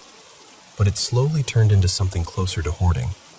Rooms filled with objects, jewelry, old dolls, statues, trinkets from different cultures, things she picked up at fairs, estate sales, flea markets, all with their own history, their own residue. And I really believe objects carry energy. Some things feel neutral. Some things feel warm. Some things feel loud. That house is loud. The other day, I went there with my mom. We ended up going up to the third floor, where everything feels heavier, like the air is thicker. And I remember standing there and having this familiar sensation creep in. That same feeling I used to get as a kid, like someone was just a step behind me. Not touching me, not speaking, just present. And being in that house always puts me in this weird place emotionally, too. It's like the dysfunction in that side of the family gets amplified there. It's disorienting, like your brain can't fully settle. Anyway, there are a handful of moments that sit in my mind like stones. I'll tell you a few, because they're the ones I keep circling back to. The first one started as a dream. When I was little, I had this incredibly vivid dream that my mom's childhood bedroom was completely infested with ladybugs. Not one or two. I mean everywhere, covering the walls, the bedding, the corners. And I could hear the buzzing like it was right next to my ears. It felt so real that when I woke up, I still had that sensation of being in the room. Years later, I found out something that made my skin prickle. My mom's room actually had been infested with ladybugs at one point, and that was around the time she said the house was the most active. So then you have my mom and her sister, when they were teenagers, who were so scared in that house that they started sleeping together in the same bedroom, which, ironically, was one of the most active rooms. And look, I know people have all kinds of explanations for things, but when you hear someone tell you a story like that, and you can see the fear still living behind their eyes decades later, it's hard to dismiss. Now here's the part that happened recently. Toward the end of our visit, I started feeling that someone is with us sensation again, like the temperature in the room changed, like I could feel a tension on me. My grandma wanted to show me this old book that's been in the house forever, and she swears she can't get rid of it. Like she's thrown it away and it shows back up again, back in the house, or somehow in the trash like it never left. The book is disturbing. It's a wartime photo book, graphic images, written like a soldier's perspective. And it's tied, in my grandma's mind, to the first family that lived in the house. There's always been this ugly whisper around that family, like they weren't just some people who lived there, but people who brought something dark with them. And here's the thing, my family is Jewish on one side, Christian on the other. So there's an extra layer of discomfort there that I can't fully put into words. It feels personal in a way I don't want it to. I turned to my grandma, but directly, and asked her, "Are they still here?" And she looked at me like she knew exactly what I meant. And she said, almost under her breath, "He wouldn't dare." The second she said that, I opened the book, and this loose cabinet door nearby just fell off its hinges and hit the floor. Not a slow slip, not a gentle creak, a drop, like something punctuated the moment. I didn't even think. I just looked right at the space I felt it coming from and said out loud, "Do not follow me. You are not welcome." Then, because I don't always make the gentlest choices when I'm trying to confirm what I already know, I asked my grandma if I could step into her bedroom. The second I crossed the threshold, I felt it. Sadness. Heavy, weighted sadness. Not like someone had a bad day sadness, more like grief that's been steeping there for years. And I looked into one corner, and I just knew someone was there. Not with my eyes, with that inner sense that goes cold and sharp. I said, "Mom, someone's here." And right after I said it, we heard a plastic bag in the corner crinkle, like a hand grabbed it. And then it slid, slowly, dragging down from where it was resting, like something was pulling it just to let us know it could. All three of us, me, my mom, my grandma, said some version of, "Get out," and the movement stopped. The last story I want to leave you with is from my mom's childhood, and it's almost eerily simple. Her sister had a foil balloon, one of those shiny ones, that was already deflated. It was in that same active bedroom. One day, they were all sitting in the living room with friends, and the balloon just floated out of the bedroom. Not blown by wind, not kicked. It wafted out like it had somewhere to be. My grandma stood up immediately, calm, firm, and said, "All right, everyone, come on. We're stepping outside." She led them to the back door, held the balloon there like it was something she was escorting, and said, clear as day, "You cannot be here. You are not allowed in my house. You need to leave." She opened the door, and the balloon dropped straight down.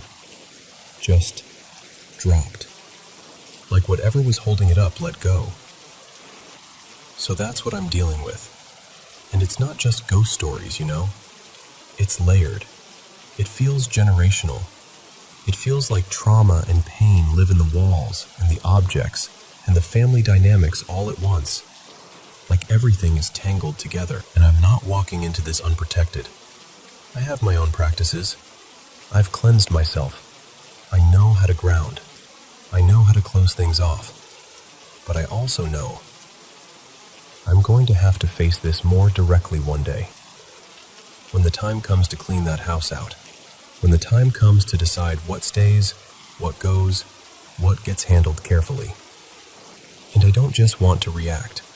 I want to understand what this part of me is and how to approach it without getting pulled under by it. Because I can feel it. That house isn't just haunted. It feels like a doorway somebody left open a long time ago. And I'm trying to figure out what it means to finally, gently, firmly close it.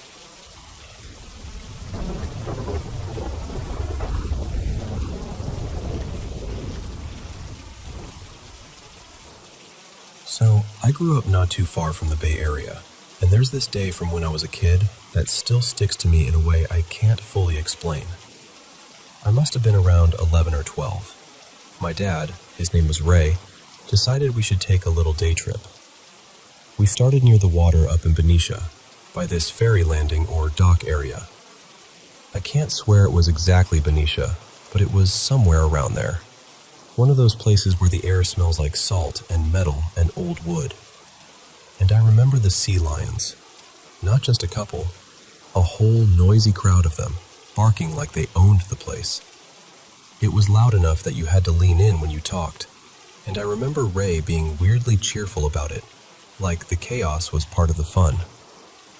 His real goal, though, wasn't the waterfront. He wanted to show me this old, historic building that was just a short walk away, something courthouse-related. In my memory, it was described as one of the earliest courthouses in California. The building itself had this worn, interesting look to it, like it had stories baked into the walls. At the time, it was operating as a small museum. Inside, it was pretty simple. Old legal books, maybe a gavel or two, brittle-looking documents in glass cases, stuff that felt important but also kind of quiet, like a place that expected you to whisper. It wasn't huge. You could wander through and be done in 10 minutes if you weren't trying to stretch it out. But the part I remember most wasn't even the courthouse. Behind it, off to one side, there was this cabin. The courthouse sat on a tidy little lot. Trimmed grass, clean paths, that kind of thing. But the cabin looked like it had been left behind by time. It was surrounded by overgrowth, like the plants were slowly trying to swallow it. There was a waist-high wooden fence around it, faded and rough. I drifted over there while Ray hung back talking with the guide, maybe 15 or 20 yards behind me. I can still picture him, hands in his pockets, nodding like he was genuinely interested. He always did that. He could make any stranger feel like what they were saying mattered. The guide mentioned something about the cabin having housed an important early political figure. If I remember right, she said it was connected to one of the first state senators. I didn't care much at the time. I was a kid. I was just sort of there. I leaned on the fence and stared at the cabin's front door. The door had a screen, like one of those old screen doors that clacks when it closes. The porch sat a little higher than the ground, so the doorway was elevated above where I stood. And while I was staring, someone stepped into view behind the screen. An older woman. I only saw her from about the chest up, but everything about her looked wrong in a very specific way. Not scary movie wrong, just off. Her clothing looked old-fashioned, like something out of a pioneer show. Not costumey exactly, just dated. And the light around her, or maybe the dimness inside the cabin, made her look kind of gray, like the color had been drained out of her. But the thing that really got me was the way she looked at me. She lifted her chin and stared down over her nose, like I'd interrupted her. It wasn't curious. It wasn't friendly. It felt sharp, almost like being sized up. And I remember this clear, instinctive thought in my kid brain. Why is she looking at me like that? I did what kids do when something doesn't make sense. I looked for an adult to confirm reality. I turned my head and called out to the guide. I didn't shout, but I spoke loud enough to be heard. Are there supposed to be people in there? And I swear to you, the moment she said it, I turned back, ready to point, ready to say, "Then who is that?" And the woman was gone. Just gone. No movement, no sound, no door opening, no footsteps on the porch. 1 second she was there behind the screen, looking down at me like I didn't belong. And the next second, there was nothing but a dark, empty doorway. I didn't tell anyone. Not that day. Partly because I didn't want to sound dumb. Partly because the feeling it gave me was so strange I didn't even know how to put it into words. And partly because I think some part of me was afraid that if I said it out loud, it would become more real. Years later, I asked Ray about that trip. Just casually, like, "Hey, do you remember that old courthouse museum we went to? The one with the cabin behind it?" And he didn't. Not even a little. That's what bothers me sometimes, how vivid it is for me, and how completely it slid off his memory like it never happened. Every now and then I'll do a quick search, poke around online, try to figure out exactly where we were. I've never done a full deep dive, but I've tried enough to realize my memory is fuzzy on the details. Waterfront town north of the bay, an early courthouse museum, a cabin behind it, sea lions raising hell nearby. And honestly, I still feel curious. Not in a dramatic way, just in this quiet, human way. Like, I'd love to find the place again, stand by that fence, look at that screen door, and find out if anyone else ever saw a woman in there too.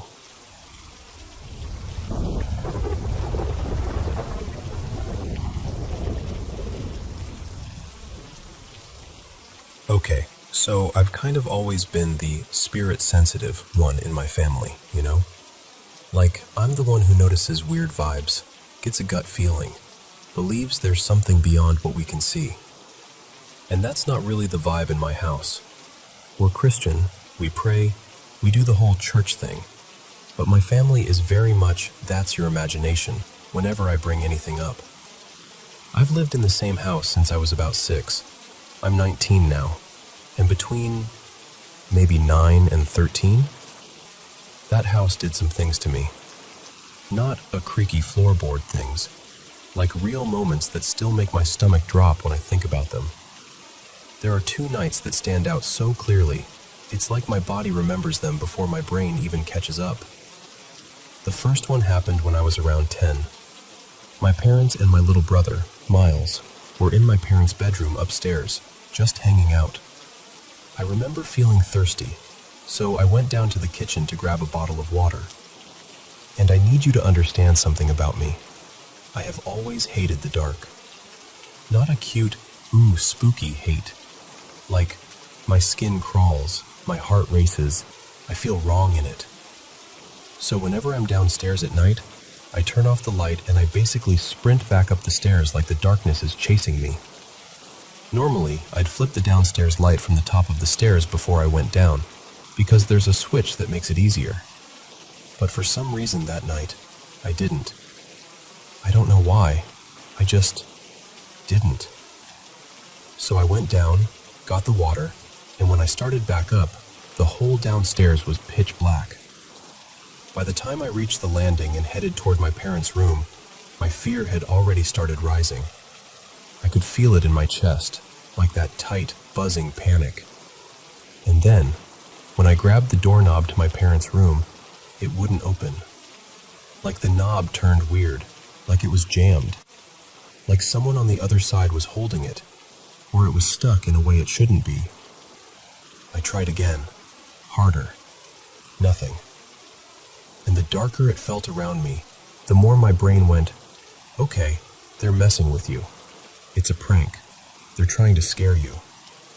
So I started whisper yelling, like, stop, open the door. And then I started shaking the handle, actually getting angry. But right when I was at that point where panic turns into full body shaking, I heard a laugh. Not from inside the room, not down the hall, right in my ear. Like someone leaned in and laughed beside my head. This low, ugly, satisfied kind of laugh that made my whole body lock up. I swear to you, I went completely still. I couldn't even breathe for a second. Then I shoved the door with both hands, like pure instinct, and it swung open immediately. Smooth, easy, like it had never been stuck at all. I stumbled into the bedroom like I'd been chased. My parents and Miles looked up at me like I was being dramatic, and I was like, who did that? Why did you hold the door? And they all just stared. My mom was like, what are you talking about? My dad was like, we didn't even hear you. Why did you take so long? And the thing is, they weren't acting. They weren't hiding smiles. They weren't doing that we got you thing. They genuinely had no idea what I meant. That was the first time I ever thought, okay, maybe I'm not crazy, and maybe something is actually happening in this house. But every time I said anything, it got brushed off. It's the house settling. You're overthinking.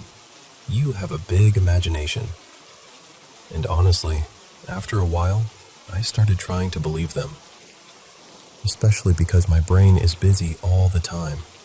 I have ADHD, and sometimes it's like my mind generates extra noise, thoughts, echoes, random sounds that feel almost real. So I'd tell myself, you're probably mixing things up. You're fine.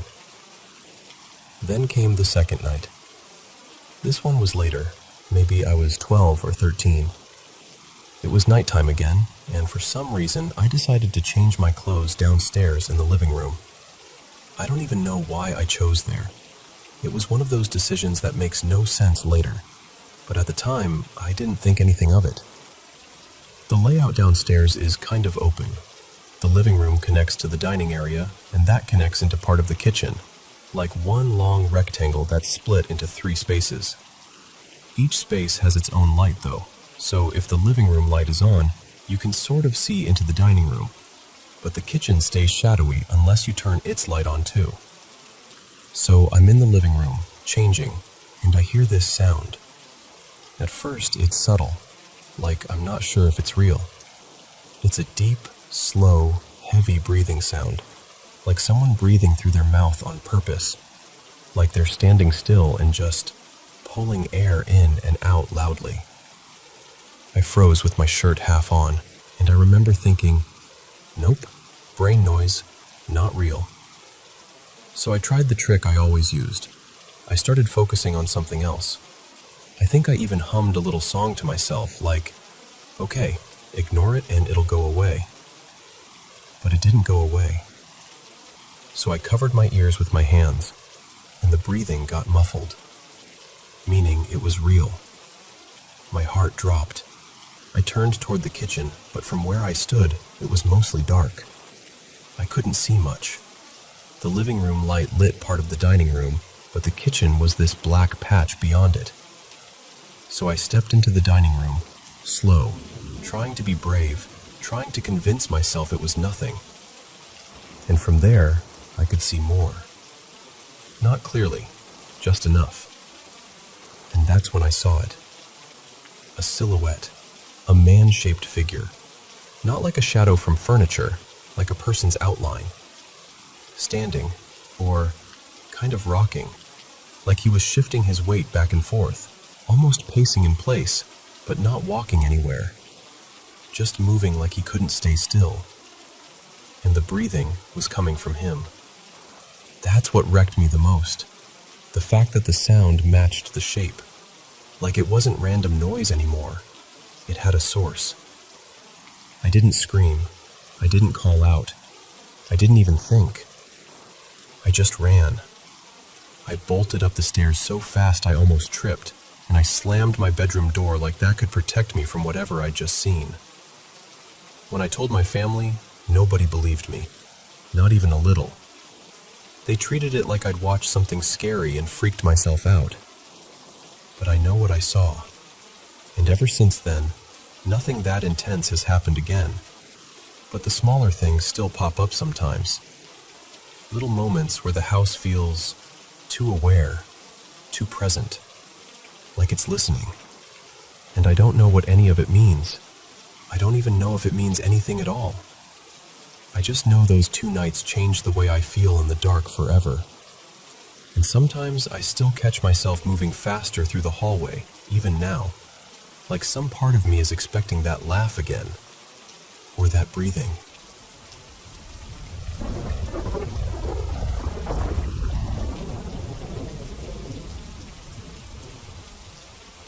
Welcome to the Paranormal M channel. Been having a hard time sleeping lately? Don't worry, we've got you. We hope these creepy, mysterious stories help you relax and drift off. That's one of the things I love most about this job, getting to be here with you and helping you sleep better. Thanks so much for sending in your experiences, and don't forget to subscribe and turn on notifications. Now grab your blanket, put on your headphones, turn on a little nightlight, and let's dive into today's mysteries. So this isn't one of those stories where I saw something. It's weirder than that, because it's something my sister and I both heard, plain as day, when we were kids. We used to spend a week or two every summer at our family's lake house. Not a fancy place, more like an old, stubborn cabin that refuses to stop creaking. You know the type. Drafty corners, the occasional mouse in the walls, floors that complain when you so much as breathe wrong. But we adored it.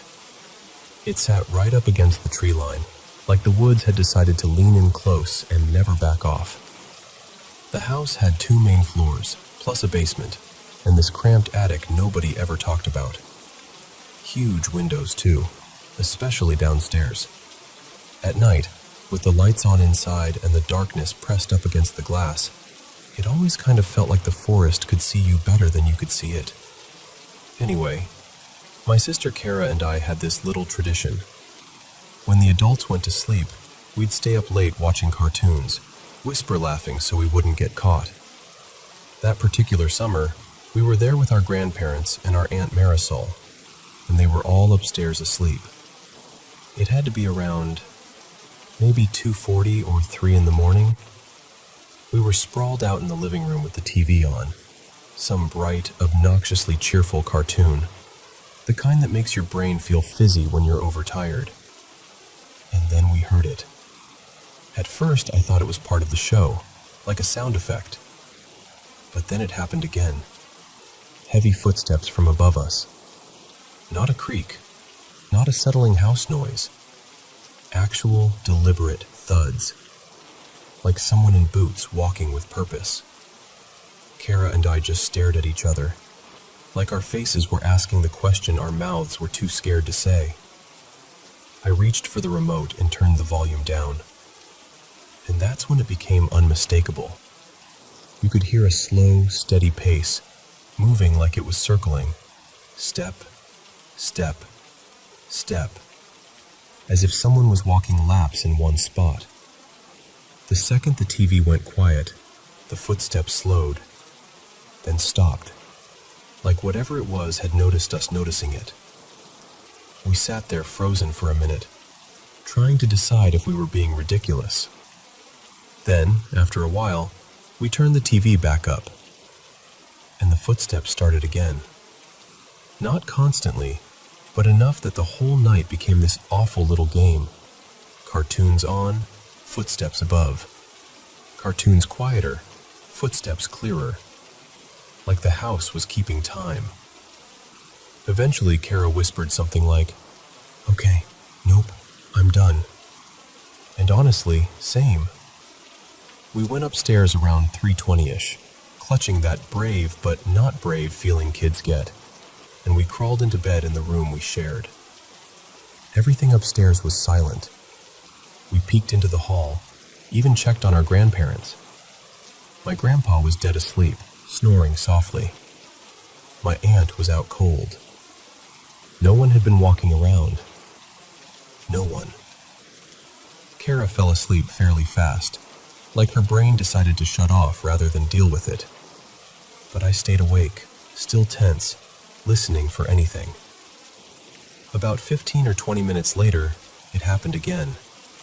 Only now it was closer.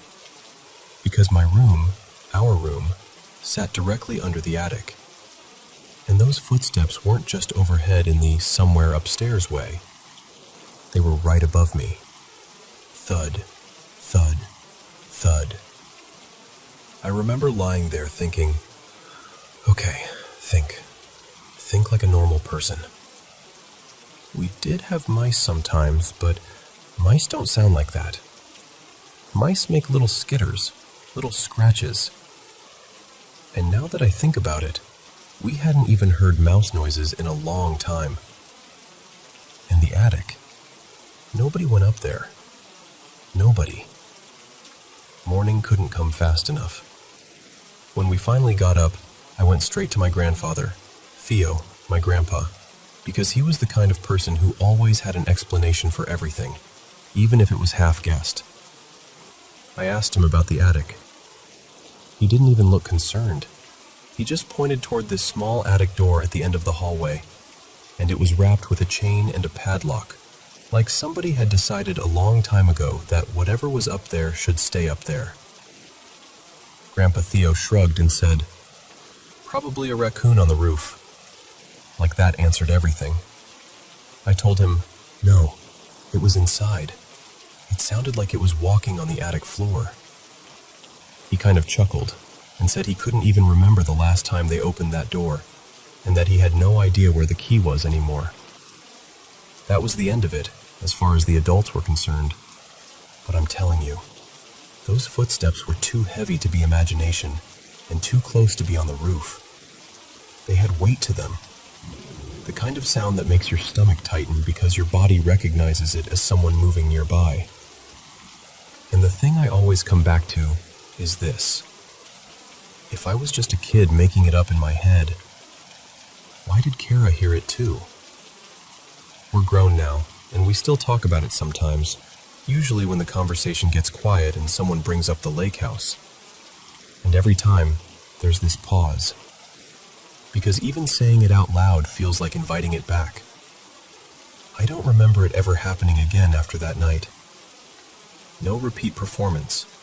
No slow circles above the ceiling. Just that one strange, heavy pacing in the attic. Like something was up there, walking laps in the dark, while two kids tried to pretend cartoons were louder than fear.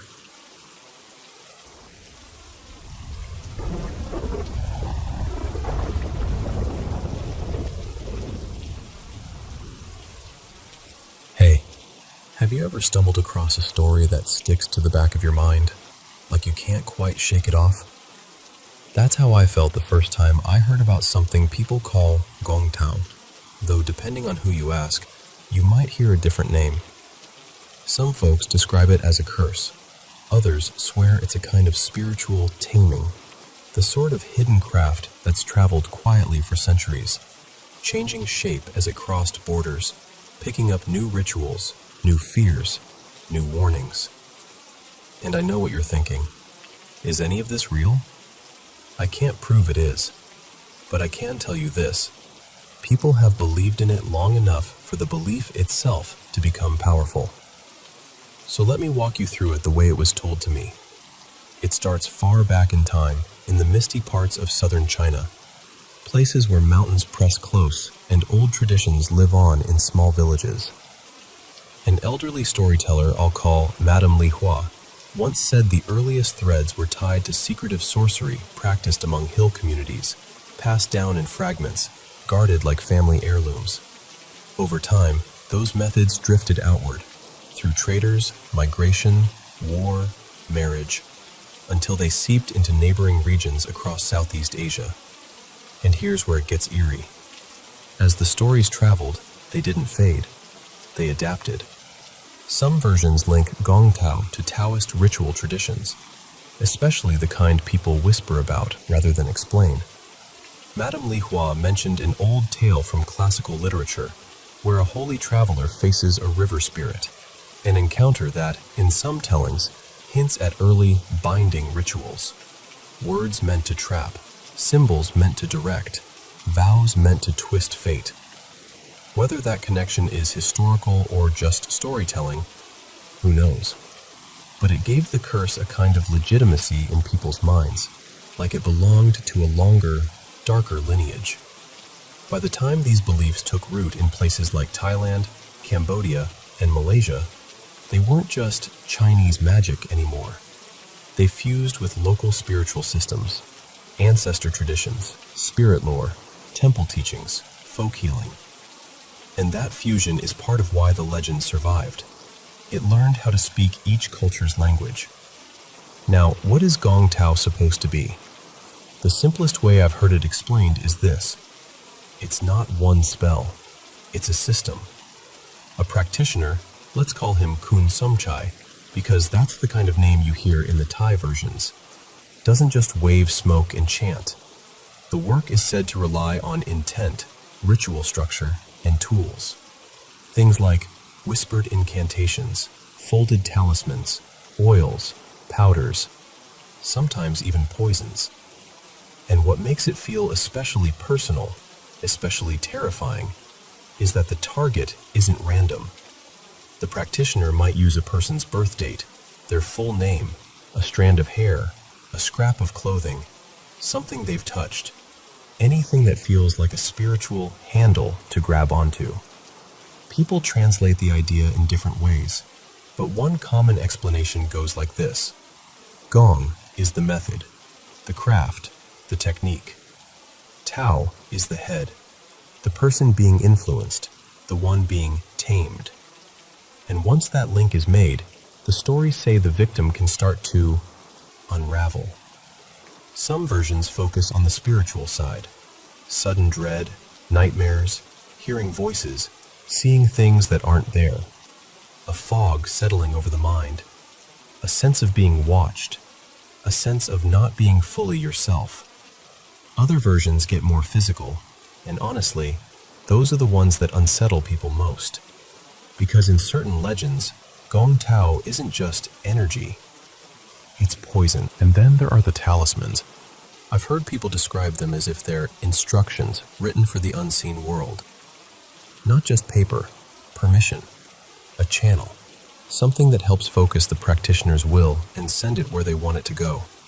Now, the reason Gong Tao feels so sprawling is because it doesn't have one single form. It shifts by region. In one place, the stories revolve around mind control, a kind of spiritual pressure that makes someone panic, hallucinate, or act wildly out of character. In another place, it's sound and chanting, incantations repeated in a certain cadence, with objects that amplify the effect, like the victim's thoughts are being stirred into chaos.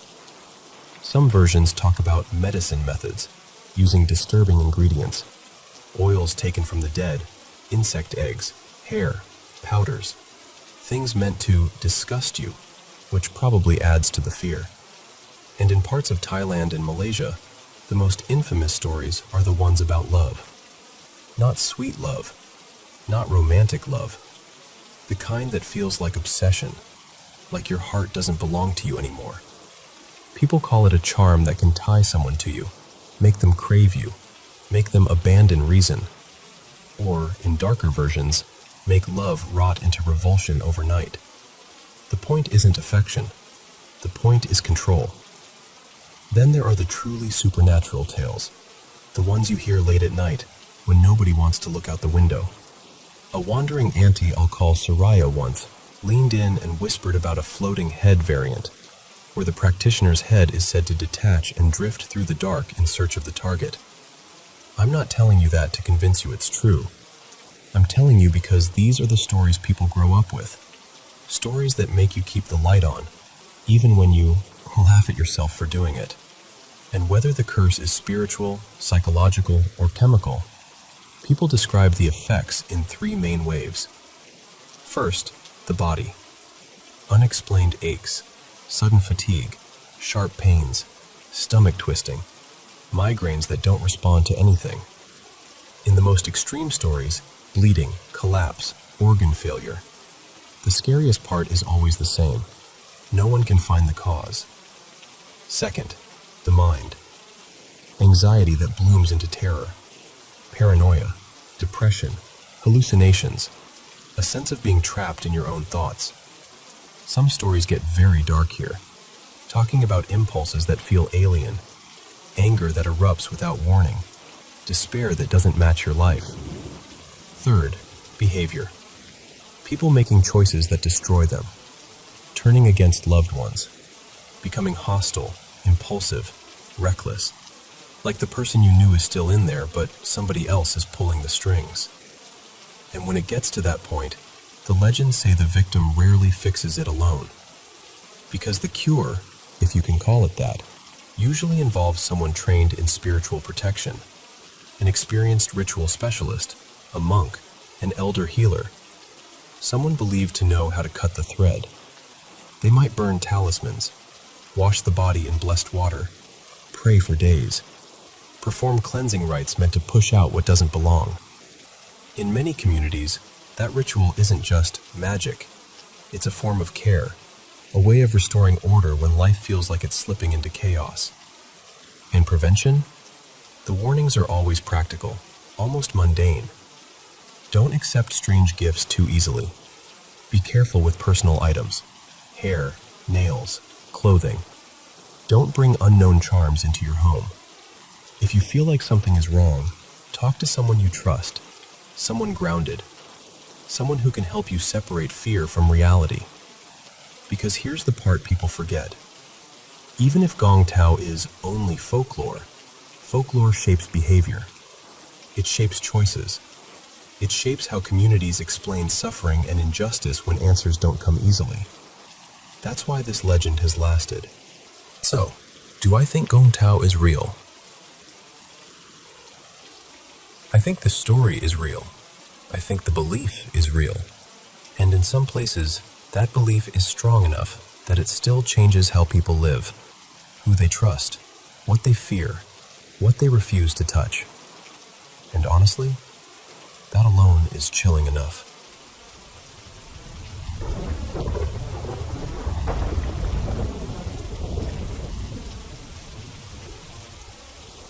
You know, there are places that look completely ordinary in the daytime. Kids running around, laundry swaying on bamboo poles, aunties bargaining over fruit, and yet the ground underneath feels like it's holding its breath. That's how I felt the first time I really paid attention to Crosshead Lane.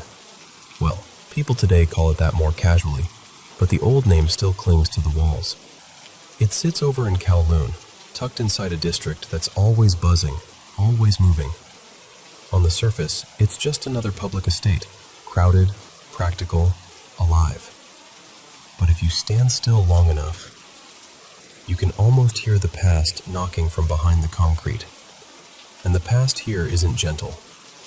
Locals told me the name didn't come from some poetic legend. It came from something ugly, something meant to scare people into silence. During the occupation years, this area wasn't apartments and playgrounds. It was a place where men were detained, questioned, broken. People said that when executions happened, the remains weren't treated with dignity. Heads were displayed along a stone boundary, like warnings pinned to the land itself. Even the language around it changed over time. Someone once told me it might have started as a phrase closer to beheading wall, and then softened into something people could say without tasting iron on their tongue. Either way, the meaning stayed.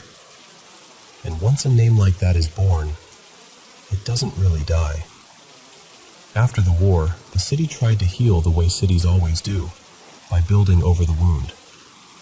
In the years that followed, the land was cleared and reshaped. What had once been tied to graves, an old burial ground people remembered by nicknames and directions, the way elders do, was gradually emptied to make room for housing. Families were moved in. Survivors, working people, folks who needed a roof more than they needed answers.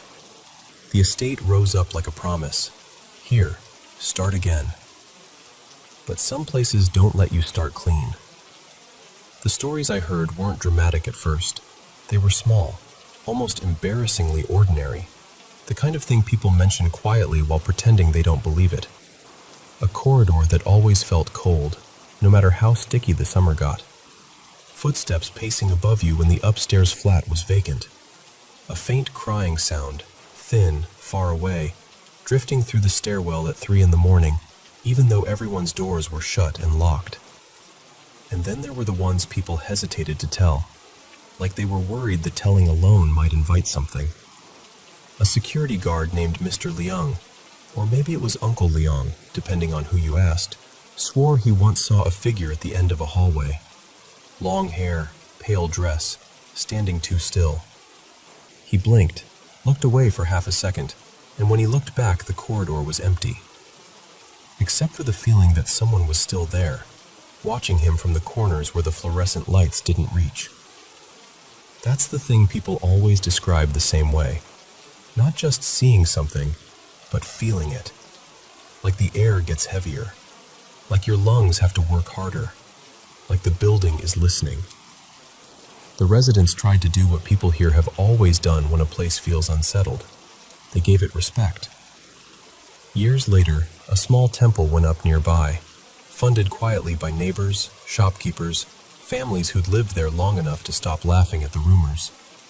They dedicated it to the earth god, the kind of guardian people turn to when the ground itself feels offended. They lit incense. They offered fruit.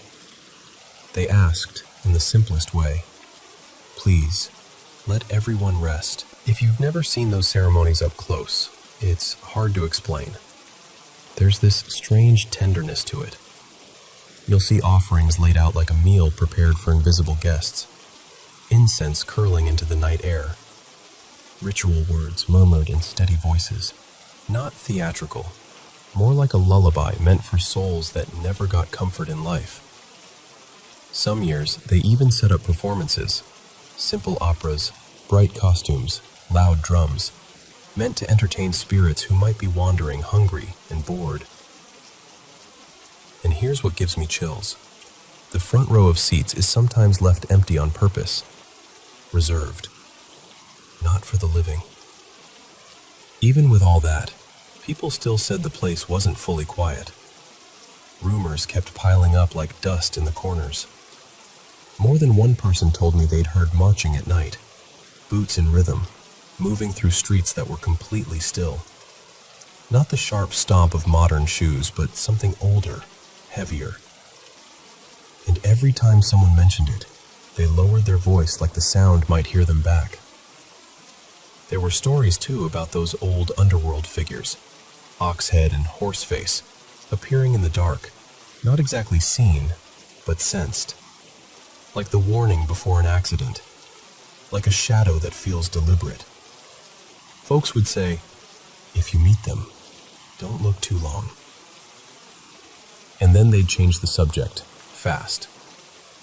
One story that stuck with me happened in a small park nearby. A woman, people called her Mei Lin in one version, Ah Yu in another, had taken her own life years ago. The way they told it, her spirit didn't roam angrily. It returned with a kind of sad routine, placing offerings for herself like she was still trying to take care of the person no one saved. Residents avoided that park at night, not because they feared she'd hurt them, but because the loneliness of it felt unbearable. And then there's always a music story in places like this, isn't there? Kids swore they heard piano notes drifting from a flat that had been empty for months. Simple melodies, the kind you'd practice slowly as a beginner. Not a full song, just the same few bars repeating, like someone was stuck on a memory and couldn't move on. Of course, the estate has its headline stories too, the ones that get retold so many times they start to sound like urban legends you'd hear at a late-night diner. There's the tale of the lost boy, a child with a face too pale, eyes too flat, wandering the street and asking strangers, very politely, how to get home. People said the scariest part wasn't the question.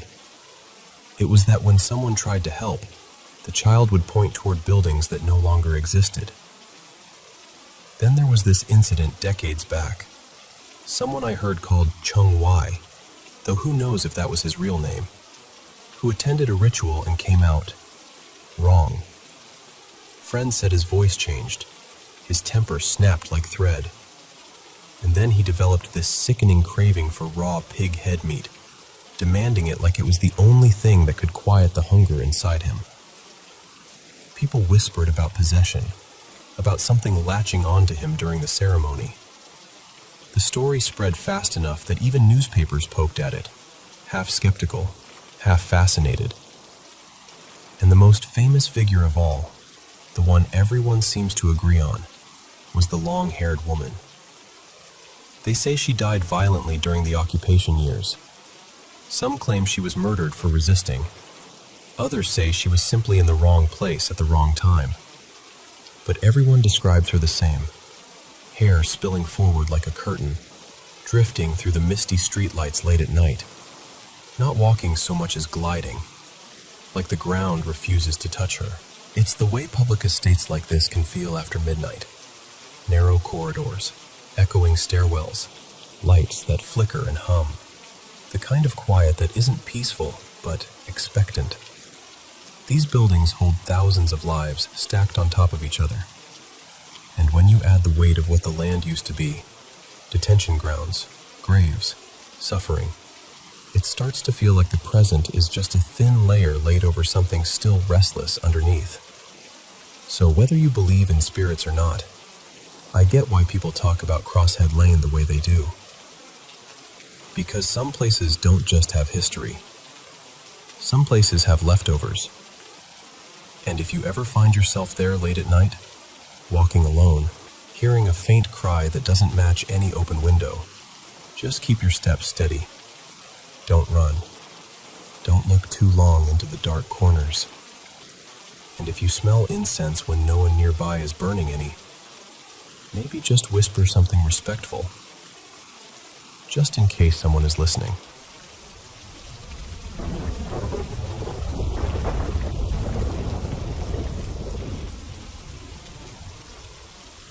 Okay, so, you know how people say animals don't lie? Like, they don't perform or exaggerate just to make a point. That's why I can't shake what happened last night. Because my dogs reacted in a way that felt unmistakably real. So I live and work on this old farm property. I'm basically the live-in caretaker. It used to be a dairy farm a long time ago, like early 1900s, and later it got turned into this small flower operation. It's beautiful during the day. Fields, sheds, the whole thing. But at night, there's just a lot going on. Little sounds, weird knocks, movement when nothing should be moving. And the worst of it, like the place where it all seems to collect, is this massive old barn on the back stretch of the property. It's huge. It used to be where the cows would come in from the pasture, and now it's mostly storage and flower prep. Buckets, tools, shelves, stacked crates, all that. My partner, Rowan, calls whatever is in there the thing that gives the heebs and the jeebs, which is funny until you're standing near it and you realize you're not laughing. Because we've heard things in that barn.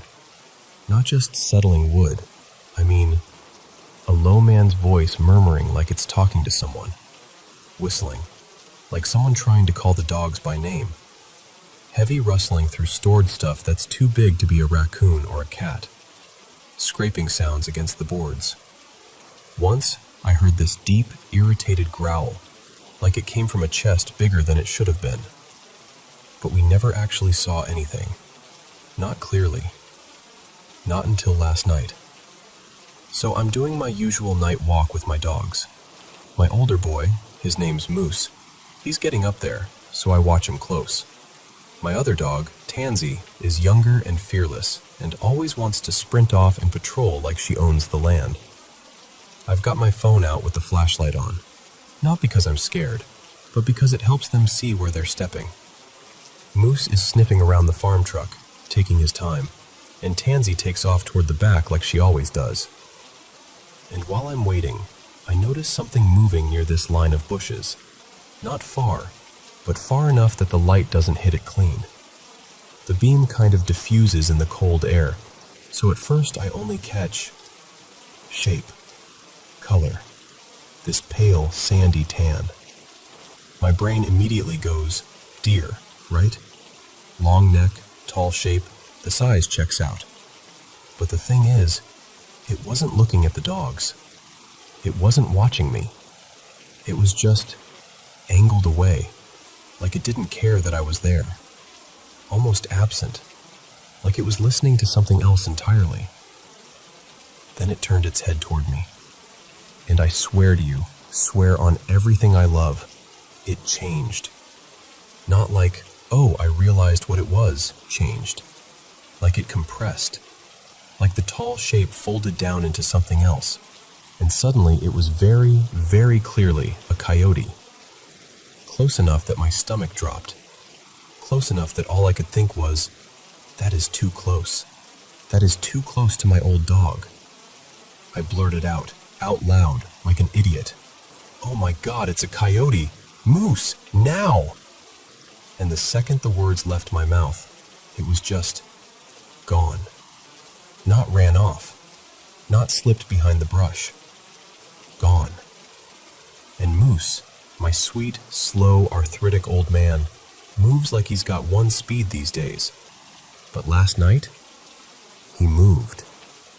I have not seen that dog hustle like that in years. Head down, ears pinned back, eyes huge, like full-on panic. He trotted straight to me and pressed in behind my legs like I was a shield.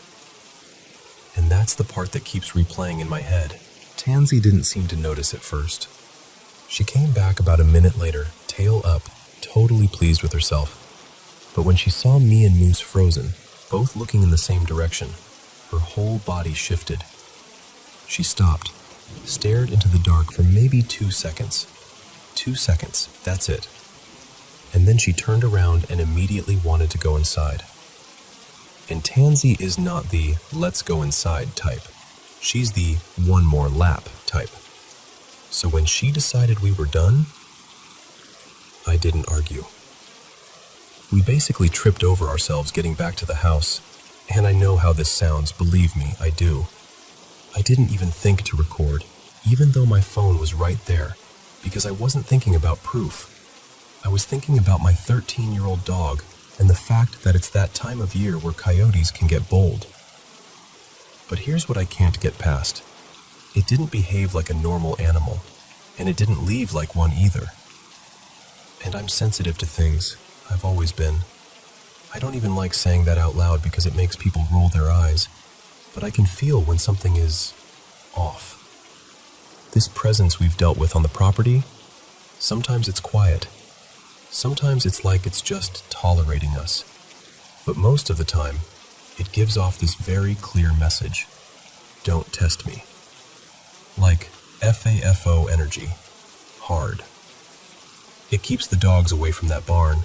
It keeps me from wanting to be outside at night, which used to be my favorite time to breathe and enjoy the quiet. And now I'm sitting here asking myself what I actually saw. If it was something pretending, or something wearing a shape, or something that knows this land better than I ever will. So yeah, that's where I'm at.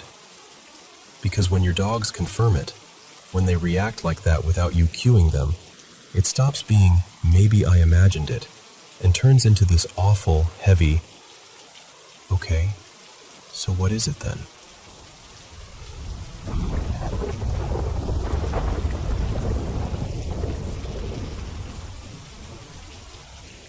So this happened when I was 9. It was the spring of 2010, and I'd begged my mom to let me have a sleepover. I had a few friends from school over, Mason, Talia, and this kid named Jules, and we did exactly what you'd expect a bunch of 9-year-olds to do. Pizza grease on our fingers, loud laughter bouncing off the walls, and hours of taking turns on an old console until our eyes felt sandy. The living room looked like a tiny tornado had touched down. Blankets everywhere, snack bowls half finished, game cases tossed like frisbees. Eventually, we dragged ourselves upstairs. My room was set up like a little camp. My bed, my brother's bed, and a couple of mattresses wedged on the floor so everyone could fit. We whispered and giggled for a while. That cozy kind of talking, where the room feels safe just because your friends are there. One by one, they fell asleep. And then it was just me. I remember lying there, listening to the uneven rhythm of everyone's breathing. I couldn't sleep yet, so I reached over to my desk and turned on this small lamp. One of those warm bulbs that barely lights anything, and I started reading a comic. Not Batman this time. It was a Spider-Man one, the kind with big dramatic panels and way too many sound effects. When I finished, I shut the book, sat there for a second, and then clicked the lamp off. And right then, right as the room went dark, I saw it. On the wall, there was a shadow. The shape of an adult man, low to the ground, like he was crouching. My stomach dropped so fast it felt like I'd missed a step on the stairs. At first, I tried to talk myself out of it. You know how your brain scrambles for the normal explanation? Like maybe it was a weird angle from the streetlight outside, or the curtains, or a coat hanging somewhere.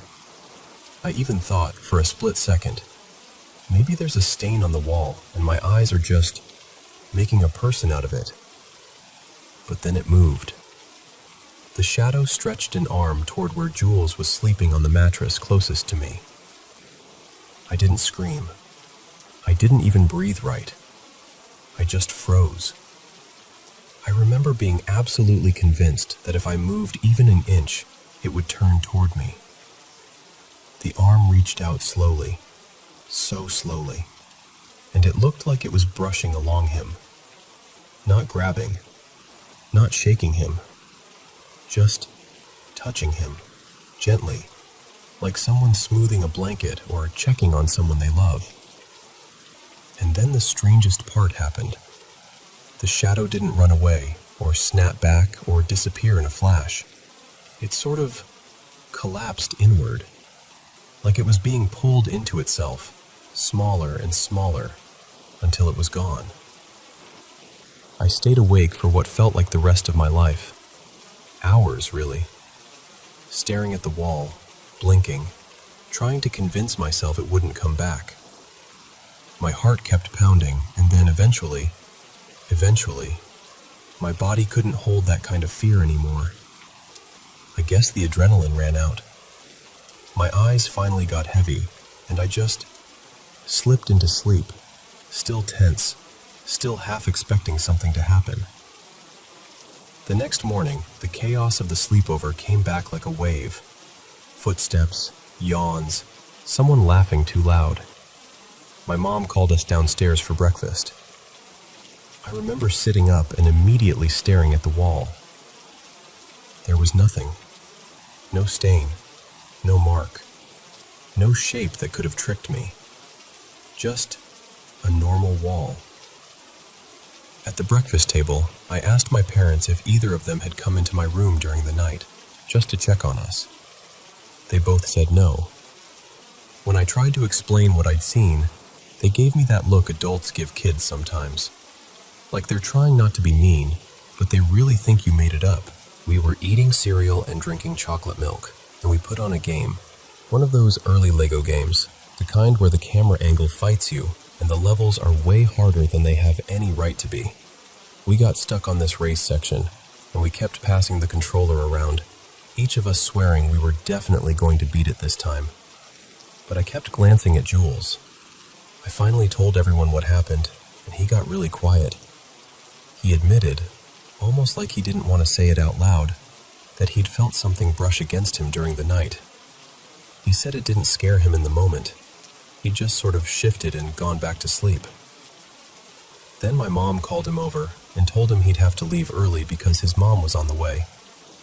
I asked why, and my mom said, "I'll tell you later."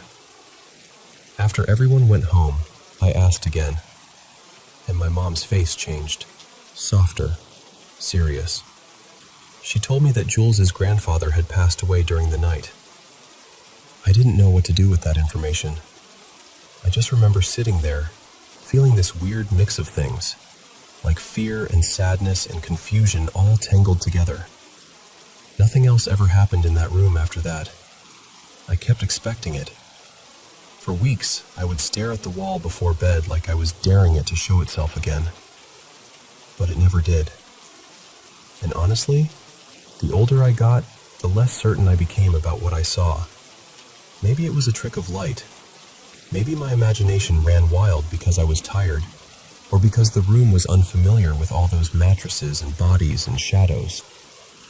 But sometimes, I think about how gentle that arm looked, how it didn't feel like something threatening, just careful, like someone saying goodbye without wanting to wake anyone. And if that's what it was, if it was the last quiet visit of a grandfather to his grandson, then as terrifying as it was for a 9-year-old kid lying awake in the dark, it was also, in its own strange way, kind of beautiful.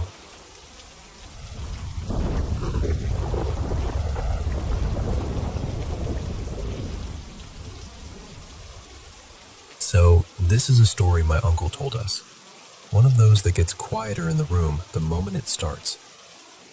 He lived out in this wide stretch of farmland where houses are scattered far apart. Each farm had just one house on it, and the next house over could be a full kilometer away, sometimes more. At night, it's the kind of place where the dark feels big, like it has space to breathe. Out there, everyone still knew everyone. My uncle was especially close with a guy from a neighboring farm. I'll call him Rafik. They were even loosely related somewhere way back in the family tree, like distant cousins. But more than anything, they were just friends. The kind that drop by without calling, sit on a cot, share a drink, and talk about nothing and everything. And yeah, drinking was their thing. But Rafik was on another planet with it. He was younger than my uncle, but he could drink like it didn't even touch him. Most days he was already half gone before the sun set. Eventually his family just stopped fighting it. They were tired. They'd seen it all. Then one day, Rafik didn't come home. At first, nobody panicked. It wasn't unusual for him to crash somewhere, on a friend's porch, in a shed, under a tree, sleep it off, show up later like nothing happened. But this time, one day turned into two, and then more. No one had seen him. No one had heard his voice. That's when the searching started, real searching. They found him in the worst way. His body was in a canal beside the highway. It had been there for days.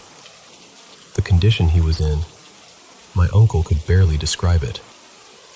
The best anyone could piece together was that he'd been hit by a vehicle on the road and thrown down into the canal, where no one noticed him right away. Just a brutal, lonely end. The whole area went heavy with it for a long time. Now, this is where the strange part begins. A while before Rafik died, he and my uncle had bought matching shirts together. Same pattern, same color, identical, one for each of them. They weren't cheap either. The kind you save for weddings, big gatherings, special days. A few months after the funeral, in the middle of winter, my uncle had to attend a wedding in another town. He didn't think much about it. He just pulled out his good clothes and ended up wearing that shirt. The wedding ran late. By the time he got back, it was deep night. He got dropped off near the highway and had to walk the rest of the way home through the farmland. No streetlights, no houses nearby, just open fields and the moon, thin and cold above him. But for him, it wasn't unusual. He grew up walking those paths. He knew every bend, every patch of uneven ground.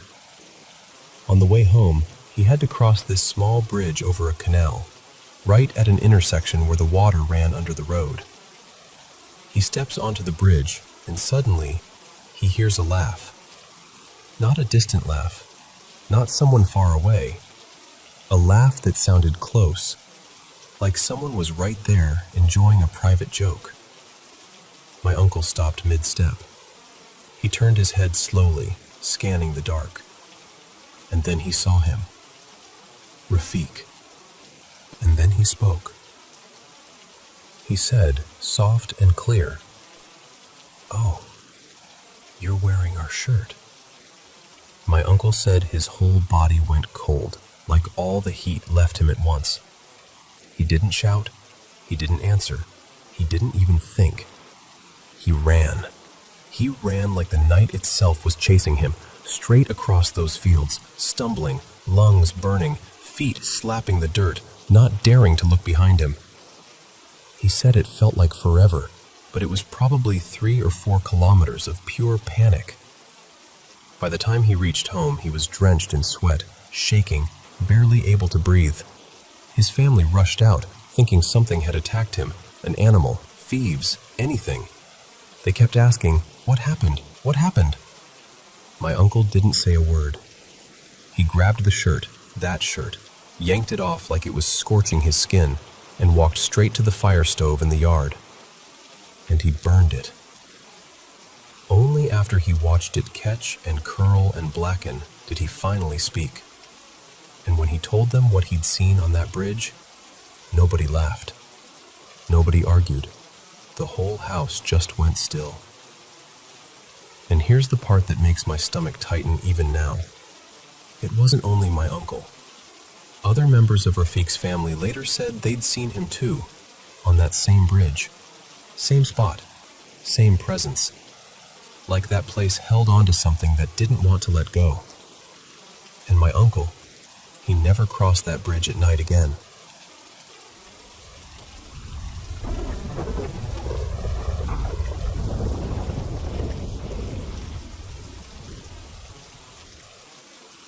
Okay, so this happened one winter back in 2017, just outside Gothenburg, in a quiet neighborhood where the snow sticks around long enough to make everything feel muffled.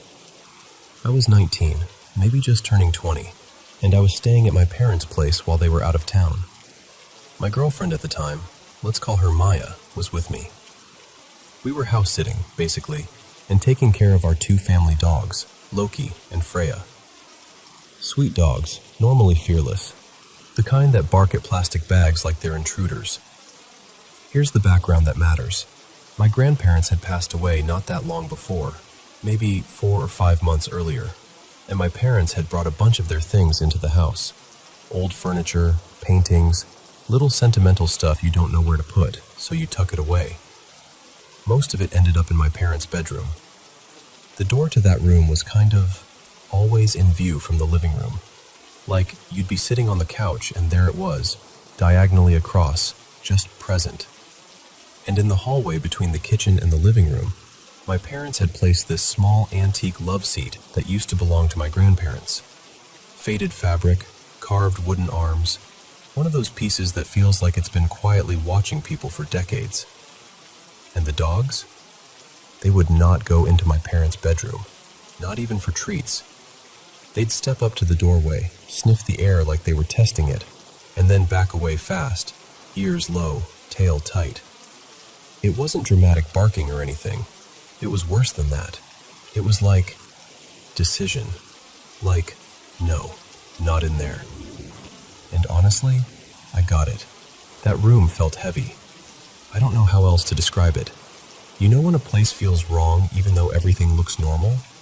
Like the air is thicker and your body notices before your brain catches up. That. Now, while we were there, both Maya and I got sick. Like, properly sick. I had it the worst. Strep throat and an ear infection at the same time. Feverish, dizzy, barely able to swallow. I felt like my whole skull was packed with wet cement. One night, snow falling outside, we're on the living room couch watching some dumb comedy. Pretty sure it was Hot Fuzz, something we'd seen a million times. The dogs were curled up with us. Maya fell asleep against my shoulder, and I was that kind of sick tired where you keep slipping under. And then, clear as day, from the hallway, right by that antique love seat, a loud, deliberate throat clear, like, ahem. Not a little cough, not a creak, not maybe the pipes. It sounded like a person, like someone trying to get your attention politely but firmly. My whole body went cold, but my first thought was honestly, I'm hallucinating. Fever, infection, my brain's glitching. I tried to talk myself down in real time, until I saw the dogs. Both Loki and Freya shot upright like they'd been yanked by strings. Heads turned toward the hallway, ears forward, staring. Not barking, not growling, just locked on, totally alert, like they were waiting for the next move. So I whispered, Maya, did you hear that? She stirred, blinked at me all groggy and goes, yeah, I heard it. I thought that was you. And I just remember staring at her like, please don't say that. Because if she heard it too, then it wasn't my fever. We sat there for a while, breathing shallow, just listening. Nothing else happened. Eventually we convinced ourselves it was, I don't know, the house settling, wind, anything that wasn't what it felt like. The next day we were still sick and miserable. I stayed on the couch most of the day, half wrapped in a blanket, playing through old games to distract myself, Skyrim I think, and Maya was scrolling on her phone, bundled up like a little ghost. I didn't want to, but I did. Freya wasn't there. but something was. Right in the middle of the bed, perfectly centered like it had been placed there carefully, was this shallow wire laundry basket. Metal mesh, lightweight, the kind you could toss with one hand. And it was sitting completely flat, like it had been set down gently and intentionally.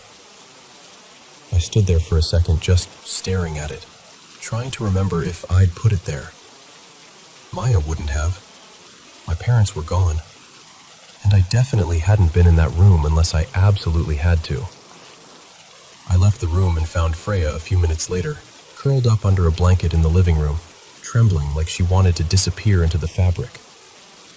That night, we tried to act normal. Same routine: couch, blankets, dogs pressed against us, lights low. Around 10-ish, we decided to go to bed in my old room. The dogs followed, and for a moment it felt safe, like we were retreating into a smaller, familiar space. We turned off the lights and had just settled in, like that exact moment right before sleep. And then the house exploded with a crash. A heavy, violent slam, like something big being thrown or dropped from a height. The kind of sound that hits your ribs. I sat straight up and went, "What the hell was that? Someone's in the house." Maya was instantly wide awake, whispering my name like she didn't want to make noise. The dogs were tense, nails scraping softly against the floor. I don't know why I did this, sick, half delirious, but I grabbed the biggest kitchen knife we had and started checking rooms. Slow, shaking, trying to breathe quietly, listening for footsteps. Kitchen, nothing. Bathroom, nothing. Living room, empty. Hallway, still. And then I reached my parents' bedroom. The door was open, and on the floor, upside down, was the wire laundry basket. Not near the bed, not gently tipped over. It looked like it had been launched, like it had hit the floor with enough force to make that awful crash. And the bed? Soft, high. There was no reasonable way for that basket, lightweight, wide, shallow, to end up on the floor like that, upside down, with that kind of sound, without someone grabbing it and throwing it. I called Maya in, and she stood behind me in the doorway, peering around my shoulder. And when she saw it, she didn't even speak at first. She just made this tiny sound, like her breath caught, and grabbed my arm hard. And I swear to you, we didn't do the tough horror movie thing where you investigate further. We didn't cleanse the house or call a neighbor or anything brave like that. We just froze. Like our brains were refusing to process what our eyes were seeing, because once you accept it, you can't unaccept it. I don't even remember how we got through the rest of the night. It's like the memory turns blurry right there. Fear does that. I just remember the dogs pressed against us, both of us wide awake, listening to the house in the dark, waiting for another sound that we didn't want to hear, but couldn't stop expecting.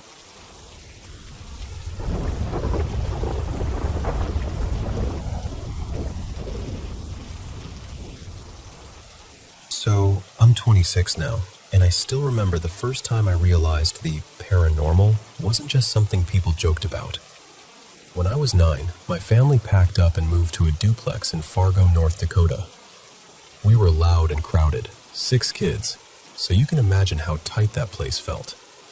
It was one of those homes where the layout makes you tilt your head like, who designed this? The walls felt thin, the air felt stale, and no matter how many lamps were on, certain corners still looked wrong. My parents had their room. 2 of my brothers shared one. My 3 sisters shared another. And me? I got the extra room, if you could even call it that. It used to be a storage space off the back, and the washer and dryer lived in there too. My little bed was shoved against the wall, half under this low ceiling slope, like I'd been tucked into a part of the house nobody wanted to acknowledge. Most nights, once the house finally quieted down, I'd sneak out to the living room to watch TV. I was obsessed with this dumb animated show my brother Jonah thought was hilarious, something I absolutely wasn't allowed to watch. But once you've seen it, you can't unsee it, you know? It felt like I had this secret little life after bedtime. Getting to the living room meant crossing the whole house in the dark. I'd slide out of my back room, past the kitchen, and step into this long hallway that always made my stomach tense up. There was this old stairway leading up to a door that had been nailed shut, like somebody had made a firm decision that whatever's up there stays up there. The bedrooms lined the hall, the bathroom, the front door, a massive coat closet that creaked if you even looked at it too hard. It felt like the hallway itself was always listening. And then one night, I walked out of the kitchen and it was like the air changed texture. Not just cold, like heavy, thick. Like walking into a room where a conversation has stopped because you showed up. I stopped mid-step. My whole body went tight, and before I even turned my head, I had that awful sensation of being watched. Like eyes on my skin. Slowly, so slowly, I looked toward my sister's bedroom door, and she was there. A woman standing just outside their room. Bright coppery hair, like it caught light even though the hallway was dark. She wore this long white nightgown that looked old-fashioned, almost like something out of a photo album. And the strangest part, she wasn't solid. Not exactly. She had this faint glow to her, like she was lit from the inside. Like the air around her couldn't decide whether to let her exist. She didn't move at first. She didn't speak. She just stared at me. I wish I could tell you what her face looked like, but it's more like I remember the feeling of it. Blank, but intent. Like she was focusing on me. Like she was figuring me out. I couldn't scream. My throat wouldn't work. My legs wouldn't work. I stood there frozen, and in my head I was yelling, "Move, move, move!"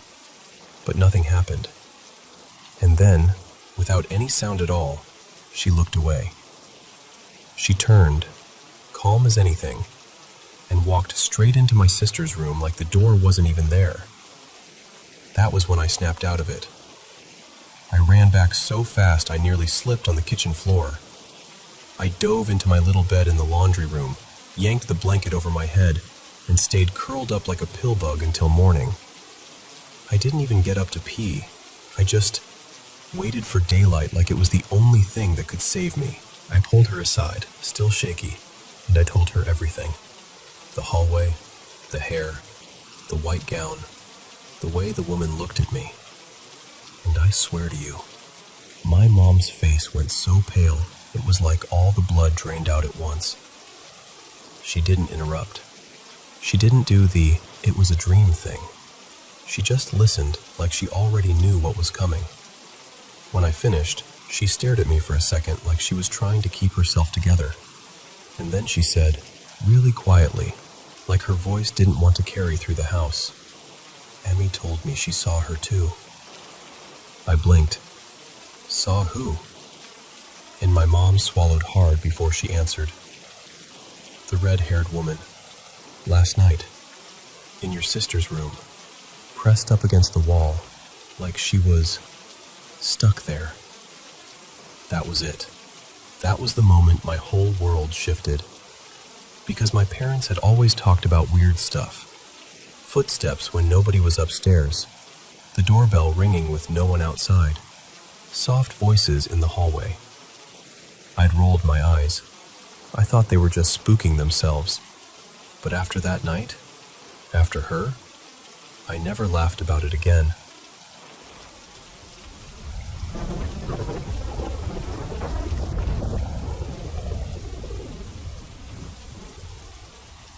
Okay, before I jump in, I just want to say, this is genuinely my first time telling this story out loud like this, and I've been sitting on it for years, like a decade. So if I ramble a little, just bear with me. Grab a snack. I'm serious. This one's long. So, back when I was maybe 15-ish, somewhere between 14 and 16, I was home alone watching our family dog, Nova, this big fluffy husky with attitude for days. And I start hearing these little creaks around the house. At first I'm like, old house, settling, whatever. But then I pause, and I really listen, and I swear to you, I hear footsteps, like actual, deliberate footsteps, which makes absolutely no sense because nobody's home. So I get quiet, like full statue mode, and I look at Nova to see if she's reacting.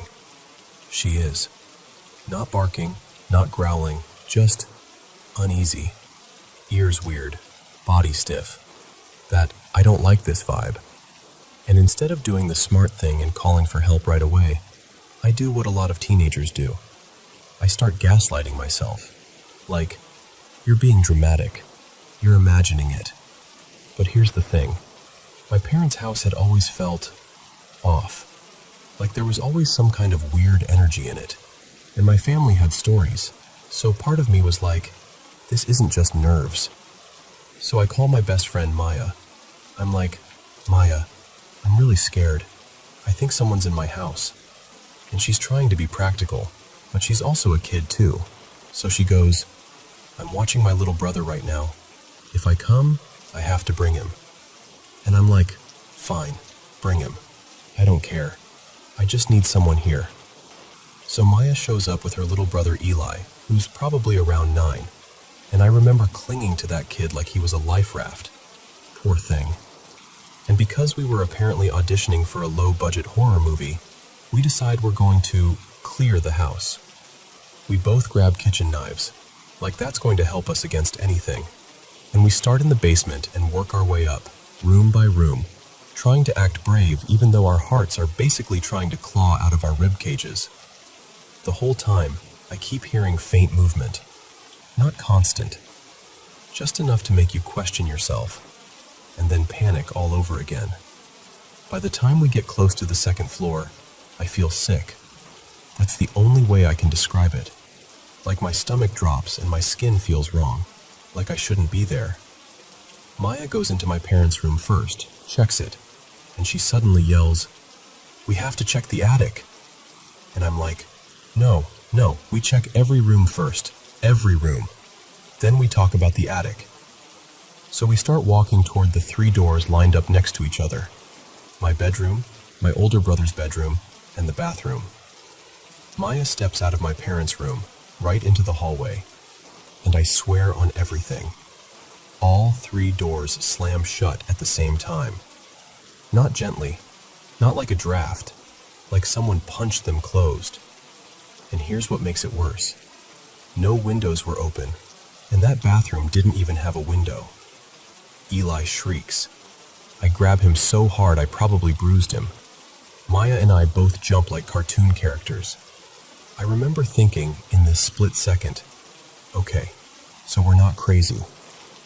We open the bathroom, nothing. We open my room, nothing.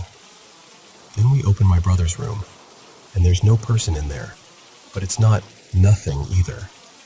The air feels wrong, heavy, and the closet is half open. And my brother's closet had one of those little attic access panels built into the ceiling inside it.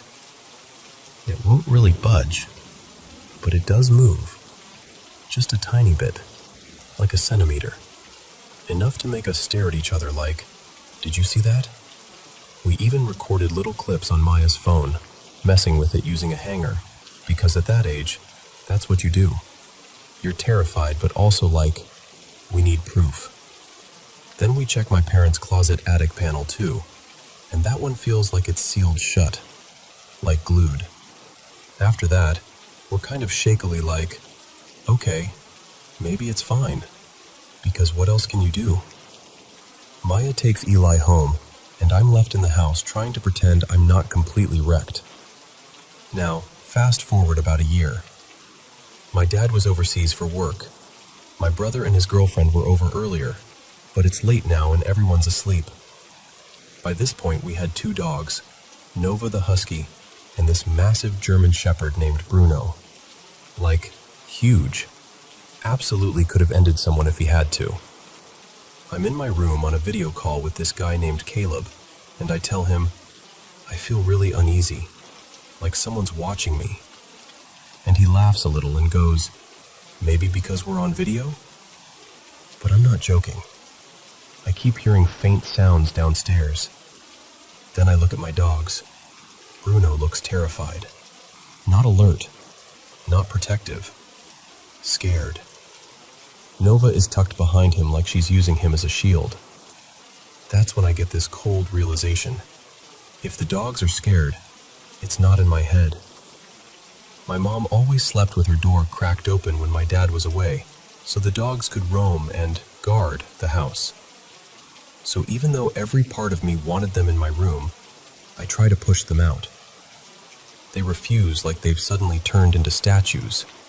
Legs locked, full body breaks, no movement. I'm literally apologizing out loud like, "I'm so sorry, but you need to go protect Mom."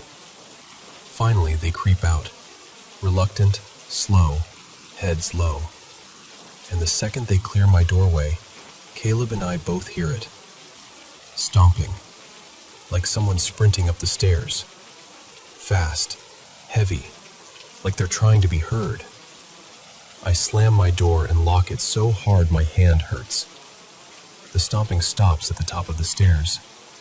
And then, quieter now, there are footsteps coming down the hallway. Toward my room. Toward my brother's room. And I swear, this is the part that still makes my stomach twist. The footsteps stop right outside my door. Just standing there. I don't know how long it was. It felt like 20 minutes, but it was probably 2. Time does that when you're terrified. Then I hear one step, like it backs away. And I tell Caleb, trying to sound casual even though my voice is shaking, "Hey, I'm gonna get some sleep. I can't deal with this right now." The next morning, I'm half awake, and I hear my mom on the phone with my dad. And I hear her say something like, "It sounded like someone was in the house last night. I even felt someone sit on the bed, and when I looked, no one was there." Hours later, the house is empty again, and I can't let it go. I start checking rooms, trying to see if anything looks disturbed, like maybe there was an actual person, maybe something moved, maybe there's an explanation. I check my parents' room. My stomach is in my throat. I check my brother's room. Then I go into his closet, and everything looks normal until I glance up, and the attic panel is gone. Not closed, not painted over, gone like it never existed. I just stared at the ceiling, trying to process what I was looking at, like my brain couldn't accept it. I'm like, "Maya, the attic in his closet, it's gone." And she goes silent for a second, and then just blurts, No way," because she remembers it. Eli remembers it, my mom remembers it, my brother remembers it.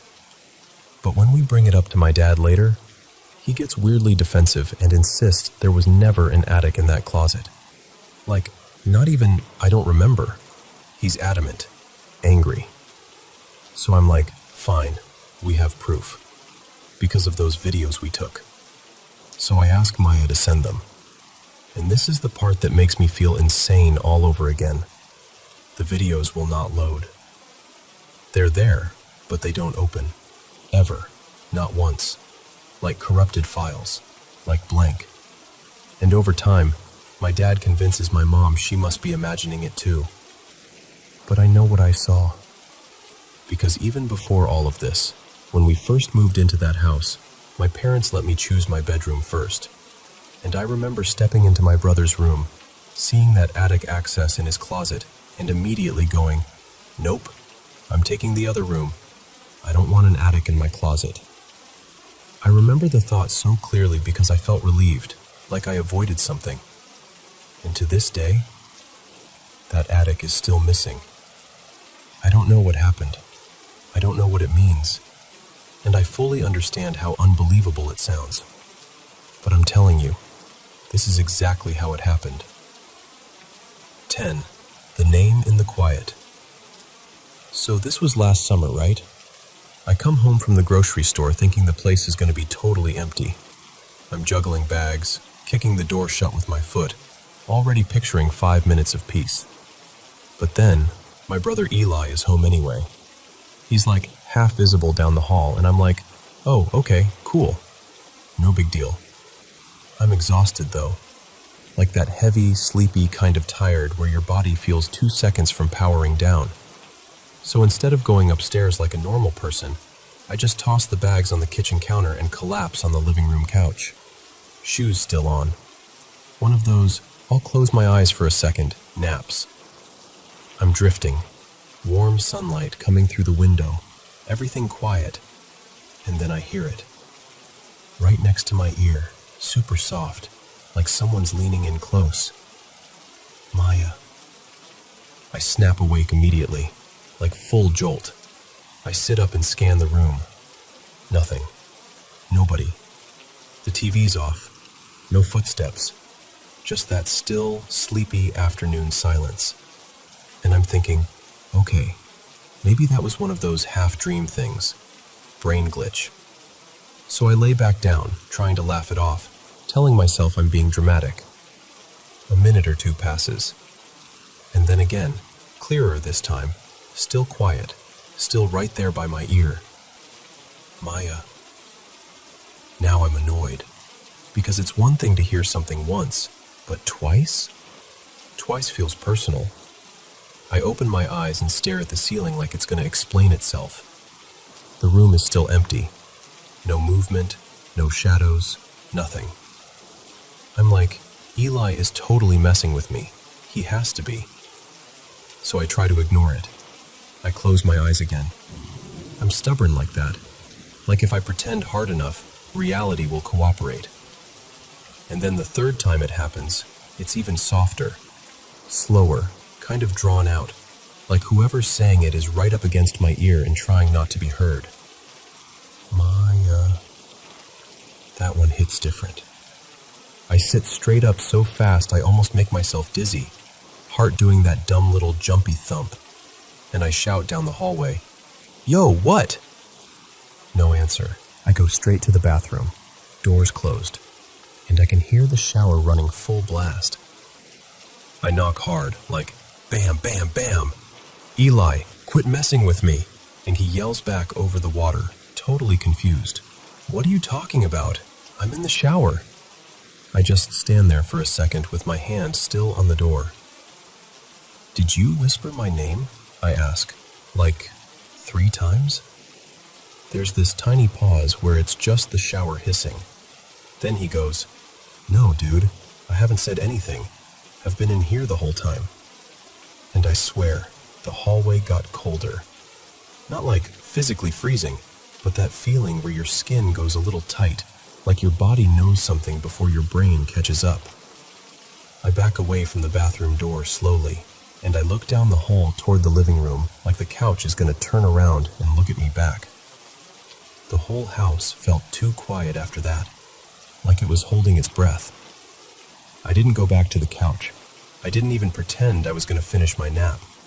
I just went to the kitchen, started unpacking groceries like my life depended on it, making noise, opening cabinets, clattering spoons, anything to break that silence. And yeah, it still gives me a weird little chill when I think about it.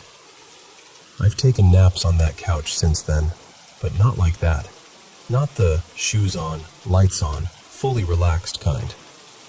Because ever since that day, a small part of me is like, what if it says my name again?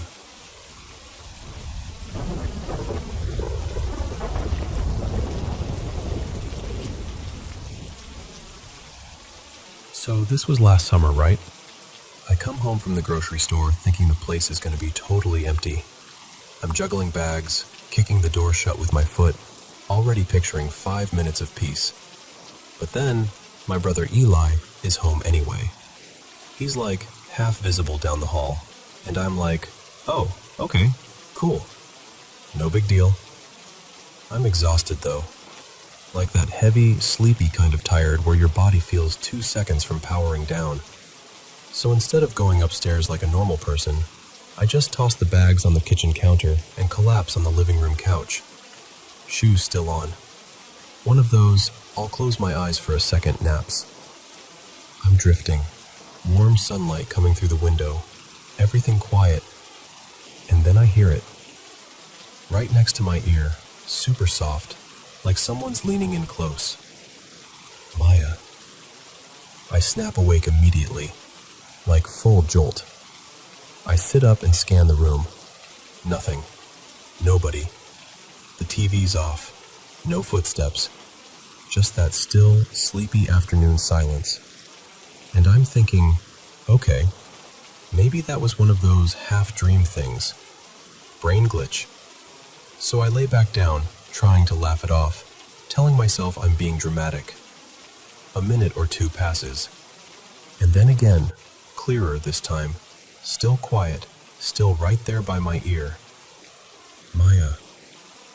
Now I'm annoyed. Because it's one thing to hear something once, but twice? Twice feels personal. I open my eyes and stare at the ceiling like it's going to explain itself. The room is still empty. No movement, no shadows, nothing. I'm like, Eli is totally messing with me. He has to be. So I try to ignore it. I close my eyes again. I'm stubborn like that. Like if I pretend hard enough, reality will cooperate. And then the third time it happens, it's even softer. Slower, kind of drawn out. Like whoever's saying it is right up against my ear and trying not to be heard. Maya. That one hits different. I sit straight up so fast I almost make myself dizzy, heart doing that dumb little jumpy thump. And I shout down the hallway, "Yo, what?" No answer. So now I'm mad and freaked out, which is the worst combo.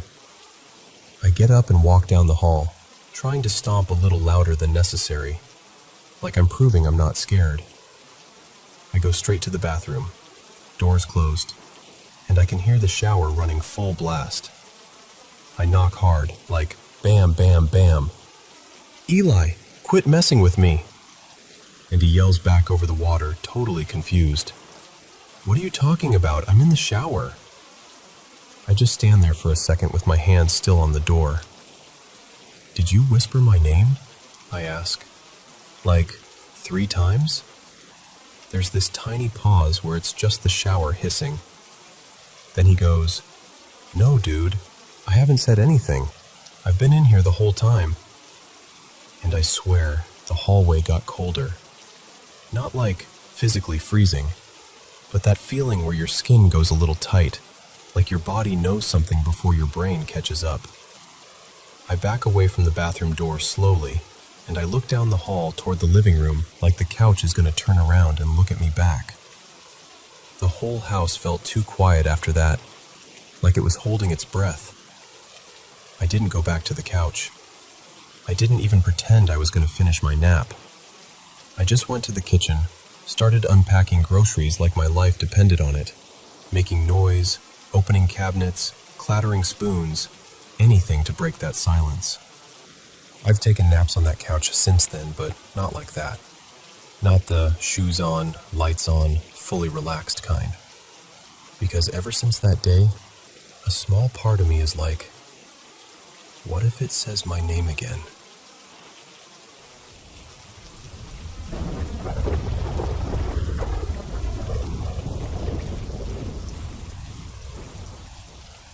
So this happened to me twice, and I still get that weird tight feeling in my chest when I talk about it. The first time was a rainy night back when I lived in this tiny studio apartment. One of those places where the kitchen is basically 2 steps away from your bed. The power went out, and honestly, it kind of felt cozy at first. No phones, no TV, just a bunch of us sitting around talking like people used to, laughing, filling the darkness with our voices. There were 3 of us awake, me, my friend Darius, and my other friend Milo, and we were mid-conversation when Darius just changed. Like someone flipped a switch behind his eyes. His face went blank for half a second, then It tightened up like he'd suddenly remembered something terrifying. And he didn't say a word. He just stood up really slowly and walked toward the kitchen. Now the layout matters here. The kitchen was behind this sliding glass door. You had to slide it open to the left before you could see the little hallway and the sink area. Darius slid that door open like he was moving through water, and then he just stopped. He stared toward the cupboards by the sink for, no exaggeration, almost a full minute. Dead still, not blinking like normal, just staring. Milo and I exchanged that look, you know the one. Curious, annoyed, anxious, all mixed together, and we both leaned forward. Quiet, like we were scared to make the air move. And then we peeked. I don't even remember who leaned in first, but we both saw what Darius was looking at. There was a figure, a man-shaped shadow, like darker than the dark around it.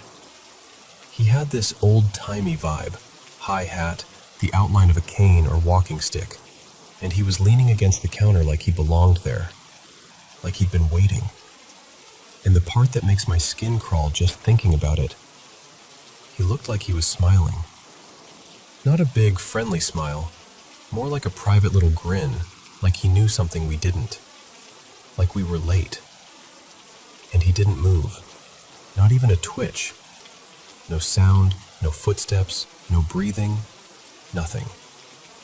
Just standing there in the kitchen, grinning in the dark. We didn't scream.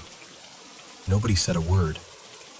It was like our mouths collectively forgot how to work. Eventually, we don't even talk about how it happened, we all ended up back in the main room, sitting down again. Like we could just ignore it back into not being real.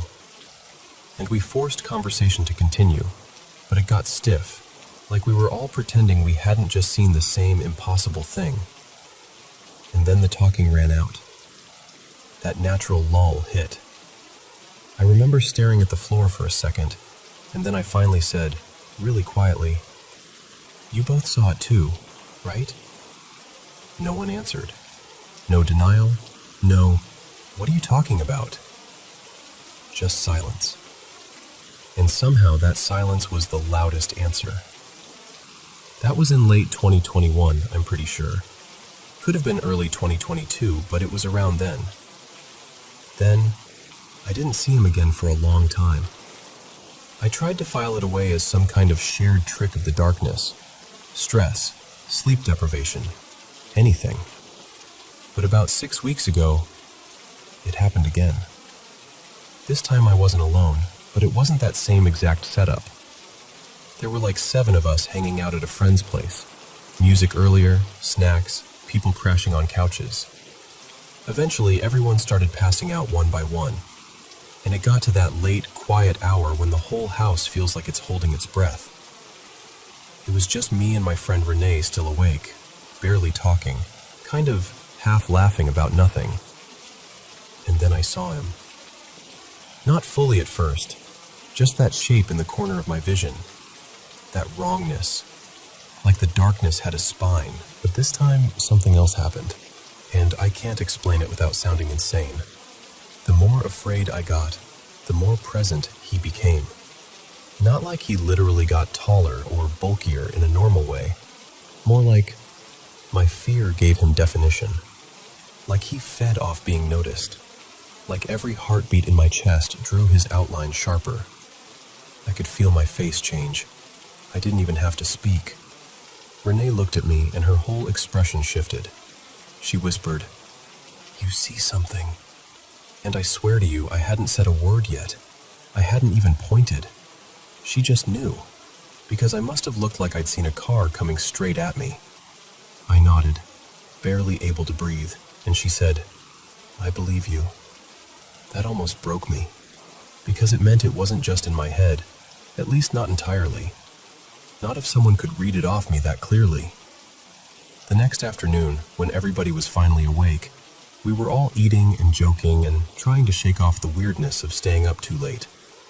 And then someone, my friend Jace, casually says something like, "By the way, Kendrick saw something last night." And Kendrick's not the kind of guy who scares easily. Like, he's the type who's been through real things. Solid, grounded. Nobody messes with him. Jace said Kendrick had woken up in the middle of the night, sat straight up, and just froze. Like he was seeing something in the room that hit his nervous system like a stun gun. He didn't want to talk about it much, but the vibe was familiar. And I remember sitting there, fork halfway to my mouth, feeling cold spread across my shoulders, because suddenly, the pattern wasn't just mine. Here's the part that messes with me the most. Both times, it didn't end because someone turned on a light or because I ran away. It ended because I did something internal. I told it with my whole chest, that I wasn't afraid. Not fake bravado, not yeah, whatever bro energy. I mean the kind of steady, real refusal. The kind where you feel your fear still there, but you're not giving it the wheel. And every time I do that, when I genuinely mean it, the figure starts to fade. Slowly, like mist evaporating. But even as he disappears, that grin stays. Like he's amused. Like he thinks it's funny. Sometimes I even swear it looks like he's holding back a little laugh, like a silent giggle in the curve of his mouth. And then he's gone. So yeah, that's my story. I don't know what he is. I don't know why he shows up.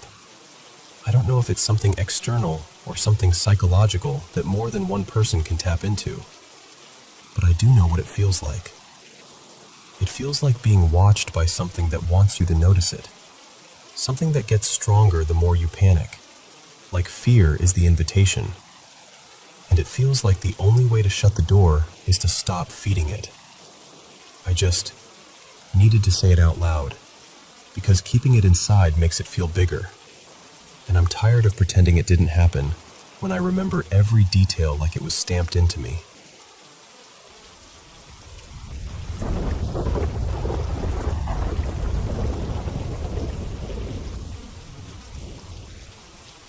Okay, so I've lived in this house for about 12 years, and for most of that time, I would have rolled my eyes at anything paranormal.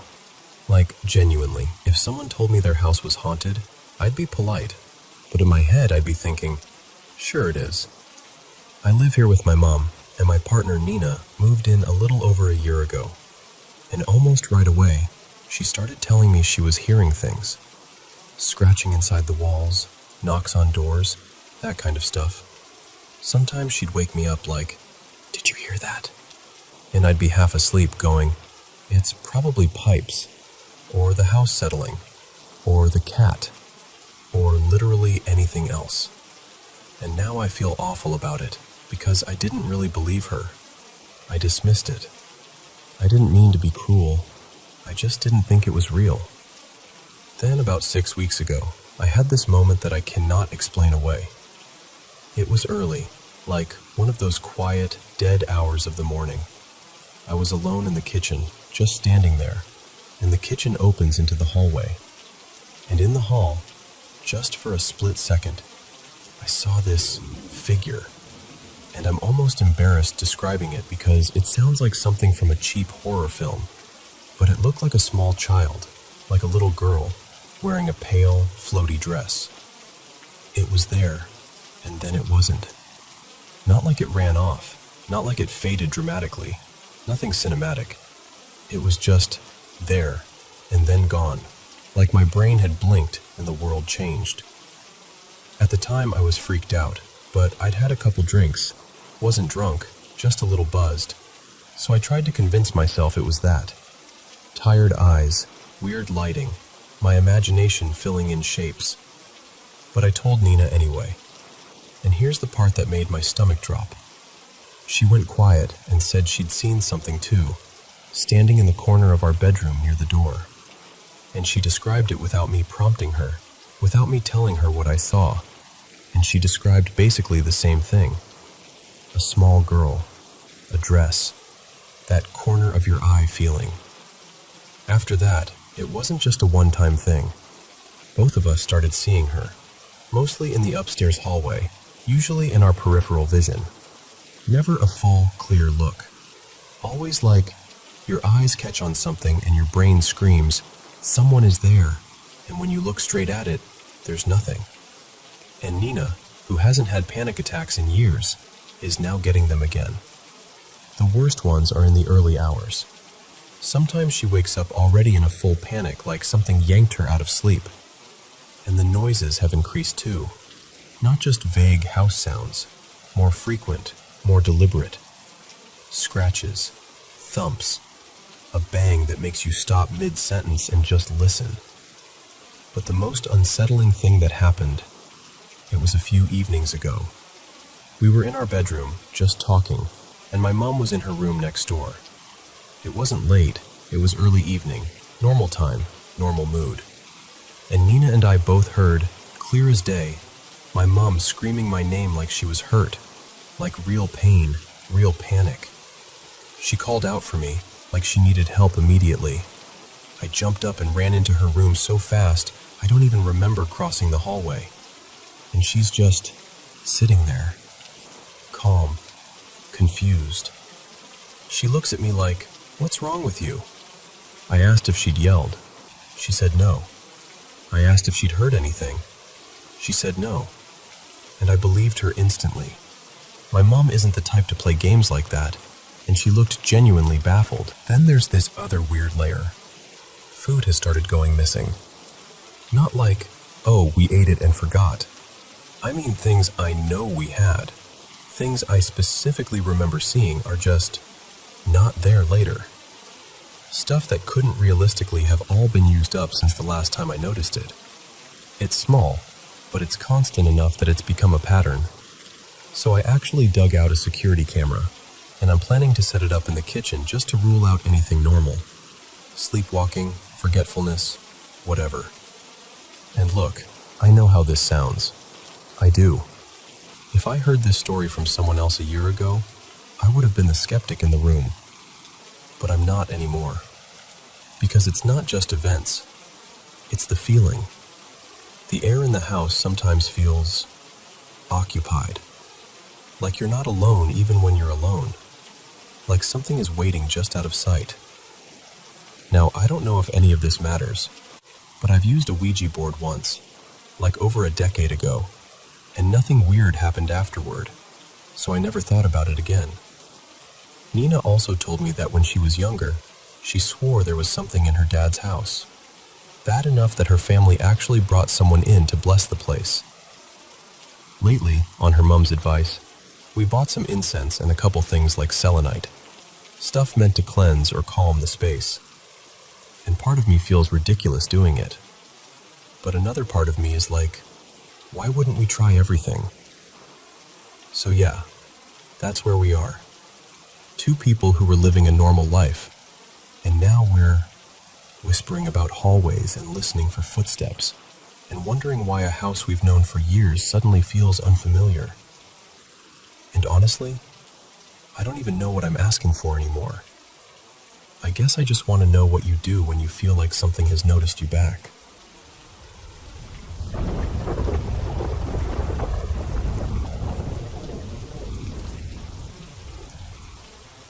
So, I honestly don't even know what bucket to drop this into. If I had to slap a label on it, maybe sleep paralysis? Maybe something weird in between a dream and awake? But it felt so specific that my brain keeps trying to give it a spooky name anyway. For context, hi, I'm Rowan, and I run hot all the time. Like, kicked the blanket off in my sleep without remembering it, hot. Lately, I've also been wearing these silicone-tipped earbuds at night to block noise, because my schedule is kind of the opposite of my roommate's schedule, and the house can get loud when I'm trying to sleep. This morning, I woke up way earlier than I was supposed to, like more than an hour before my alarm. I remember blinking at the clock, doing that annoyed little sigh, and rolling onto my stomach like, okay, we're going right back to sleep. Easy. Nope, because as soon as I settled in, I got this weird sensation around my middle, like the hem of my shirt was being tugged upward just a tiny bit. Not yanked, not pulled hard, just lifted. It felt light, like something had pinched the fabric and let it hover for a second. And I remember lying there thinking, is my shirt twisted? Am I imagining that? And then I didn't have time to wonder anymore, because suddenly it felt like a whole person just laid right on top of me. Not like a gentle weight either, like a heavy, full-body pressure that pressed my shoulders, my back, my hips, down into the mattress. But there was no warmth, no shifting, no breath, nothing human, just the fact of being pinned.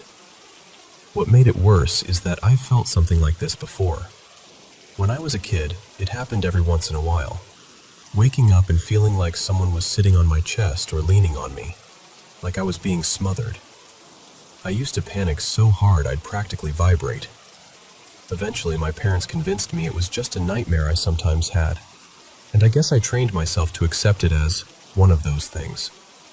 But this time had a new layer of, what the hell? Because the second that weight settled on me, one of my earbuds, the one that had apparently died overnight, started blasting this awful electronic screech into my ear. And I don't mean like a little crackle. I mean that old school mechanical shrill sound, like when you accidentally call a fax machine, or like a broken piece of dial-up trying to connect.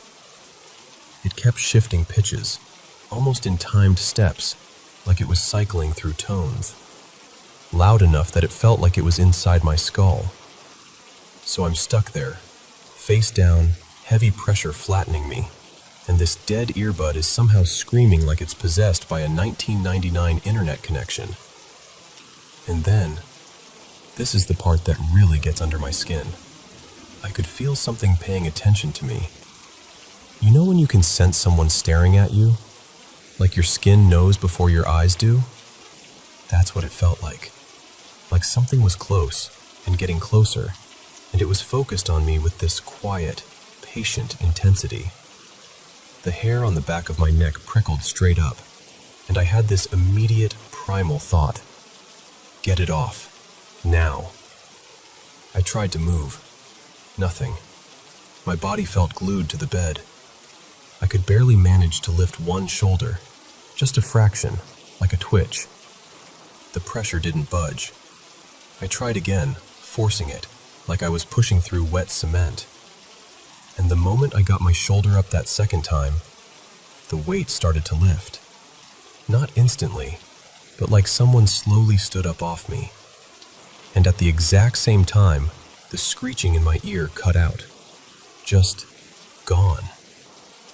I sat there for a minute, breathing, staring at absolutely nothing, trying to decide whether I was terrified or just furious.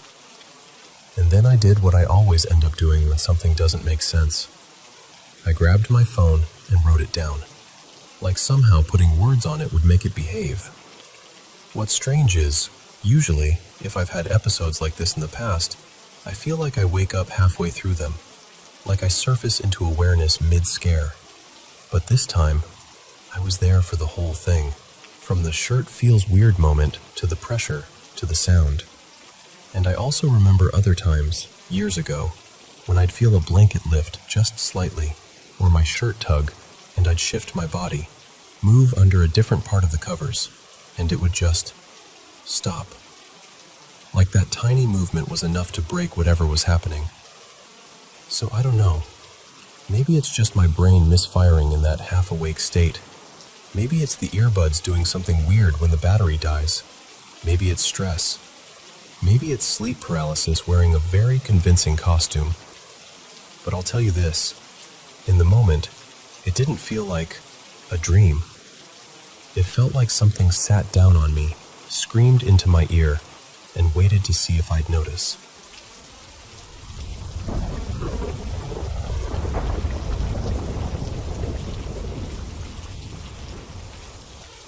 So, this was about 6 years ago now, and I still don't know what to make of it. Back then, I was dating this woman named Mara. She could be honestly so affectionate, like the kind of person who'd hold your face in both hands and tell you you were safe with her. But then, she'd flip. No warning.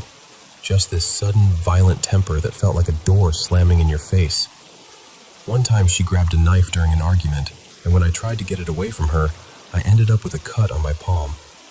Nothing life-threatening, but it told me everything I needed to know about how unpredictable things could get. Her place matched that energy too. The whole apartment felt heavy. Dark art everywhere. Those paintings where you can't tell if the figures are angels or monsters. And she had this creepy-looking occult book just sitting out like it was a cute decoration. Even the lighting was dim all the time. It was like her home was permanently set to midnight. Anyway, one night I stayed over. We were in bed, kind of melting into the mattress, watching movies, laughing a little, calm for once. At some point, I got up to go downstairs and grab a soda from the fridge. The kitchen was mostly dark, just that single warm light over the stove. You know that quiet kind of dark where you can hear the fridge hum and your own footsteps sound too loud? That kind. I opened the fridge, bent down, grabbed the drink, and as I stood back up and swung the door closed, I froze. Because something was right there. Not on the wall. Not a shadow cast by the stove light. Right in front of me. It was like a person-shaped darkness, taller than me, solid in the sense that it blocked the space, like it had weight. No face, no features, just a silhouette made out of absence. And it wasn't moving like a trick of light. It was just there, as if it had been waiting for me to look up. My whole body reacted before my brain did. I jumped back, heart punching my ribs, and the second I did, the thing vanished. Not like it walked away, more like it blinked out, like someone switched off a picture. And I just stood there with my soda, staring at nothing, trying to convince myself I'd imagined it. On the way back upstairs, I kept replaying it. It was my shadow.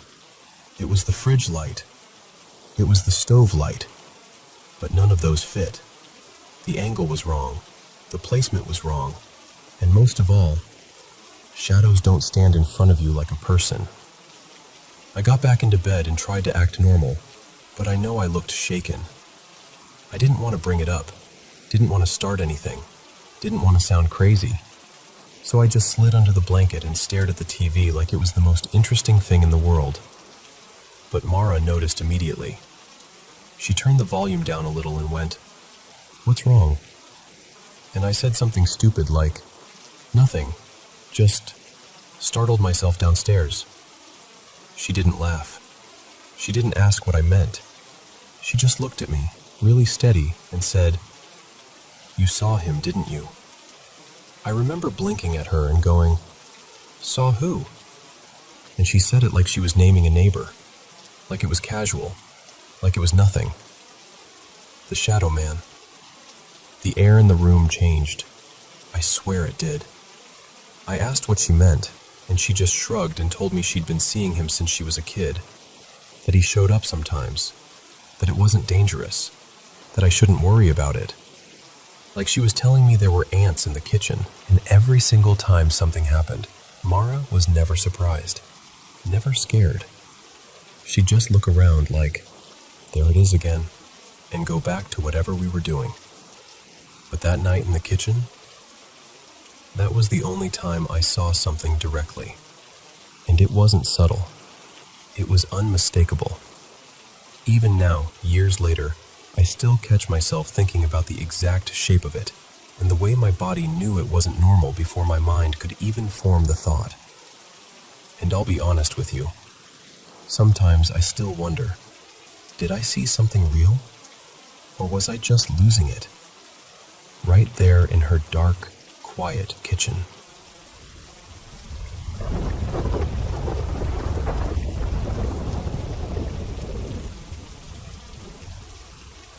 Welcome back to the Paranormal M channel. How was your day? Did everything go smoothly? It's finally my favorite time of day, sitting here and sharing my paranormal experiences with all of you. Thank you so much for always supporting the channel and for sending in so many of your own stories. Don't forget to subscribe and turn on notifications so you won't miss our latest videos. Now get cozy in bed, switch on your nightlight, and let's listen to today's paranormal experiences together. So, this happened to me more than 10 years ago, which means I was probably 9, maybe 10. Back then, our house layout was kind of weird, in a way that's hard to explain unless you've walked it. It was like a loop. You could start in the kitchen and dining area, go through one door into my dad's music room, cut through into my parents' bedroom, then take this long hallway past all the kids' rooms, and boom, you'd end up back where you started. Like the house was one big circle you could keep walking forever if you wanted. Anyway, it was a Sunday morning, and my older sister, Nadia, and I were getting ready for church. I remember I was in the dining area eating cereal, but not sitting like a normal person. I was standing at the counter, half awake, shoveling bites in like I had somewhere important to be. Nadia was nearby fussing with her hair in the mirror, doing that concentrated stare people do when they're trying to get a ponytail perfect. And then we heard it. This rapid click, click, click sound, like a dog running on tile with nails that haven't been trimmed in way too long. The door between the dining area and the music room was wide open, and I swear on everything, I saw something dart out of the music room. It was gray, skinny, low to the ground. It moved so fast, but my brain latched onto these sharp details.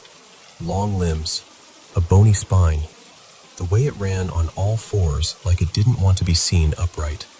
It slid right under our dining table like it had done it 100 times. And the first thing that flashed in my mind, this is so specific, but I can't unsee it, was Gollum from Lord of the Rings. Like that vibe. Not exactly the same, just that same kind of wrong-looking thinness, only smaller, almost like a child-sized version. I couldn't see its face. It was hunched and moving too quickly, like it knew I was watching and didn't care. For a second, I just froze, spoon in my mouth, because my brain was trying to decide whether I'd actually seen something or if I was still half dreaming. Then I looked at Nadia, and she was staring too, eyes wide, mouth slightly open. This expression like, "Please tell me you saw that." So I knew I wasn't imagining it. I put my cereal down on the nearest counter so fast I nearly spilled it, and I just ran. Nadia ran with me. We bolted out of the dining room and down that long hallway, using the loop of the house like an escape route, straight to my parents' bedroom. We burst in there talking over each other, breathless, panicked, trying to explain. Something gray, something crawling, something under the table. And I started crying. Like real crying. Not "I'm upset" crying. More like my body was dumping fear out through my face because it didn't know what else to do.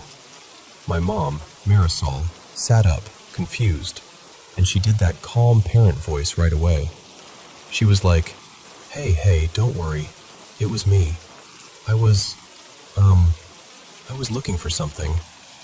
She told us she'd lost a microphone and was crawling around trying to find it. Which, I mean, sure, if you want to say that out loud. But Nadia and I just looked at each other like, no, that was not our mother. We both knew. The movement wasn't human. The shape wasn't right. And also, no offense to Marisol, but my mom was not out here scuttling like a hairless gremlin under the dining table at church o'clock. Nadia hated talking about anything she couldn't explain. That's just how she is. If it doesn't fit into a box, she'd rather never open the lid again. So the story kind of died. We grew up. Life moved on. We didn't bring it up much. Until about 3 years ago, and my mom's face changed. Not like she was annoyed. Not like she didn't remember. More like she remembered too well. And that's when she finally admitted, okay, it wasn't me. She said she only told us that because we were little and terrified, and she wanted to make us feel safe. But there was something else behind her eyes, like she was choosing her words carefully. So I pushed a little, and Nadia, even though she hates this stuff, pushed too. And finally my mom told us why she'd lied so quickly. Because she had seen it before. My parents built that house in the early 2000s. When they first moved in, my dad was working late nights, so for the first few days my mom would be there alone at night. She said she kept feeling this heavy dread, like the air in the house was pressing down on her. That kind of fear that doesn't come from a thought. It just shows up in your body like it belongs there. Then one night, she said she heard that same sound. Nails on tile. Clicking, fast, moving.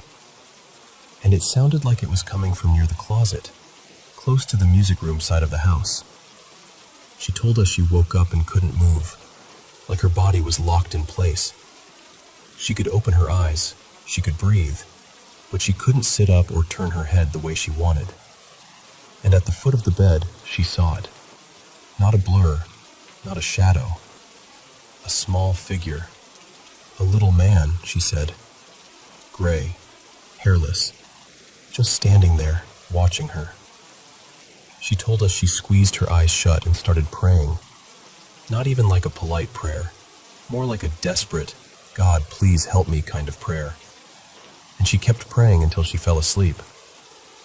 After that, she said it never happened again, at least not to her, until the morning Nadia and I came running into her room, sobbing, describing the exact same thing. And I remember sitting there as an adult hearing this, and feeling my stomach drop in the exact same way it did when I was a kid. Like my body recognized the truth before my brain did. Because it wasn't just something weird we saw once. It was, my mom saw it first. In the same house, with the same sound, the same description. I told her, why didn't you ever tell us? And she just looked, torn, like she'd carried it for years and didn't want to hand it to us too. I'll be honest with you, I've had a couple other experiences that feel similar, and I don't even know what to do with that.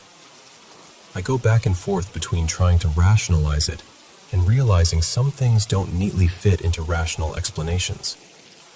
And yeah, I looked up possible explanations over time.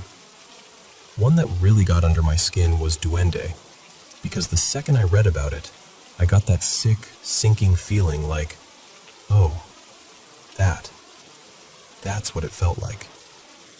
I don't know what it was. I just know what I saw. And I know my sister saw it too.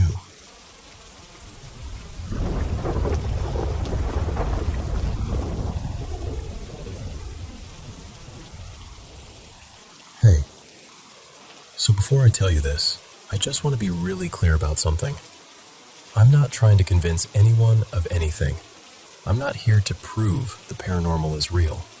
I just want to share something that happened to me. Something I still can't shake. So, my name is Caio. I'm Brazilian, and I grew up around an Afro-Brazilian spiritual tradition where mediumship isn't some rare, dramatic thing. It's just part of life. Like, normal. People in my family would incorporate spirits during rituals, and you'd hear prayers and songs and all that in the house like it was everyday background noise. But my experience has always been a little different. Most of my relatives connect through incorporation. Me? I've always been the one who sees. And I don't mean gets a feeling. I mean I can actually see them, and sometimes talk to them, like they're standing right there. My mom, Renata, is the most spiritually advanced person I've ever met. She's basically a leader in our religion, the kind of person who's so connected that it doesn't even seem weird when you hear her speaking out loud to spirits while she's cooking or folding clothes. That was just my childhood. This happened when I was around, I don't know, somewhere between 11 and 13. We were having money problems, so the sleeping arrangements got cramped. I ended up sharing a room with my older sister, she's adopted, and my cousin who had moved in with us for a while. Back then, I didn't fully understand what was going on with my cousin. I only learned later that she'd struggled with drugs and had been trying to quit. But she was slipping again around that time. And I swear to you, the atmosphere around her was heavy. Like the air felt dirty. Everything about that period had this energy, even when nothing was happening. Anyway, one night, in the middle of summer, I went to bed like always. Nothing unusual. And then, I woke up. Not slowly, not groggy. I snapped awake like my body had hit an alarm. I remember looking at my phone because I needed to anchor myself in something real, and the time was 3:07 a.m. I still remember that so clearly, like it got carved into my brain. And the first thing I felt was this pressure, like something was pressing down on my entire presence. Not physically. It wasn't like someone was on top of me. It was more like that primal fear your body produces when it thinks you're about to die. Like your instincts are screaming, you are not safe. I turned my head and scanned the room, trying to convince myself it was just a nightmare. And then I looked toward my cousin's bed, and I saw it. There was something standing over her, something tall, way too tall. It didn't look like a person. No hair, no real features I could make out. Just this stretched, shadow-like form, like darkness shaped into a body by the little bits of light in the room. It wasn't transparent. It wasn't misty. It looked present. I froze, and I just stared. I couldn't even think. My mind went blank except for one thought repeating over and over. Don't react. Don't react. Don't react. Minutes passed. I'm not exaggerating when I say it felt like forever. I remember checking the time again later and realizing I had been staring for something like 20 minutes, maybe more, hoping it would vanish the way some things do. But it didn't. And that's when I realized something that made it even worse. I wasn't paralyzed. I could move. So I started thinking maybe I was hallucinating. Maybe I was half asleep. Maybe it was my brain playing tricks on me. And then I remembered something my mom had told me since I was little. Like a rule you live by when you grow up seeing things other people don't. Basically, don't acknowledge. Don't feed it. Don't make yourself a target. So I forced myself to get up like everything was normal. My hands were shaking, but I acted casual, like I was just thirsty. I went to the kitchen, drank water, and splashed my face. I did it a few times, kind of like a ritual. Like if I reset my body, maybe I'd reset my vision too. Then I walked back to the room, and when I looked again, it wasn't over my cousin anymore. It was standing over my sister, just watching her sleep. And that contrast, oh my God, it messed me up. My sister looked so calm, so safe, so innocent in that moment.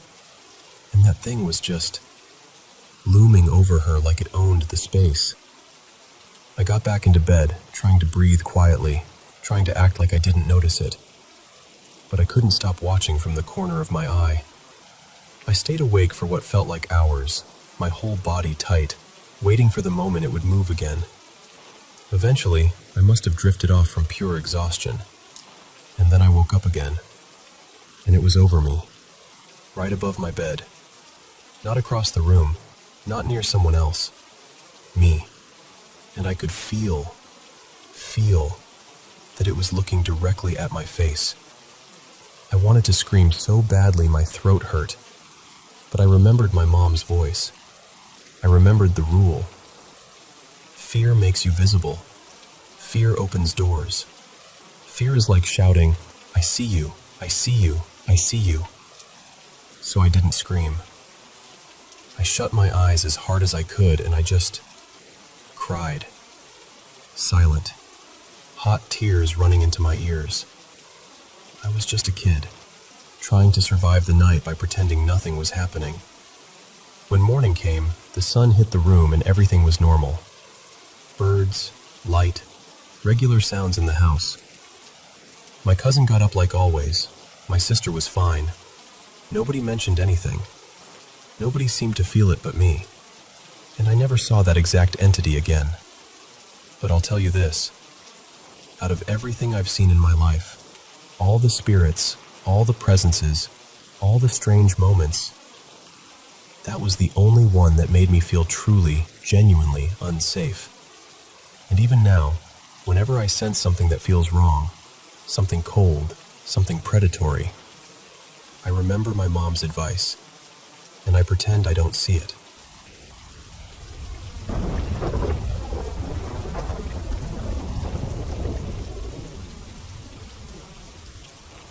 Okay, so I'm not totally sure if this is something genuinely strange, or if it's just my brain playing the world's most annoying game of coincidence. For about a year now, it's been happening on and off. I'll have a dream, and then the next day, something from that dream shows up in real life. Not in a dramatic, I predicted the lottery numbers way. More like these weird, pointless little moments that don't actually change anything. Except they make me feel unsettled. And lately it feels like it's happening more often. Like one time, I swear this is real. I dreamed I walked into the staff break room at work, and sitting at this tiny table were these two famous brothers, the Hawthorne brothers, just casually having coffee like they belonged there. And even in the dream, I remember thinking, wait, don't they hate each other? It felt so random. The next morning, I wake up, still half asleep, and the first thing I do is scroll social media. First post I see? A headline about their band announcing this huge reunion tour. And what makes it creepier is I'm not even a die-hard fan. I don't listen to them constantly.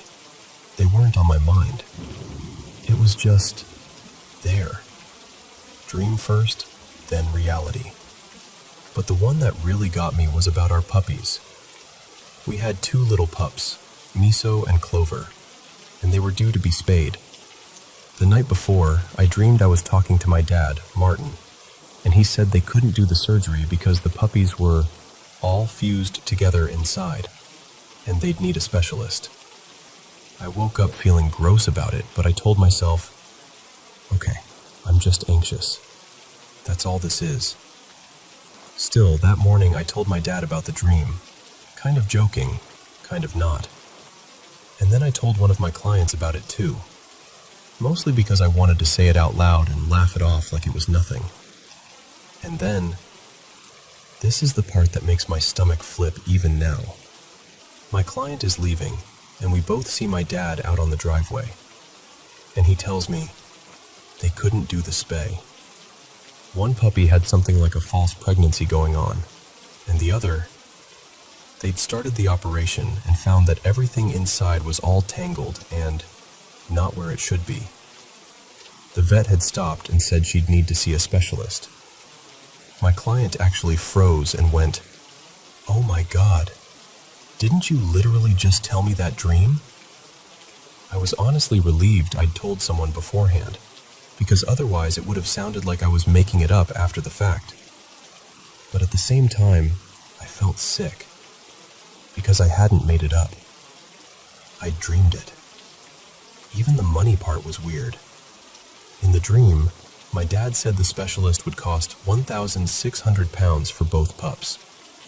In reality, the one puppy who actually saw the specialist cost £800. The second puppy hasn't been spayed since, so I still don't even know if she has the same issue or not. Which, honestly, makes my brain want to spiral if I let it. And then there was another one, more recent, that wasn't even connected to anything practical, just emotionally disturbing. I told my mom I dreamed my sister Eliza was pregnant again. And separately, my sister told our mom she dreamed I was pregnant, except in her dream, the baby didn't survive. We both had those dreams the same night, the night before, completely unconnected, like neither of us prompted the other. And it's not like it makes sense either. I don't plan on having kids, and she doesn't have any immediate plans for another one. So why would we both dream something like that, on the same night, about each other? And that's the thing. Most of these dreams are random and pointless. They don't do anything. They don't warn me of something I can stop. They don't give me some heroic message. They just show up, and then life mirrors them back at me like it's winking. But I'm at the point now where I don't know what to do with it mentally. Because when the dreams are harmless, like some celebrity reunion, fine, whatever. But when I have a horrible dream about someone getting sick, or dying, or something going wrong, I wake up anxious, and I don't know if I'm supposed to treat it like nonsense or like a sign. And I don't even know what I believe in, so I don't know what sign would even mean. I just know it makes me tense and scared, like I'm waiting for something awful to happen. And to make it even more complicated, my dad has had this kind of thing his whole life. These small, strange dreams that seem to happen the next day. Usually pointless stuff, but enough that when I told him about mine, he didn't laugh. He just kind of nodded like, yeah, that happens. So I'm left sitting with this weird question that I can't quite shake. Is this just my brain noticing patterns and getting lucky with timing? Or is something genuinely odd going on? And more than anything, I just want to know if other people have experienced this too, because I'm starting to feel nervous every time I wake up from a dream that feels too specific.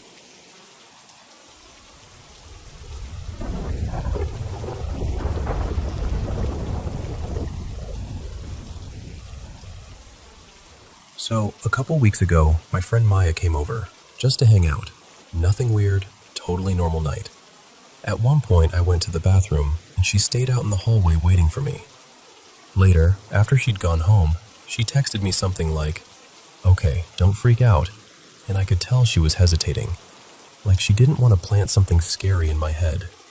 She told me the hallway felt noticeably colder than the rest of the house, and not just old house drafty cold, more like the air had weight to it. She said she had this intense feeling that something was there with her, like a presence leaning in close, almost hovering over her shoulder. And the reason that unsettled me so much is because it wasn't even the first time the hallway had done something like that. About a year before Maya ever came over, I was home alone one day. Quiet house, nothing on, just me and my dog. And then I heard it. A man's voice coming from the hallway. Not muffled, not far away. Like someone was actually standing there talking.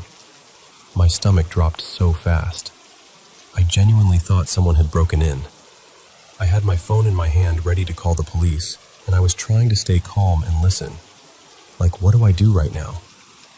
And then my dog. She didn't bark. She didn't growl. She didn't run. She just froze.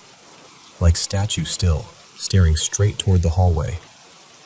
And that part is what made it 10 times worse, because my brain immediately went, she sees him. She's looking at the man. I checked the entire house. Closets, rooms, behind doors, everything. And then I checked again because I didn't trust it. No one was there. Nothing was open. Nothing was disturbed. Just empty. After Maya told me what she felt, I brought it up to my dad. I wasn't even dramatic about it. I was just like, hey, this is going to sound weird, but Maya said the hallway felt off. And my dad just kind of nodded, like it wasn't surprising. He told me he's felt it too, like a presence in the hallway. And he's also heard a man's voice before. Except he said to him it sounded older than what I heard. Like a more elderly man. That's when it stopped feeling like a one-off moment, or maybe I imagined it, and started feeling like, okay, this is a pattern. So I did what I knew to do. I cleansed the house with white sage, opened all the windows, tried to make it feel light and fresh, told myself I was clearing everything out.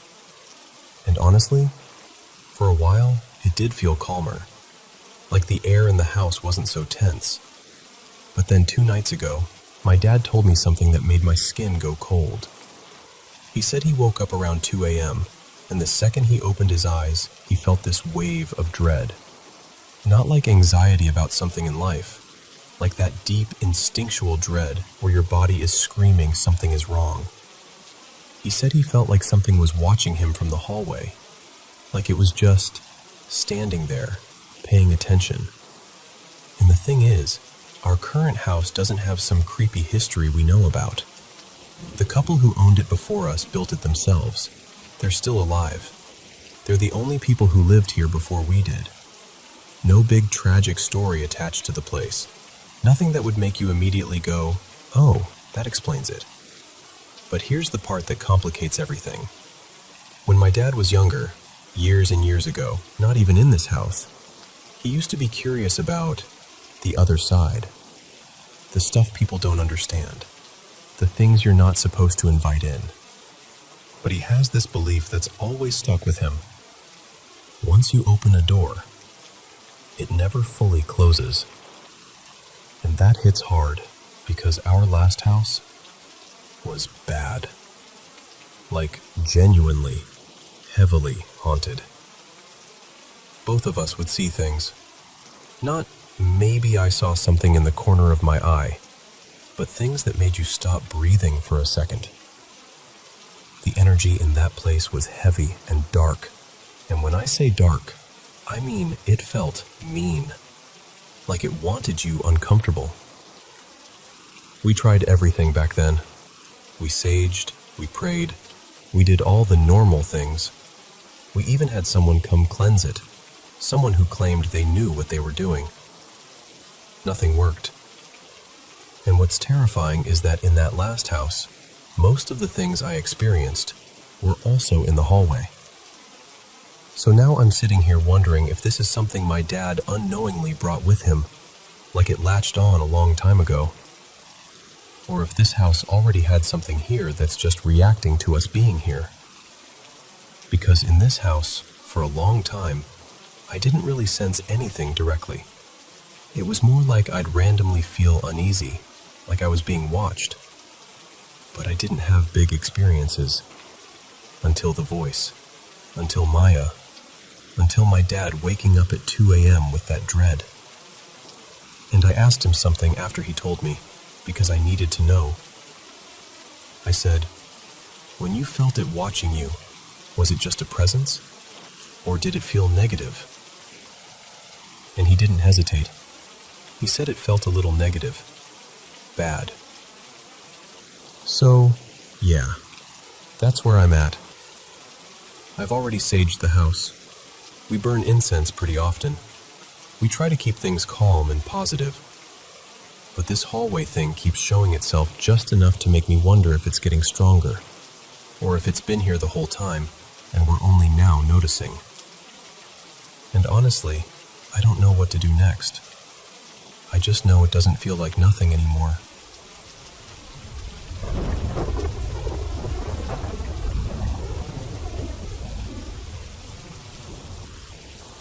So, right after high school, I was playing in this scrappy little garage band with a couple friends.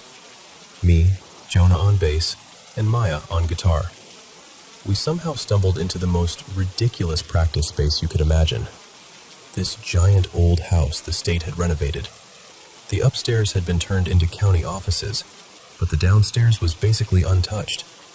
Big rooms, high ceilings, thick doors. The kind of place that somehow makes even a cheap amp sound expensive. Jonah's grandparents, Evelyn and Frank, worked there. Like, worked there. They were the only two people running the place most days. And for whatever reason, they trusted us. They'd lock up for the evening, wave us in like we belonged, and let us rehearse downstairs after hours. We could play loud, record, stash our gear, all of it, completely free. I still don't know how we got that lucky. The house itself felt like a mansion someone tried to make cozy. Built sometime in the 60s, I think. Hardwood floors, heavy trim, wide staircases, and this weird, clean smell that never quite matched how old it was. And the acoustics, oh my God. Everything rang in a way that made you want to keep playing just to hear it bounce back at you. But there was always this feeling. Not like footsteps or cold spots or anything you'd see in a movie. Just this lingering sense that the building was aware of you. Like you were guests, and it hadn't decided whether it liked you yet. We ignored it because, come on, free practice space in a beautiful building? We weren't about to get picky. We played there for a couple years, mostly at night. And as a group, we had a few small moments that made us glance at each other like, "Did you feel that?" But nothing really compared to what happened to me one night. It was a normal rehearsal. Loud, sweaty, excited. One of those nights where a new song is almost taking shape, and you can feel it starting to breathe. After a while, we took a break. Jonah was fussing with his tuning, Maya was digging through a notebook of lyrics, and I said something classy like, "I gotta pee," and got up. We were set up in this big room with the best sound. From where my drum kit was, there was a long hallway behind me that led toward the garage. At the very end of that hallway was this tiny bathroom. Just a small door, a little sink, basic stuff. I'd walked down there 100 times. It was always dark, sure, but it was familiar. So I start down the hallway, half thinking about the beat we'd been working on, half hurrying because I wanted to get back and keep playing. And I'm telling you, when I was just a few steps from that bathroom door, I stopped like I'd hit an invisible wall. Nothing touched me. No wind, no sound, no footsteps. It wasn't physical. It was a feeling. But not like nervousness, not like being spooked. It was anger. This sudden, sharp, unmistakable anger that felt like it was right in my face, like something I couldn't see was leaning into my space, furious, and daring me to take one more step. I froze, totally frozen. My stomach dropped and my whole body went tight, like my brain hit some ancient emergency switch. And the message was so clear it might as well have been shouted. Don't. Not maybe you shouldn't. Not you're scaring yourself. It was a hard, final, absolute do not. I stood there for a second, trying to force myself to rationalize it, trying to be normal. But the closer I even thought about taking another step, the more intense that rage felt. Like it would punish me for pushing it. Just, okay. Then I turned around and walked back down the hallway, as calmly as I could manage, like I wasn't completely rattled. When I got back into the room, Jonah and Maya were still doing their thing, chatting like nothing in the world was wrong. I tried to play it cool, but I know my face gave me away.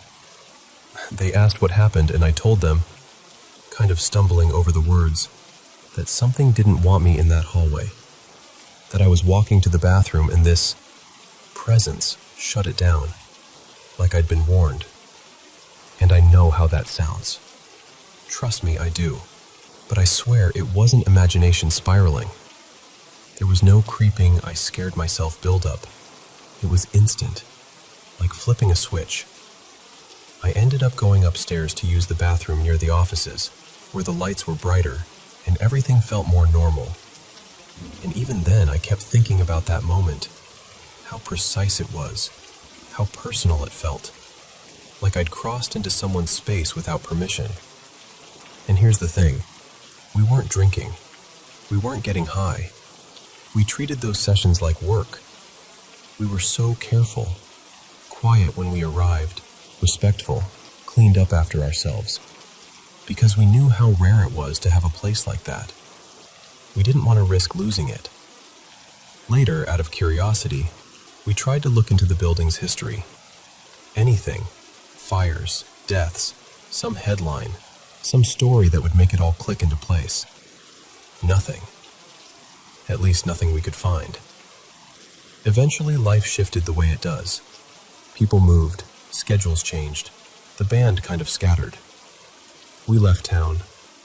Years later, I heard the house was abandoned again, like it just slipped back into silence once nobody was officially using it.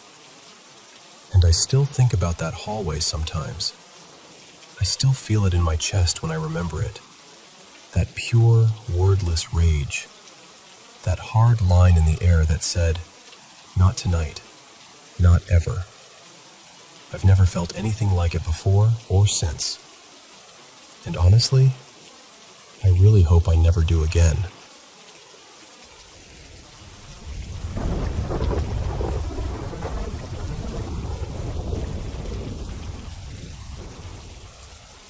Hey, before I start, I need you to know something about me. I'm not some paranormal investigator with gadgets and a YouTube channel. I'm just a person who's had a lot of personal experiences, and I've always been kind of sensitive to it. Maybe it's because I've lost everyone in my family over the years. Maybe that opened something up in me. Or maybe it just made me pay attention in a different way. And I'm going to be honest with you. If I see something peeking around a door, a window, a wall, whatever, my first reaction is not calm curiosity. I don't go, "Ah, yes, fascinating." I get scared, like real stomach-drop fear. And I think that's normal. Our bodies are literally built to notice weird patterns and react fast. That's survival wiring. But here's the thing I can't stop thinking about. What if we're not the only ones trying to survive? What if the things we call unseen are moving through their own version of existence, whatever that even means, and they're navigating fear too? Because after a handful of encounters across my life, I've started to believe something that sounds simple, but it kind of flipped everything for me. I think they peak for the same reason we peak: curiosity and vulnerability. Like, think about it. If something wanted to terrify you, it wouldn't hide behind a door frame at a weird angle. It could just step right into the middle of the room and commit. But instead, it's usually this half-visible, cautious, almost hesitant presence, like it's putting a barrier between you and it. And we always assume visibility means power, right? Like if it can show itself, it must be strong. But what if it's the opposite? What if being visible is when they're more exposed? So peeking is a way to stay protected. Like, I'm here, but not too here. And honestly, I wonder sometimes if our fear response is useful to them too. Like if we freeze or back away, maybe that's enough for them to set a boundary. Almost like the message is, don't come in here. That might explain why they show up from those strange places, like the top corner of a doorway or the edge of a high window. It feels eerie, but it's also strategic, out of reach, safer. And I also don't think what we see is necessarily what they are. Their appearance could be our brain trying to interpret something it doesn't have a template for, or it could be them choosing a form we'll recognize, or both. I genuinely don't know. None of us can really know. But I do know this. It doesn't mean I'm going to stroll up to one if I see it. Because listen, if you were hiding behind something, and the person you were afraid of suddenly rushed toward you, even if you weren't trying to hurt them, you'd probably defend yourself. Animals do the same thing. That instinct is everywhere. So if these entities are real, and if they're vulnerable in their own way, it makes sense they'd react similarly. And there's another piece to this that I don't hear people talk about enough. If they can affect our energy, we can probably affect theirs too. Maybe that's why so many encounters happen when people are alone, or already feeling raw, like grief, exhaustion, stress. Those states might change something about us that makes us easier to notice, or harder to ignore. And maybe they don't want to be around us any more than we want to be around them. Maybe we feel overwhelming. Maybe we're loud to them, emotionally. Okay, so here's where this gets personal. Anyway, old buildings, old shelters especially, they hold a kind of weight, not just dust and peeling paint, emotional weight. Because people pass through those places during the hardest chapters of their lives. And sometimes, people don't make it out of those chapters. A few weeks back, I was staying briefly in this really old support shelter, nearly 100 years old at least. They've renovated it here and there, but it's mostly patch on top of patch, like the building is holding itself together out of habit. And the moment I walked in, I felt it. The air was heavy. Not physically, more like emotionally. Like grief soaked into the walls. Like the place remembered too much. One night, I was asleep in the women's ward, 5 of us in the room. And I'm a light sleeper, always have been.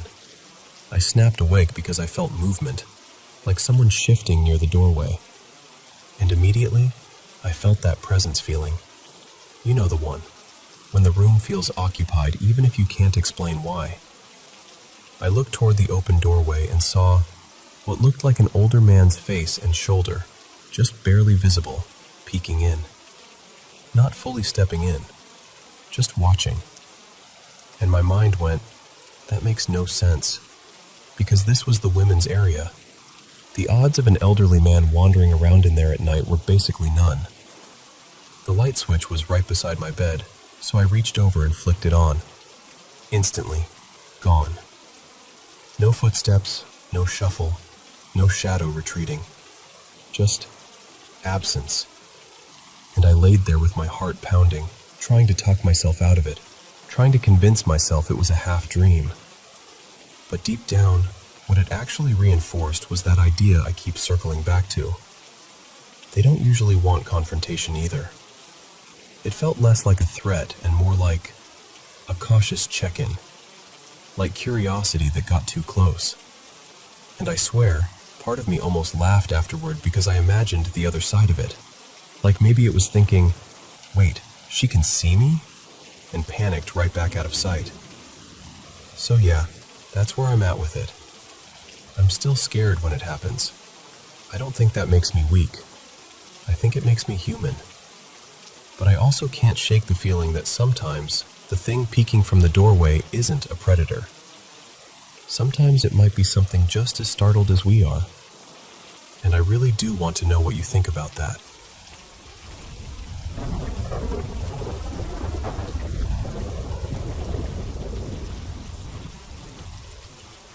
So, I want to tell you something really personal, and I'm trusting you with it. For as long as I can remember, my family's had a lot of mental illness and trauma running through it, like this heavy thread woven into everything.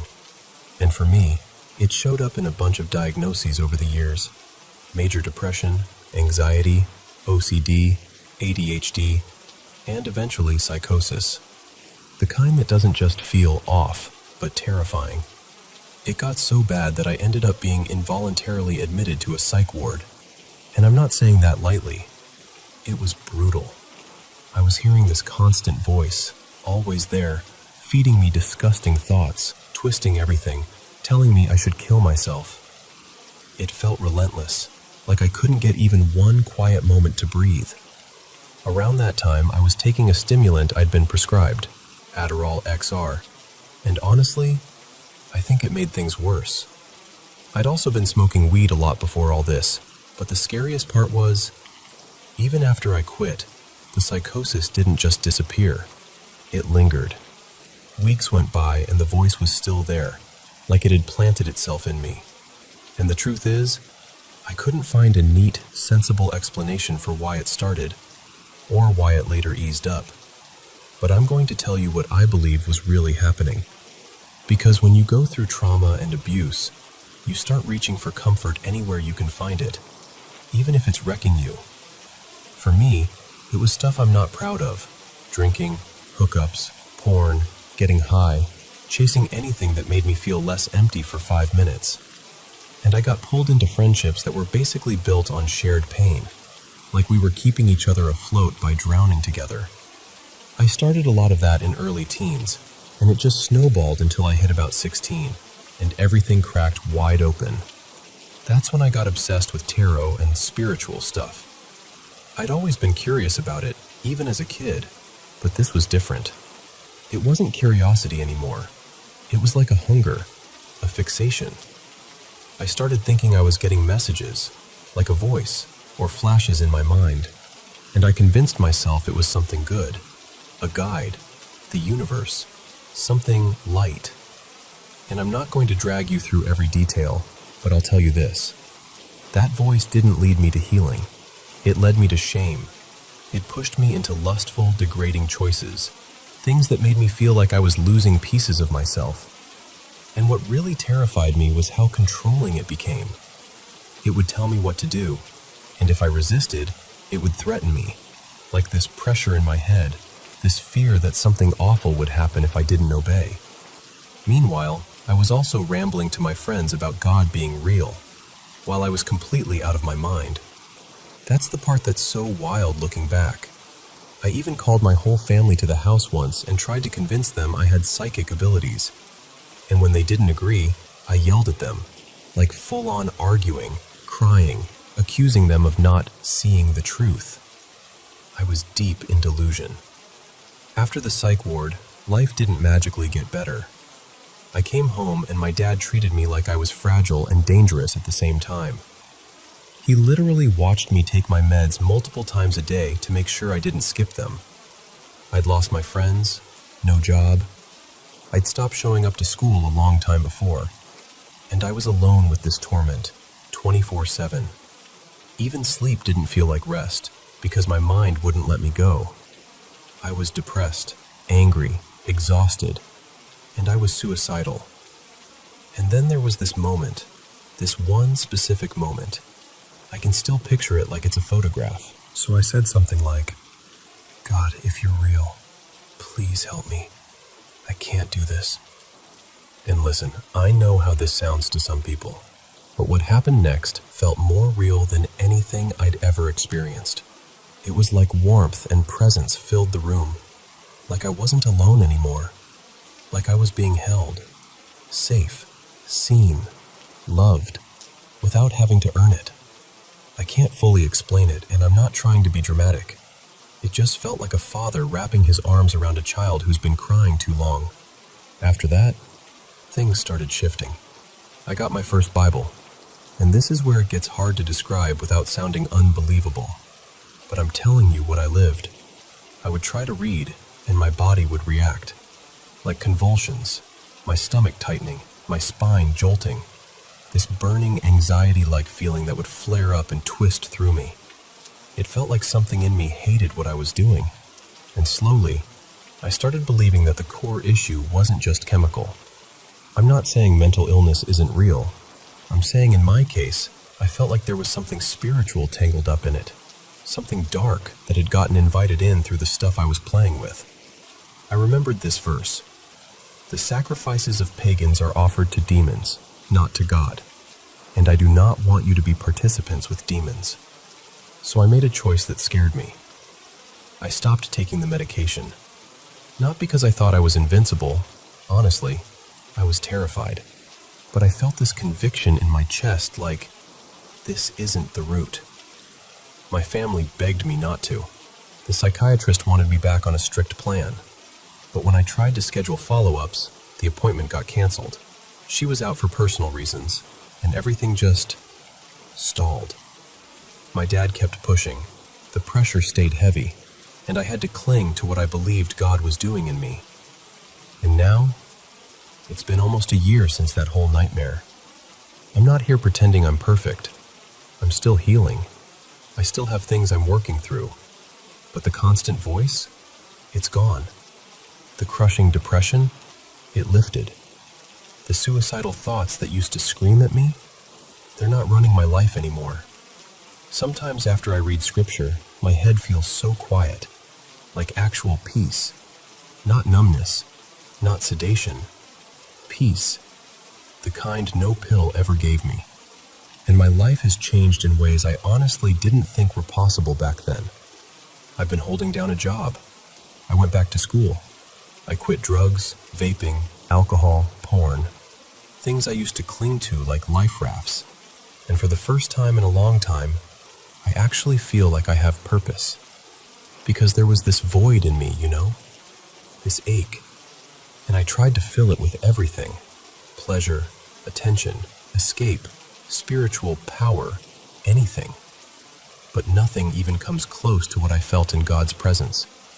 That love, steady, holy, real, did something to me that I can't fake. When I look back now, I'm honestly stunned. Stunned by grace. By the fact that I was protected even when I wasn't looking for protection. Even when I didn't believe. Even when I was messing with things that harmed me. And I don't expect everyone to understand this. I really don't. if you're still listening, thank you. I mean that. I hope nobody has to go through the kind of hell I went through to reach for God. I hope people can find him before it gets that dark. But if you feel broken or ashamed or like you're too messed up to come to him, please hear me. You don't have to be perfect. You just have to be willing. Because God didn't send his Son into the world to condemn it, but so the world could be saved through him.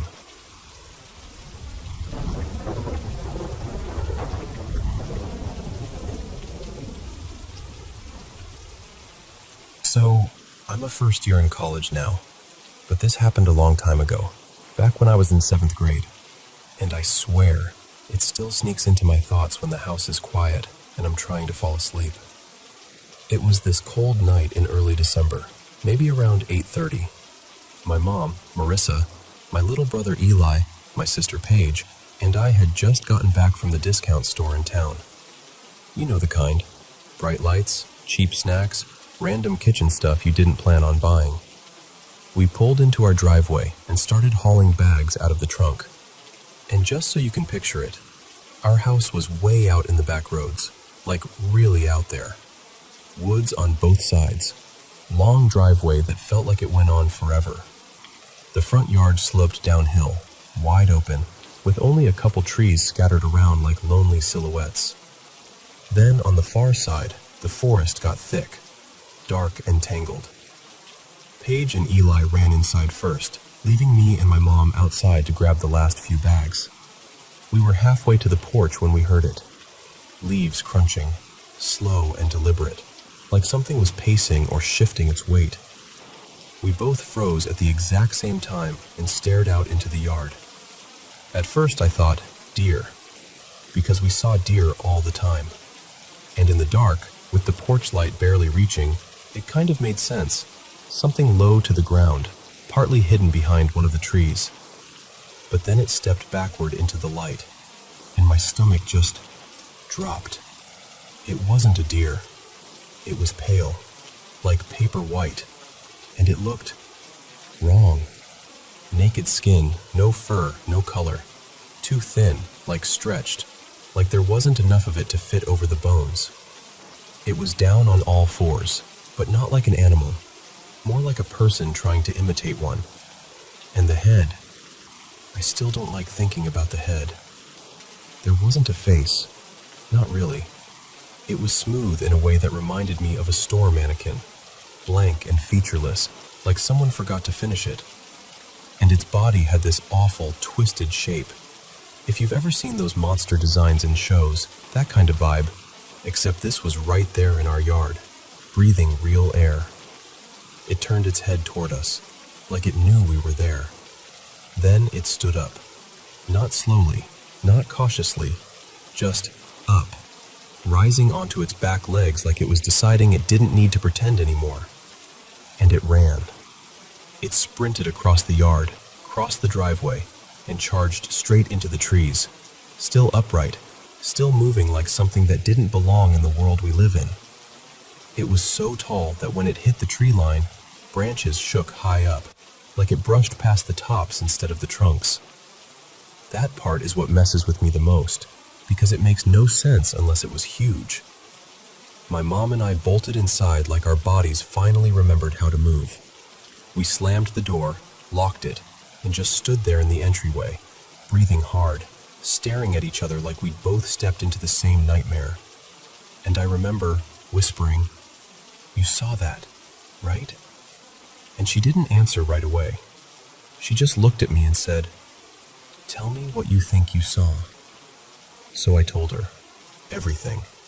The pale skin, the blank head, the way it stood and ran. And she swallowed and said, "That's what I saw too." We checked the locks again. We didn't turn on extra lights or go peeking out the windows like people do in movies. We just went to bed. Because what else do you do when you've seen something you can't explain? The next morning, my mom went outside while it was bright, like daylight could make it less real. She walked to where it crossed the driveway, and that's when she found the tracks. My mom followed them for a little while. And then she stopped. She came back in looking pale and tight around the eyes, and she didn't want to talk about it anymore. After that, a few more things happened over the next week or so. Nothing as clear as seeing it in the yard, but enough to keep our nerves stretched thin. One night, we had the back sliding door open just for a minute, letting in cool air. Our dogs were right there, standing stiff as statues, low growls vibrating in their chests. My mom and I were trying to calm them down, and then we heard it. This sound, far away, but loud enough to raise the hair on my arms. It wasn't a regular animal noise. It was like a howl and a scream mashed together, like something crying out, but also warning you. We yanked the dogs inside so fast their nails scratched the floor, and we locked that door like it was the only thing holding the world together. And then, after that, it stopped. No more sounds, no more weird tracks. Eventually we moved towns. Not because of that, just life stuff. But I've always wondered if it stayed out there, tucked into those woods like it belonged there all along. And I don't know what it was. I don't have a neat explanation. I just know what I saw, and I know my mom saw it too. And if there's one thing I'm sure of, it's that I hope I never, ever end up close enough to see it again.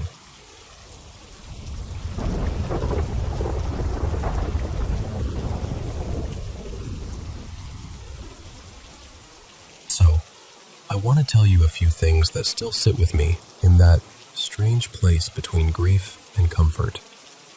It started last summer, early July, I think. My cat Juniper got really sick out of nowhere. The moment I heard, I felt this heavy drop in my stomach, like my brain had already jumped ahead and decided how the story ended. I tried to shake it off, but it just kept growing, this dread that wouldn't let me pretend everything was fine. A couple days later, the vet told us it was cancer. Nothing dramatic, no big speech, just that calm, careful tone people use when they're trying not to break you in half. And we had to make the decision. The kind of decision you never feel ready to make, even when you know it's the kindest one. We did it at my mom's place because it felt calmer there. I remember holding Juniper in my arms while my mom's neighbor, she's worked with animals before, helped her go peacefully. And I know this sounds weird, but in the middle of all that pain, I felt this sudden wave of relief. Not happiness, not okay, just peace. Like the tension finally unclenched. And I swear it felt like Juniper relaxed too, like she wasn't fighting anymore. That night I went back to my dad's house and basically collapsed into bed. I was just staring at the ceiling, replaying everything, feeling hollow. Then, sometime around 10, maybe a little after, I felt something climb up onto the bed. I'm not exaggerating. I felt the mattress dip. I felt that familiar pressure settle against my shin, like a small animal curling up. Juniper used to do that exact thing. Hop up, circle once, then press in close like she was claiming her spot beside me. I didn't even move at first. I just froze, and my eyes filled up, because it felt so real. And instead of scaring me, it helped. It felt like a final little, I'm still here, or maybe, you're going to be okay. And I fell asleep. The next morning I told my dad and my brother. They're not really the paranormal type. More like, show me proof or it didn't happen. But even they went kind of quiet. Like they didn't know what to do with it. Honestly, the rest of that day is blurry. I know I had a job interview later, and it felt surreal doing normal life things while my chest still felt cracked open. When I told a couple friends, they didn't hesitate. They were like, that was Juniper. She came back to check on you. And I didn't argue. I just let myself hold that. The second thing happened a while earlier, fall of 2022, maybe September. My family had to put my dog down. His name was Milo. That night I was doom scrolling on my phone, just trying not to feel anything, when I got recommended this random religious channel video. and the topic was literally grief and loss. Like, specifically, it hit me so hard I just stared at it for a minute. Now, I can explain that one logically. Algorithms pick up on what you're watching, what you're searching, the mood you're stuck in. And I remember videos like that kept popping up for a couple weeks afterward, too. So I'm not saying it was a sign, but the timing was so on the nose that it still makes me pause. And the last story goes way back. Late 2011, after my grandmother died, we took in her dog, Rosie. We had her for about a year, maybe a bit more. Then in spring 2013, she got sick, and we found out there was a mass in her heart. Even if surgery worked, which wasn't guaranteed, she was already old and struggling, and it would have just been more suffering. Around that time, I started having these really vivid dreams. Not every night, but often enough that it felt like something was trying to process through my sleep. Rosie looks at me, just a long look, like she's memorizing me. Then she turns and walks into the light. No rushing, no fear. And then the door closes and the dream ends. I don't remember exactly when I had that dream. It might have been weeks or even a couple months after she passed. And sure, it could just be grief doing what grief does, trying to create a goodbye you didn't get to fully feel in the moment. But something about it felt different. Like it wasn't only my brain, like it had its own calm gravity to it. And here's the thing that makes all of it even stranger to me. I've never really had anything like that with people in my family. And my family is huge, dozens and dozens of relatives. I've been to several funerals, and nothing unexplainable has happened. I've heard my aunts and uncles tell stories after certain losses, little coincidences, little moments that felt like messages. But me? Mostly nothing. Sometimes I get this sensation, though, like being watched, not in a scary way, more like being noticed. Like someone is just there, quietly, in the background. And that's it. I told my dad's partner about all this once, and she said something I've never forgotten. She told me maybe I'm just more tuned in, more aware of nature, of patterns, of tiny shifts most people brush off. And I don't know if that's true, but I do know this. When I was at my lowest, something, whether it was memory, love, grief, or something I can't explain, made the bed feel a little less empty. And sometimes, that's enough.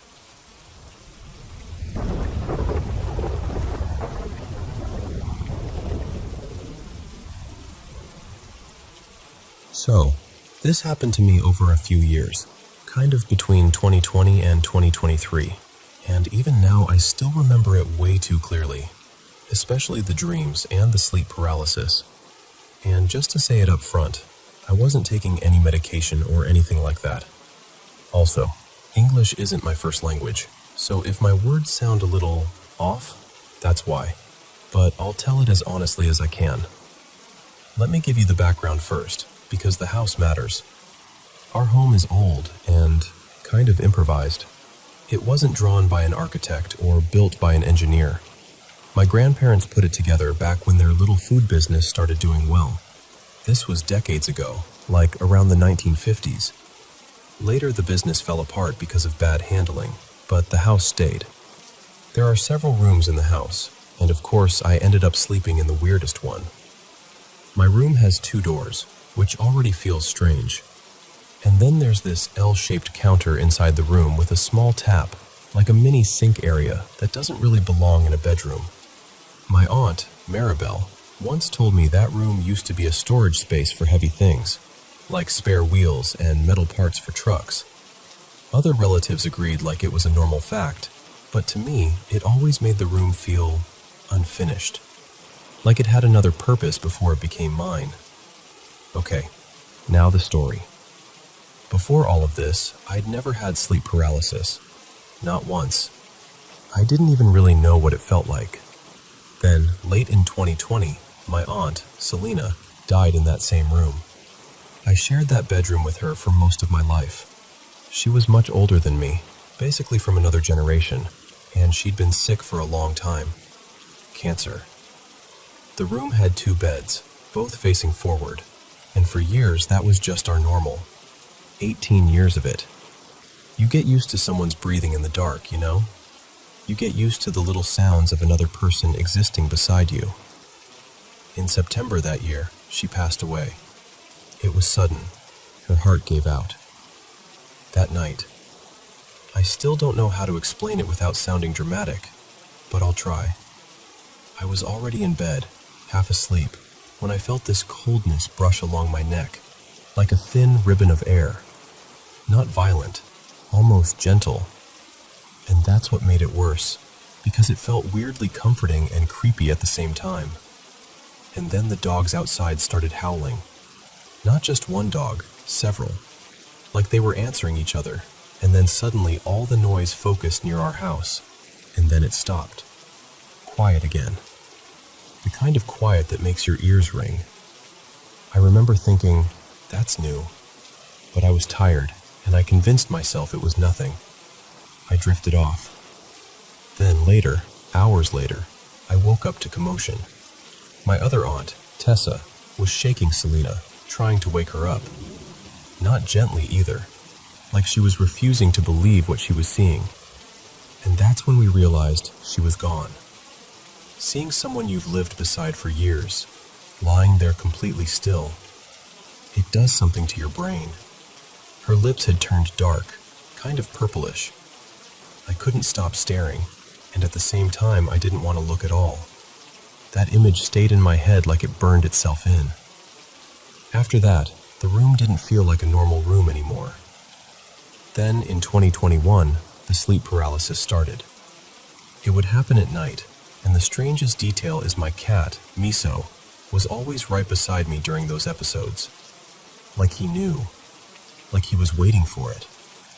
One night, I was sleeping in that room again, and I heard laughter. But then I started praying. And the longer I prayed, the louder it got.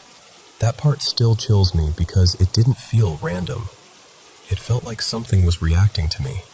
The laughter grew sharper, uglier, like mockery, like the kind of laughing that wants you to feel small. I remember thinking, this sounds like something evil, and I hated that thought because I didn't want to be the kind of person who thinks like that. But I was terrified. This went on for months, episodes coming back again and again.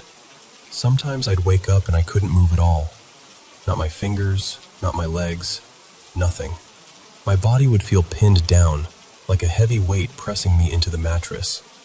And I'd go ice cold, like all the warmth in my body got drained out. But the worst part? I could see and hear everything. I could see the ceiling. I could hear the room. I could hear my own breathing, stuck and shallow. And the room looked normal.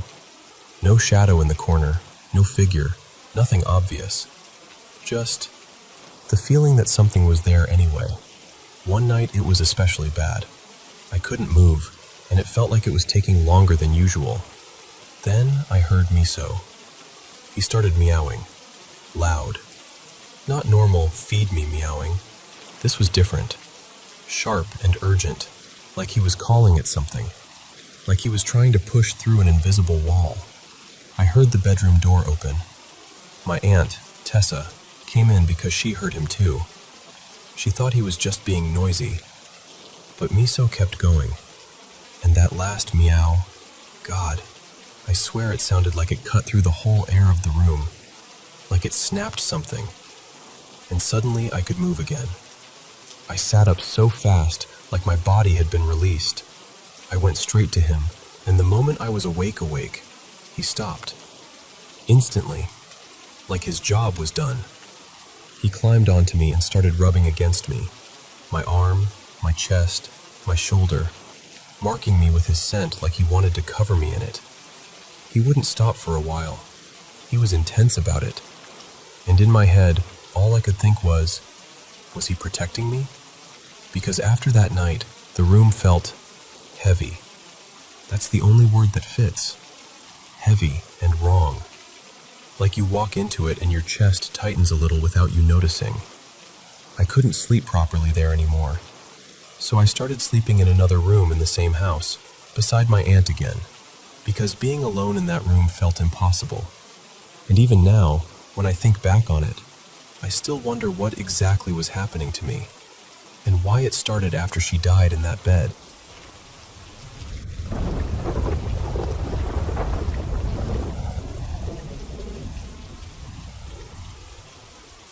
Hey, so my best friend, Mara, died late last year. She was 28, and I'm still trying to say that sentence without my throat doing that thing where it tightens up like it's bracing for impact. Mara had this intense relationship with death. Not in a dramatic, I'm so edgy way, more like it genuinely her, and she couldn't stop circling it. She'd bring up funeral plans the way some people bring up weekend plans. She told me what songs she'd want, what she'd wear, even what she didn't want people to say. And she used to joke, half joke, half not, that if she died first, she'd come back and haunt all of us. But she'd say it with this grin, like she was trying to soften it. Like, don't worry, I'll be a helpful ghost. I'll find your missing stuff. I'll do chores. I'll scare off weird men. I'll be the friendly haunting. That was very Mara. Dark humor with this weird, protective tenderness underneath. So, here's the part I can't stop thinking about. A few weeks ago, I was in the kitchen and I heard this heavy slamming sound, like a cabinet door or a pantry door, something with weight. It happened again another night. Not a little creak, a slam. And then there was this moment with the bathroom that genuinely made my skin go cold. I remember walking past and seeing the bathroom light on. I remember the door being half open. And I watched the door swing shut like someone had pushed it. My partner was right there, so I was like, "Did you see that?" They opened the door again, and the light was off. Off. Like it had never been on in the first place. And yes, before you say it, I know memory is messy. I know lights get left on and off and your brain fills in gaps. I know all of that. But it didn't feel like a fuzzy maybe. It felt like a clear snapshot. Then there's the paint thing. I started painting again recently, which I hadn't done in a long time.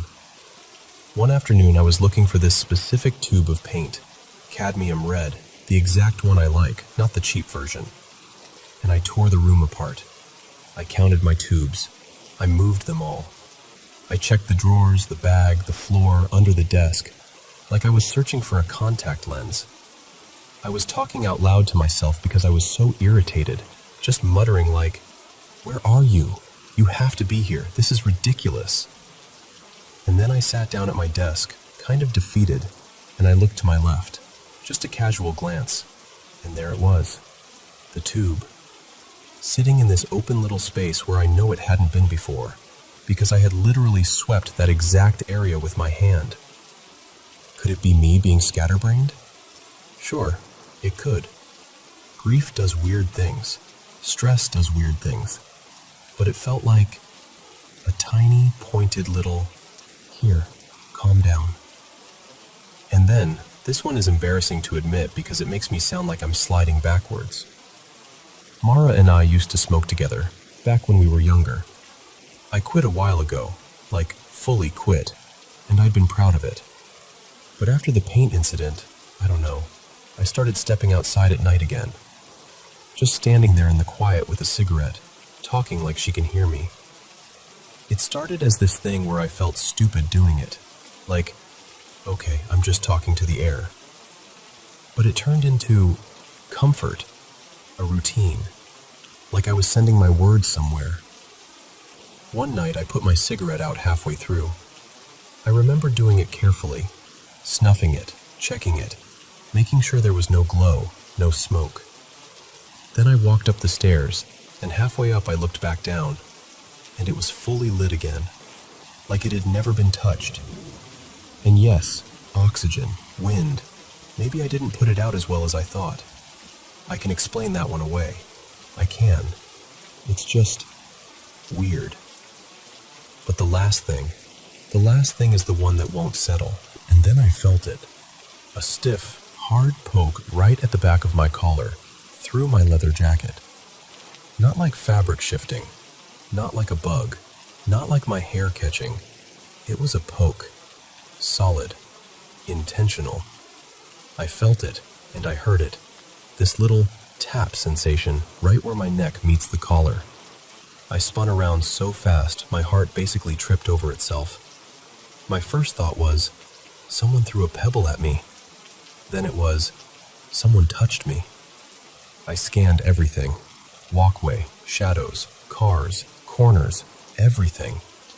There was no one. No movement, no sound. Nothing that made sense. And then, later, when I was replaying it, I remembered something. Mara used to tell this story about us in school. She loved bringing it up. She'd say that one of her favorite things back then was that I sat behind her and I'd poke the back of her neck to get her attention. She'd imitate it too, this little flinch and laugh, and she'd be like, "You always did that. You just poke me like you were summoning me." I don't even remember doing it as clearly as she did, but she remembered. She said it more than once, like it mattered to her. So now I'm sitting with all of this, and I don't know what to do with it, because I'm not religious. I'm a skeptic. I'm the person who rolls my eyes at half the stuff people swear is paranormal. And I wasn't hunting for signs. I wasn't begging the universe to show me she's still here. But at the same time, I did start talking to her. And I can't pretend I didn't want something back, even if I told myself I was just venting into the night. And the other part is, it doesn't feel sweet. Not always. Sometimes when I think about these things, I get this heavy, wrong feeling. Like my body is reacting before my brain decides what it believes. And then I spiral, because I've heard all those stories, you know? About grief attracting the wrong kind of attention. About things that aren't your person pretending to be. I don't even know if I believe that, but the idea wedges itself in anyway when you're already raw. And there's one more layer that makes me feel kind of crazy. There have been a few moments where I had this gut sense something was going to happen right before it did. Not like a dramatic vision, more like a quiet certainty that showed up, uninvited. And then it happened. And I don't know what to call that. Intuition? Pattern brain? Grief brain trying to create order? I don't know. I just keep thinking about Mara joking, "I'll haunt you, but I'll be helpful." And then I think about the slams and the paint and that poke at my collar like a hand reaching through a locked door.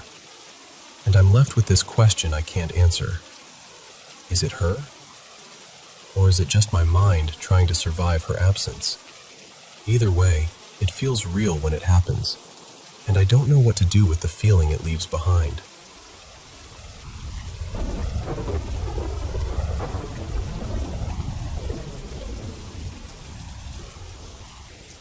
Okay, so you have to promise you'll hear me out, because I know how this sounds. I live in this really old high-rise, like ancient old. It's over a century old, and it used to be a hotel back in the day. The kind of place where you just feel the history the second you walk into the lobby, you know? When I first moved in, I had my cat. Her name was Miso, and she started doing this thing that I couldn't explain. I'd leave to run errands, grab groceries, whatever, and when I came back, she'd be posted up in the living room staring at the same spots like she was watching a person standing there. And not just a casual glance, no. This was intense, like locked in. And I'd walk through the door, and she'd flick her eyes over to me like, "You seeing this?" And she'd make this sound, this low, angry little rah, then snap her stare right back to the exact same place. Then she'd look at me again, rah, and back again. Like she was trying to translate something for me and getting frustrated that I didn't speak the language. At first, I tried to laugh it off. Cats are weird. I told myself that 100 times. But deep down, I knew. I just knew she was seeing something. And then, it didn't take long for whatever it was to make sure I knew too. It started small, kind of, but not really. One day I'm in the hallway, not even near the kitchen, and I hear this sudden crash that's so loud my stomach dropped. I ran in, and a glass had flown off the counter and shattered like someone had swiped it with a hand. And the thing is, nothing was unsteady. No vibration, no wind, nothing. It didn't fall. It got thrown. After that, it escalated. Lights would do this insane thing where they'd flare up so bright it looked like a stadium spotlight turned on in my living room. My lamps, the overhead lights, everything. Just blazing for a second, then snapping back to normal like nothing happened. Like something was showing off. Like, hi, I can do this. And then, the voices started. Not like a whisper right in my ear, more like people talking to each other in another room. Like two strangers having a conversation as if I wasn't even there. I'd freeze and try to listen, and it would feel so real I'd start checking my phone to see if I left the TV on. But the TV would be off. The hallway would be empty. The apartment would be quiet. Except for them. Then I started seeing shapes. Not all the time, but enough that I couldn't pretend anymore. Figures, kind of half-formed. Sometimes I'd see a face out of the corner of my eye, like someone leaning around a doorway. Sometimes it would be like a body without legs, like the bottom half just wasn't there. And I know that sounds impossible, but it's exactly why it messed with me so badly. Because my brain couldn't make it make sense. And then, it got physical. I don't mean like a chill down your spine. I mean, I was touched. Like an actual hand. On my arm, on my shoulder, more than once. And one time, I swear on everything, I felt breath blow right across my face hard enough to move my hair, like I had leaned into a giant fan. I remember flinching so hard my neck hurt afterward. But the worst part, the absolute worst part, was what happened when I slept. I was asleep, and suddenly I was ripped awake, and I literally went flying off the bed. Not rolling, not stumbling, flying. I went across the room, landed on my hands and knees, and my head hit the floor so hard I saw stars. I remember sitting there shaking, touching the side of my head, and it was swelling up instantly, this huge lump. My knees were scraped raw like road rash. I was so scared after that, I begged a friend, Tara, to stay the night. I told her, I just need someone here while I sleep, please. And that night, she saw it. She told me the next morning with this pale face like she hadn't slept at all. She said she saw my body jerking while I was asleep, like something was tugging on me. Then she watched me get thrown off the bed. She kept saying, I don't know what I saw, but I saw it. And I'm telling you, that broke something open in me. Because it wasn't just my fear anymore. It wasn't just me. I had proof. Another person witnessed it. After that, I stopped trying to be polite about it. I started fighting back the only way I knew how. I saged the apartment, more than once. I opened windows. I prayed out loud. I demanded, firmly, that whatever was there was not welcome, not invited, and it had to leave. I said it over and over, daily, sometimes multiple times a day. I kept telling myself, I walk with God. I am protected. Even when I didn't feel brave, I said it anyway, because I needed something stronger than fear. And it didn't leave right away. It stayed for a long time. Not weeks, not a couple months, almost a year, more actually. It was like it wanted to wear me down, like it was waiting for me to stop resisting. But eventually, it faded. The air changed. The apartment felt like mine again. Miso stopped staring into corners like she was tracking a person pacing back and forth. The lights behaved. The crashes stopped. The whole place finally went still. I thought it was over. And then, this part still makes me sick. Someone new moved into the building. Not someone I knew, just a new tenant. A few days later, I'm down by the snack machines with Tara, and we hear this guy talking to someone. Casual, like he's complaining about the weather. And he goes, I keep getting jerked awake and thrown to the floor from my sleep. I felt my whole body go cold. I nudged Tara so hard I nearly elbowed her. My mouth was hanging open, my eyes probably the size of dinner plates, and Tara was staring at me with the exact same face like, "No, no way." And she mouthed, "Oh my God." Just like that. No sound, just the words. Because we both knew. It didn't disappear. It just moved.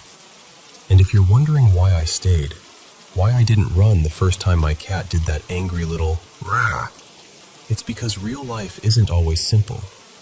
I'm in my 50s, living on a fixed income, and I don't have a big support system. I couldn't just pack up and go.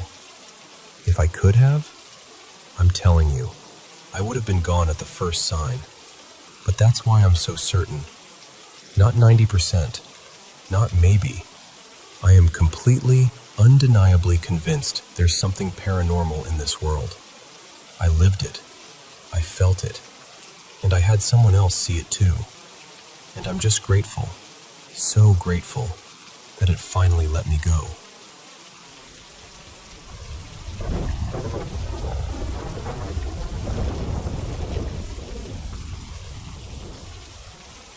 So, I don't even know how to explain this without sounding dramatic, but I swear, there was a stretch of time where my bedroom just felt off.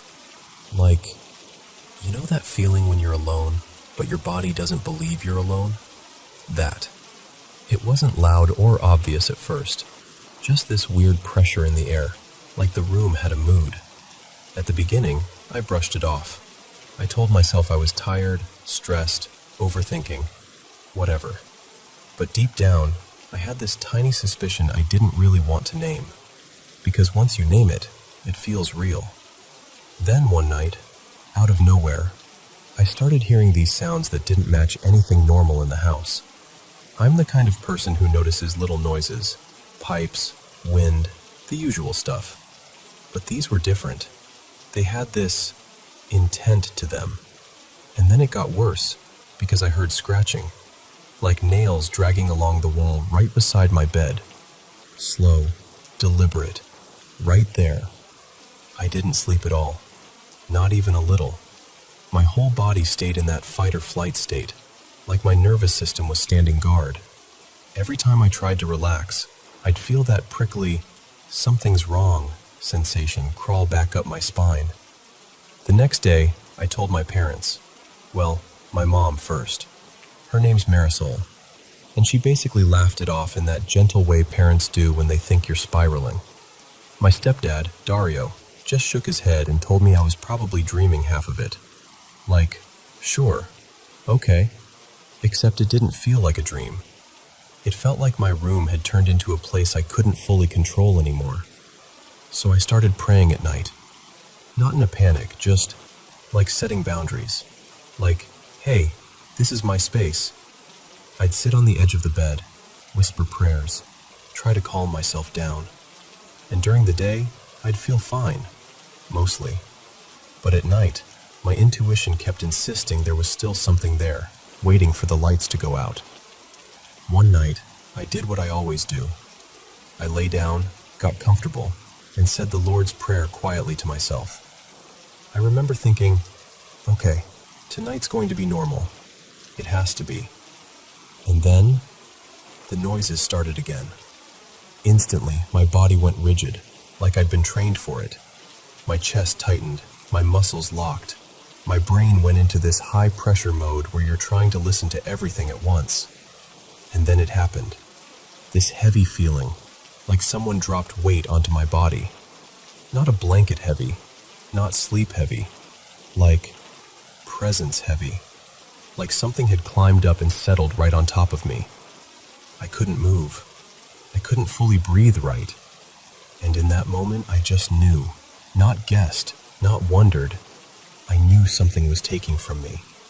Like it was feeding on whatever energy I had left. When morning came, I felt wrecked. Not, I slept badly, tired. More like I'd run for miles in my sleep.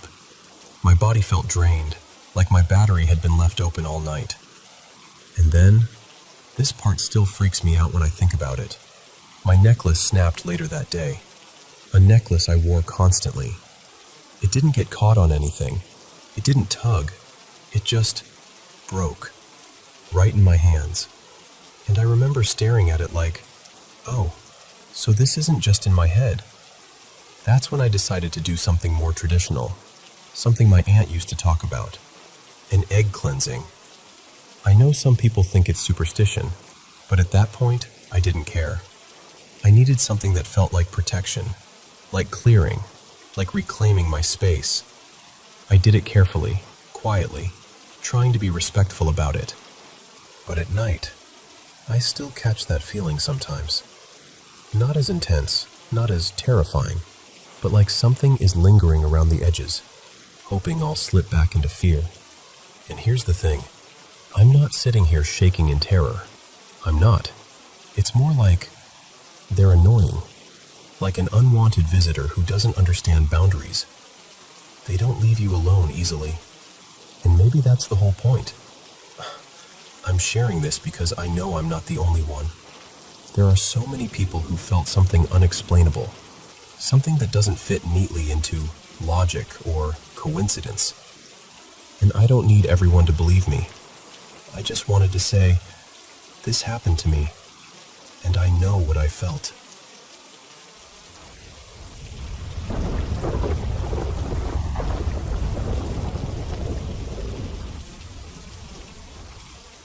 So, when I was in high school, I had this beat-up upright piano in our garage. It was one of those old ones that never stayed in tune, but I loved it anyway. I'd come home from school, drop my bag, and just disappear into the garage for hours, playing until my fingers felt sore in that good way. One afternoon, the weather was weirdly perfect. Warm, calm, bright. So I had the garage door open. I remember I was working through some Debussy, just getting into that floaty, quiet headspace where everything else sort of fades out. And then, this happened so fast I still don't know how to explain it without sounding ridiculous. A brown, dead leaf-colored thing, that's honestly the closest description I've got, shot straight up from behind the piano, like it launched, and it made this sharp, unmistakable hissing sound. Not like a soft rustle, not like air moving, a hiss. My whole body reacted before my brain did. I threw my hands up, leaned back hard, and froze, like I was bracing for it to hit my face. I could barely hear anything else. And then, it was just gone. I stayed like that, hands still up, shoulders tense, for what felt like forever. If I had to guess, maybe 45 seconds? A full minute? I remember thinking, okay, don't move, don't look away. If it comes back, and then I finally bolted out into the alley behind our garage. Here's the part that makes me feel extra insane. Where I was sitting, I could see basically the whole garage and all the exits. The garage was empty. No car parked inside, no stacked boxes, no cluttered corners to hide in. My back was against the side wall, so I was facing outward, looking into the space. It's a simple square garage. No weird storage loft, no little nook behind shelving. So I have no idea where it came from or where it went. I stood in the alley for a minute, breathing like I'd just sprinted, still in shock. Then, when my nerves calmed down enough that curiosity started wrestling with fear, I walked back in, slowly, and searched everywhere. Under the piano, behind it, around every side. I even got down on my knees and checked the floor like I was looking for a dropped contact lens. Nothing. And the thing is, because it looked so much like a dead leaf, I actually tried to convince myself that's all it was. Like maybe a leaf blew in and caught air somehow. But there was no wind. The air was completely still. And it hadn't been leaf season or anything. There weren't even dead leaves scattered around nearby. Plus, leaves don't hiss. They just don't. A few minutes later, my dad pulled into the alley coming home from work. I was still shaky, and when he got out of the car, I walked right up to him and told him what happened. And I started crying, which embarrassed me even as it was happening. I wasn't trying to be dramatic. I was just genuinely terrified and confused. My sister Mara was there too, and they both kind of laughed it off. Like, not in a mean way. More like, "What are you talking about?" They didn't believe me. My younger brothers were little, and either don't remember or never really took it seriously. But my mom said she believed me. She didn't pretend to know what it was, but she looked at me like, "I know you're not making this up." I tried researching it later because what else do you do when something impossible happens? But nothing matched. This was in a Midwest city, and most of the creature stuff online either sounds like folklore from somewhere totally different, or it's so vague it could be anything. And here's the part that messes with me a little. About 3 weeks after I saw it, my grandpa passed away. He was really old, and it wasn't sudden, so I don't genuinely think it was connected. But it still planted this weird seed in my head. Like the timing made everything feel heavier. And honestly, that stretch afterward was rough. Just bad luck stacked on bad luck. I even got clipped by a car a couple months later, not horribly, but enough to leave me rattled and bruised, and wondering if the universe had quietly put a target on my back. I've been in that garage plenty of times since then. I've played music out there again. I've stood in the exact same spot and tried to recreate the moment. Like if I stare long enough, maybe my brain will finally solve it. But I never saw it again. So I don't know. Maybe it was something completely normal that my mind turned into a monster because I was alone and caught off guard. Or maybe it really was something I can't explain. All I know is, a dead leaf-colored thing shot up behind my piano, hissed at me, and vanished. And I still think about it more often than I'd like to admit.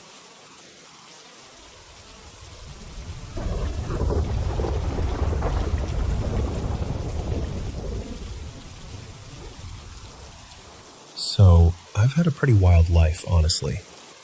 And there's this one weird thing that's followed me for, God, close to a decade now. It's changed shapes over the years, but it's been consistent.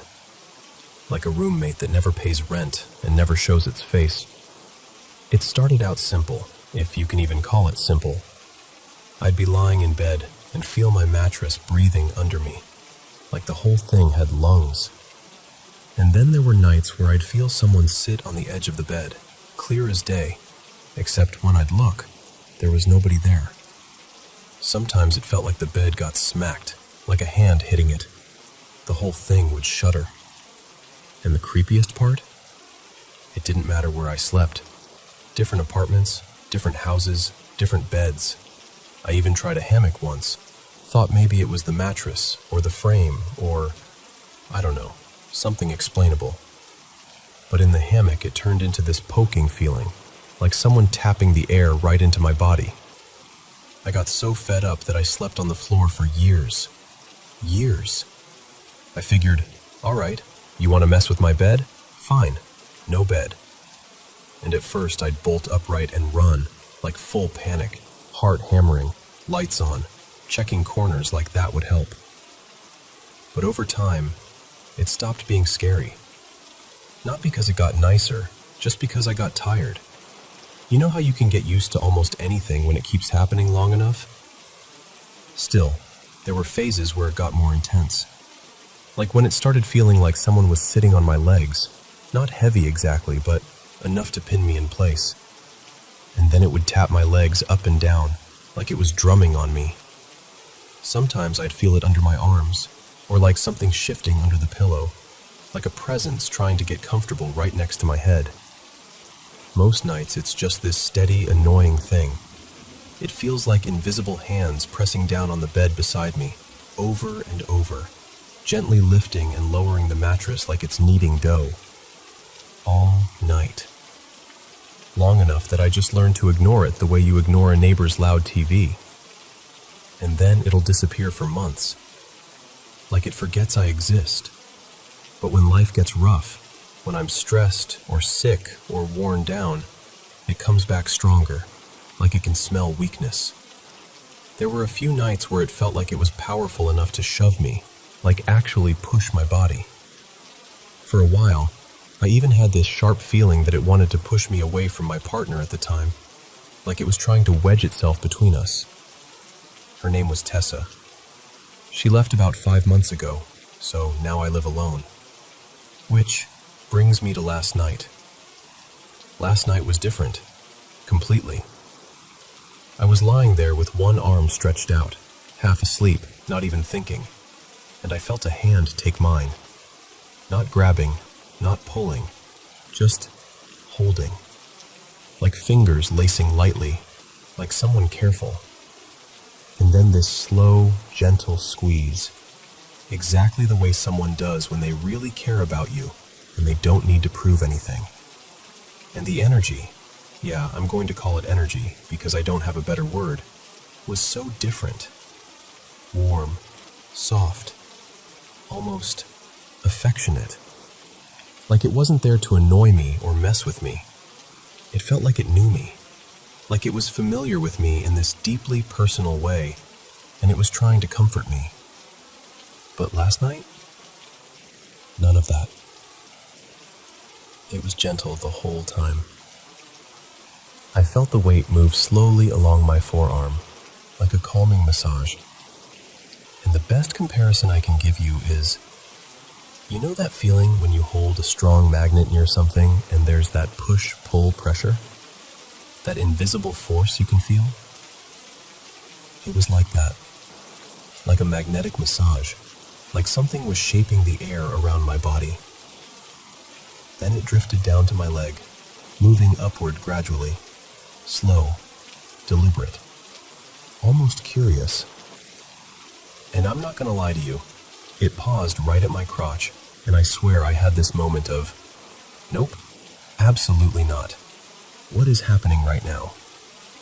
Because when physical boundaries aren't really a boundary, suddenly the list of possibilities gets way longer, and your brain starts scrambling to catch up. It didn't go all the way. Which, yeah, I'm human. I'm gonna admit I was kind of annoyed about that, because the sensation was honestly nice. But it started fading, getting weaker, like whatever strength it had was running out. Except the hand-holding didn't stop. That part stayed steady, gentle squeezes, like reassurance. Like, it's okay, I'm here. And I just passed out. Completely. Like my body finally believed it was safe. Now I'm awake and I keep replaying it, trying to make sense of it. Like, did my sleep ghost decide to be romantic? What even is that? It felt so loving, so kind, so intimately calm. Like it wasn't some random thing wandering through my room. It felt personal. And maybe this is relevant, maybe it isn't, but I'll tell you anyway. Since Tessa left, I've been kind of messy. I've been seeing a few people. One of them is this very witchy, spiritual type. Actually, more than one if I'm being honest. And part of me wonders if I invited something in without realizing it. Or if I've been around enough people who believe in certain things that, I don't know, something noticed me. But yeah, that was last night. And I don't know whether to feel comforted, confused, or deeply weirded out. Mostly I just can't stop thinking about how gentle it was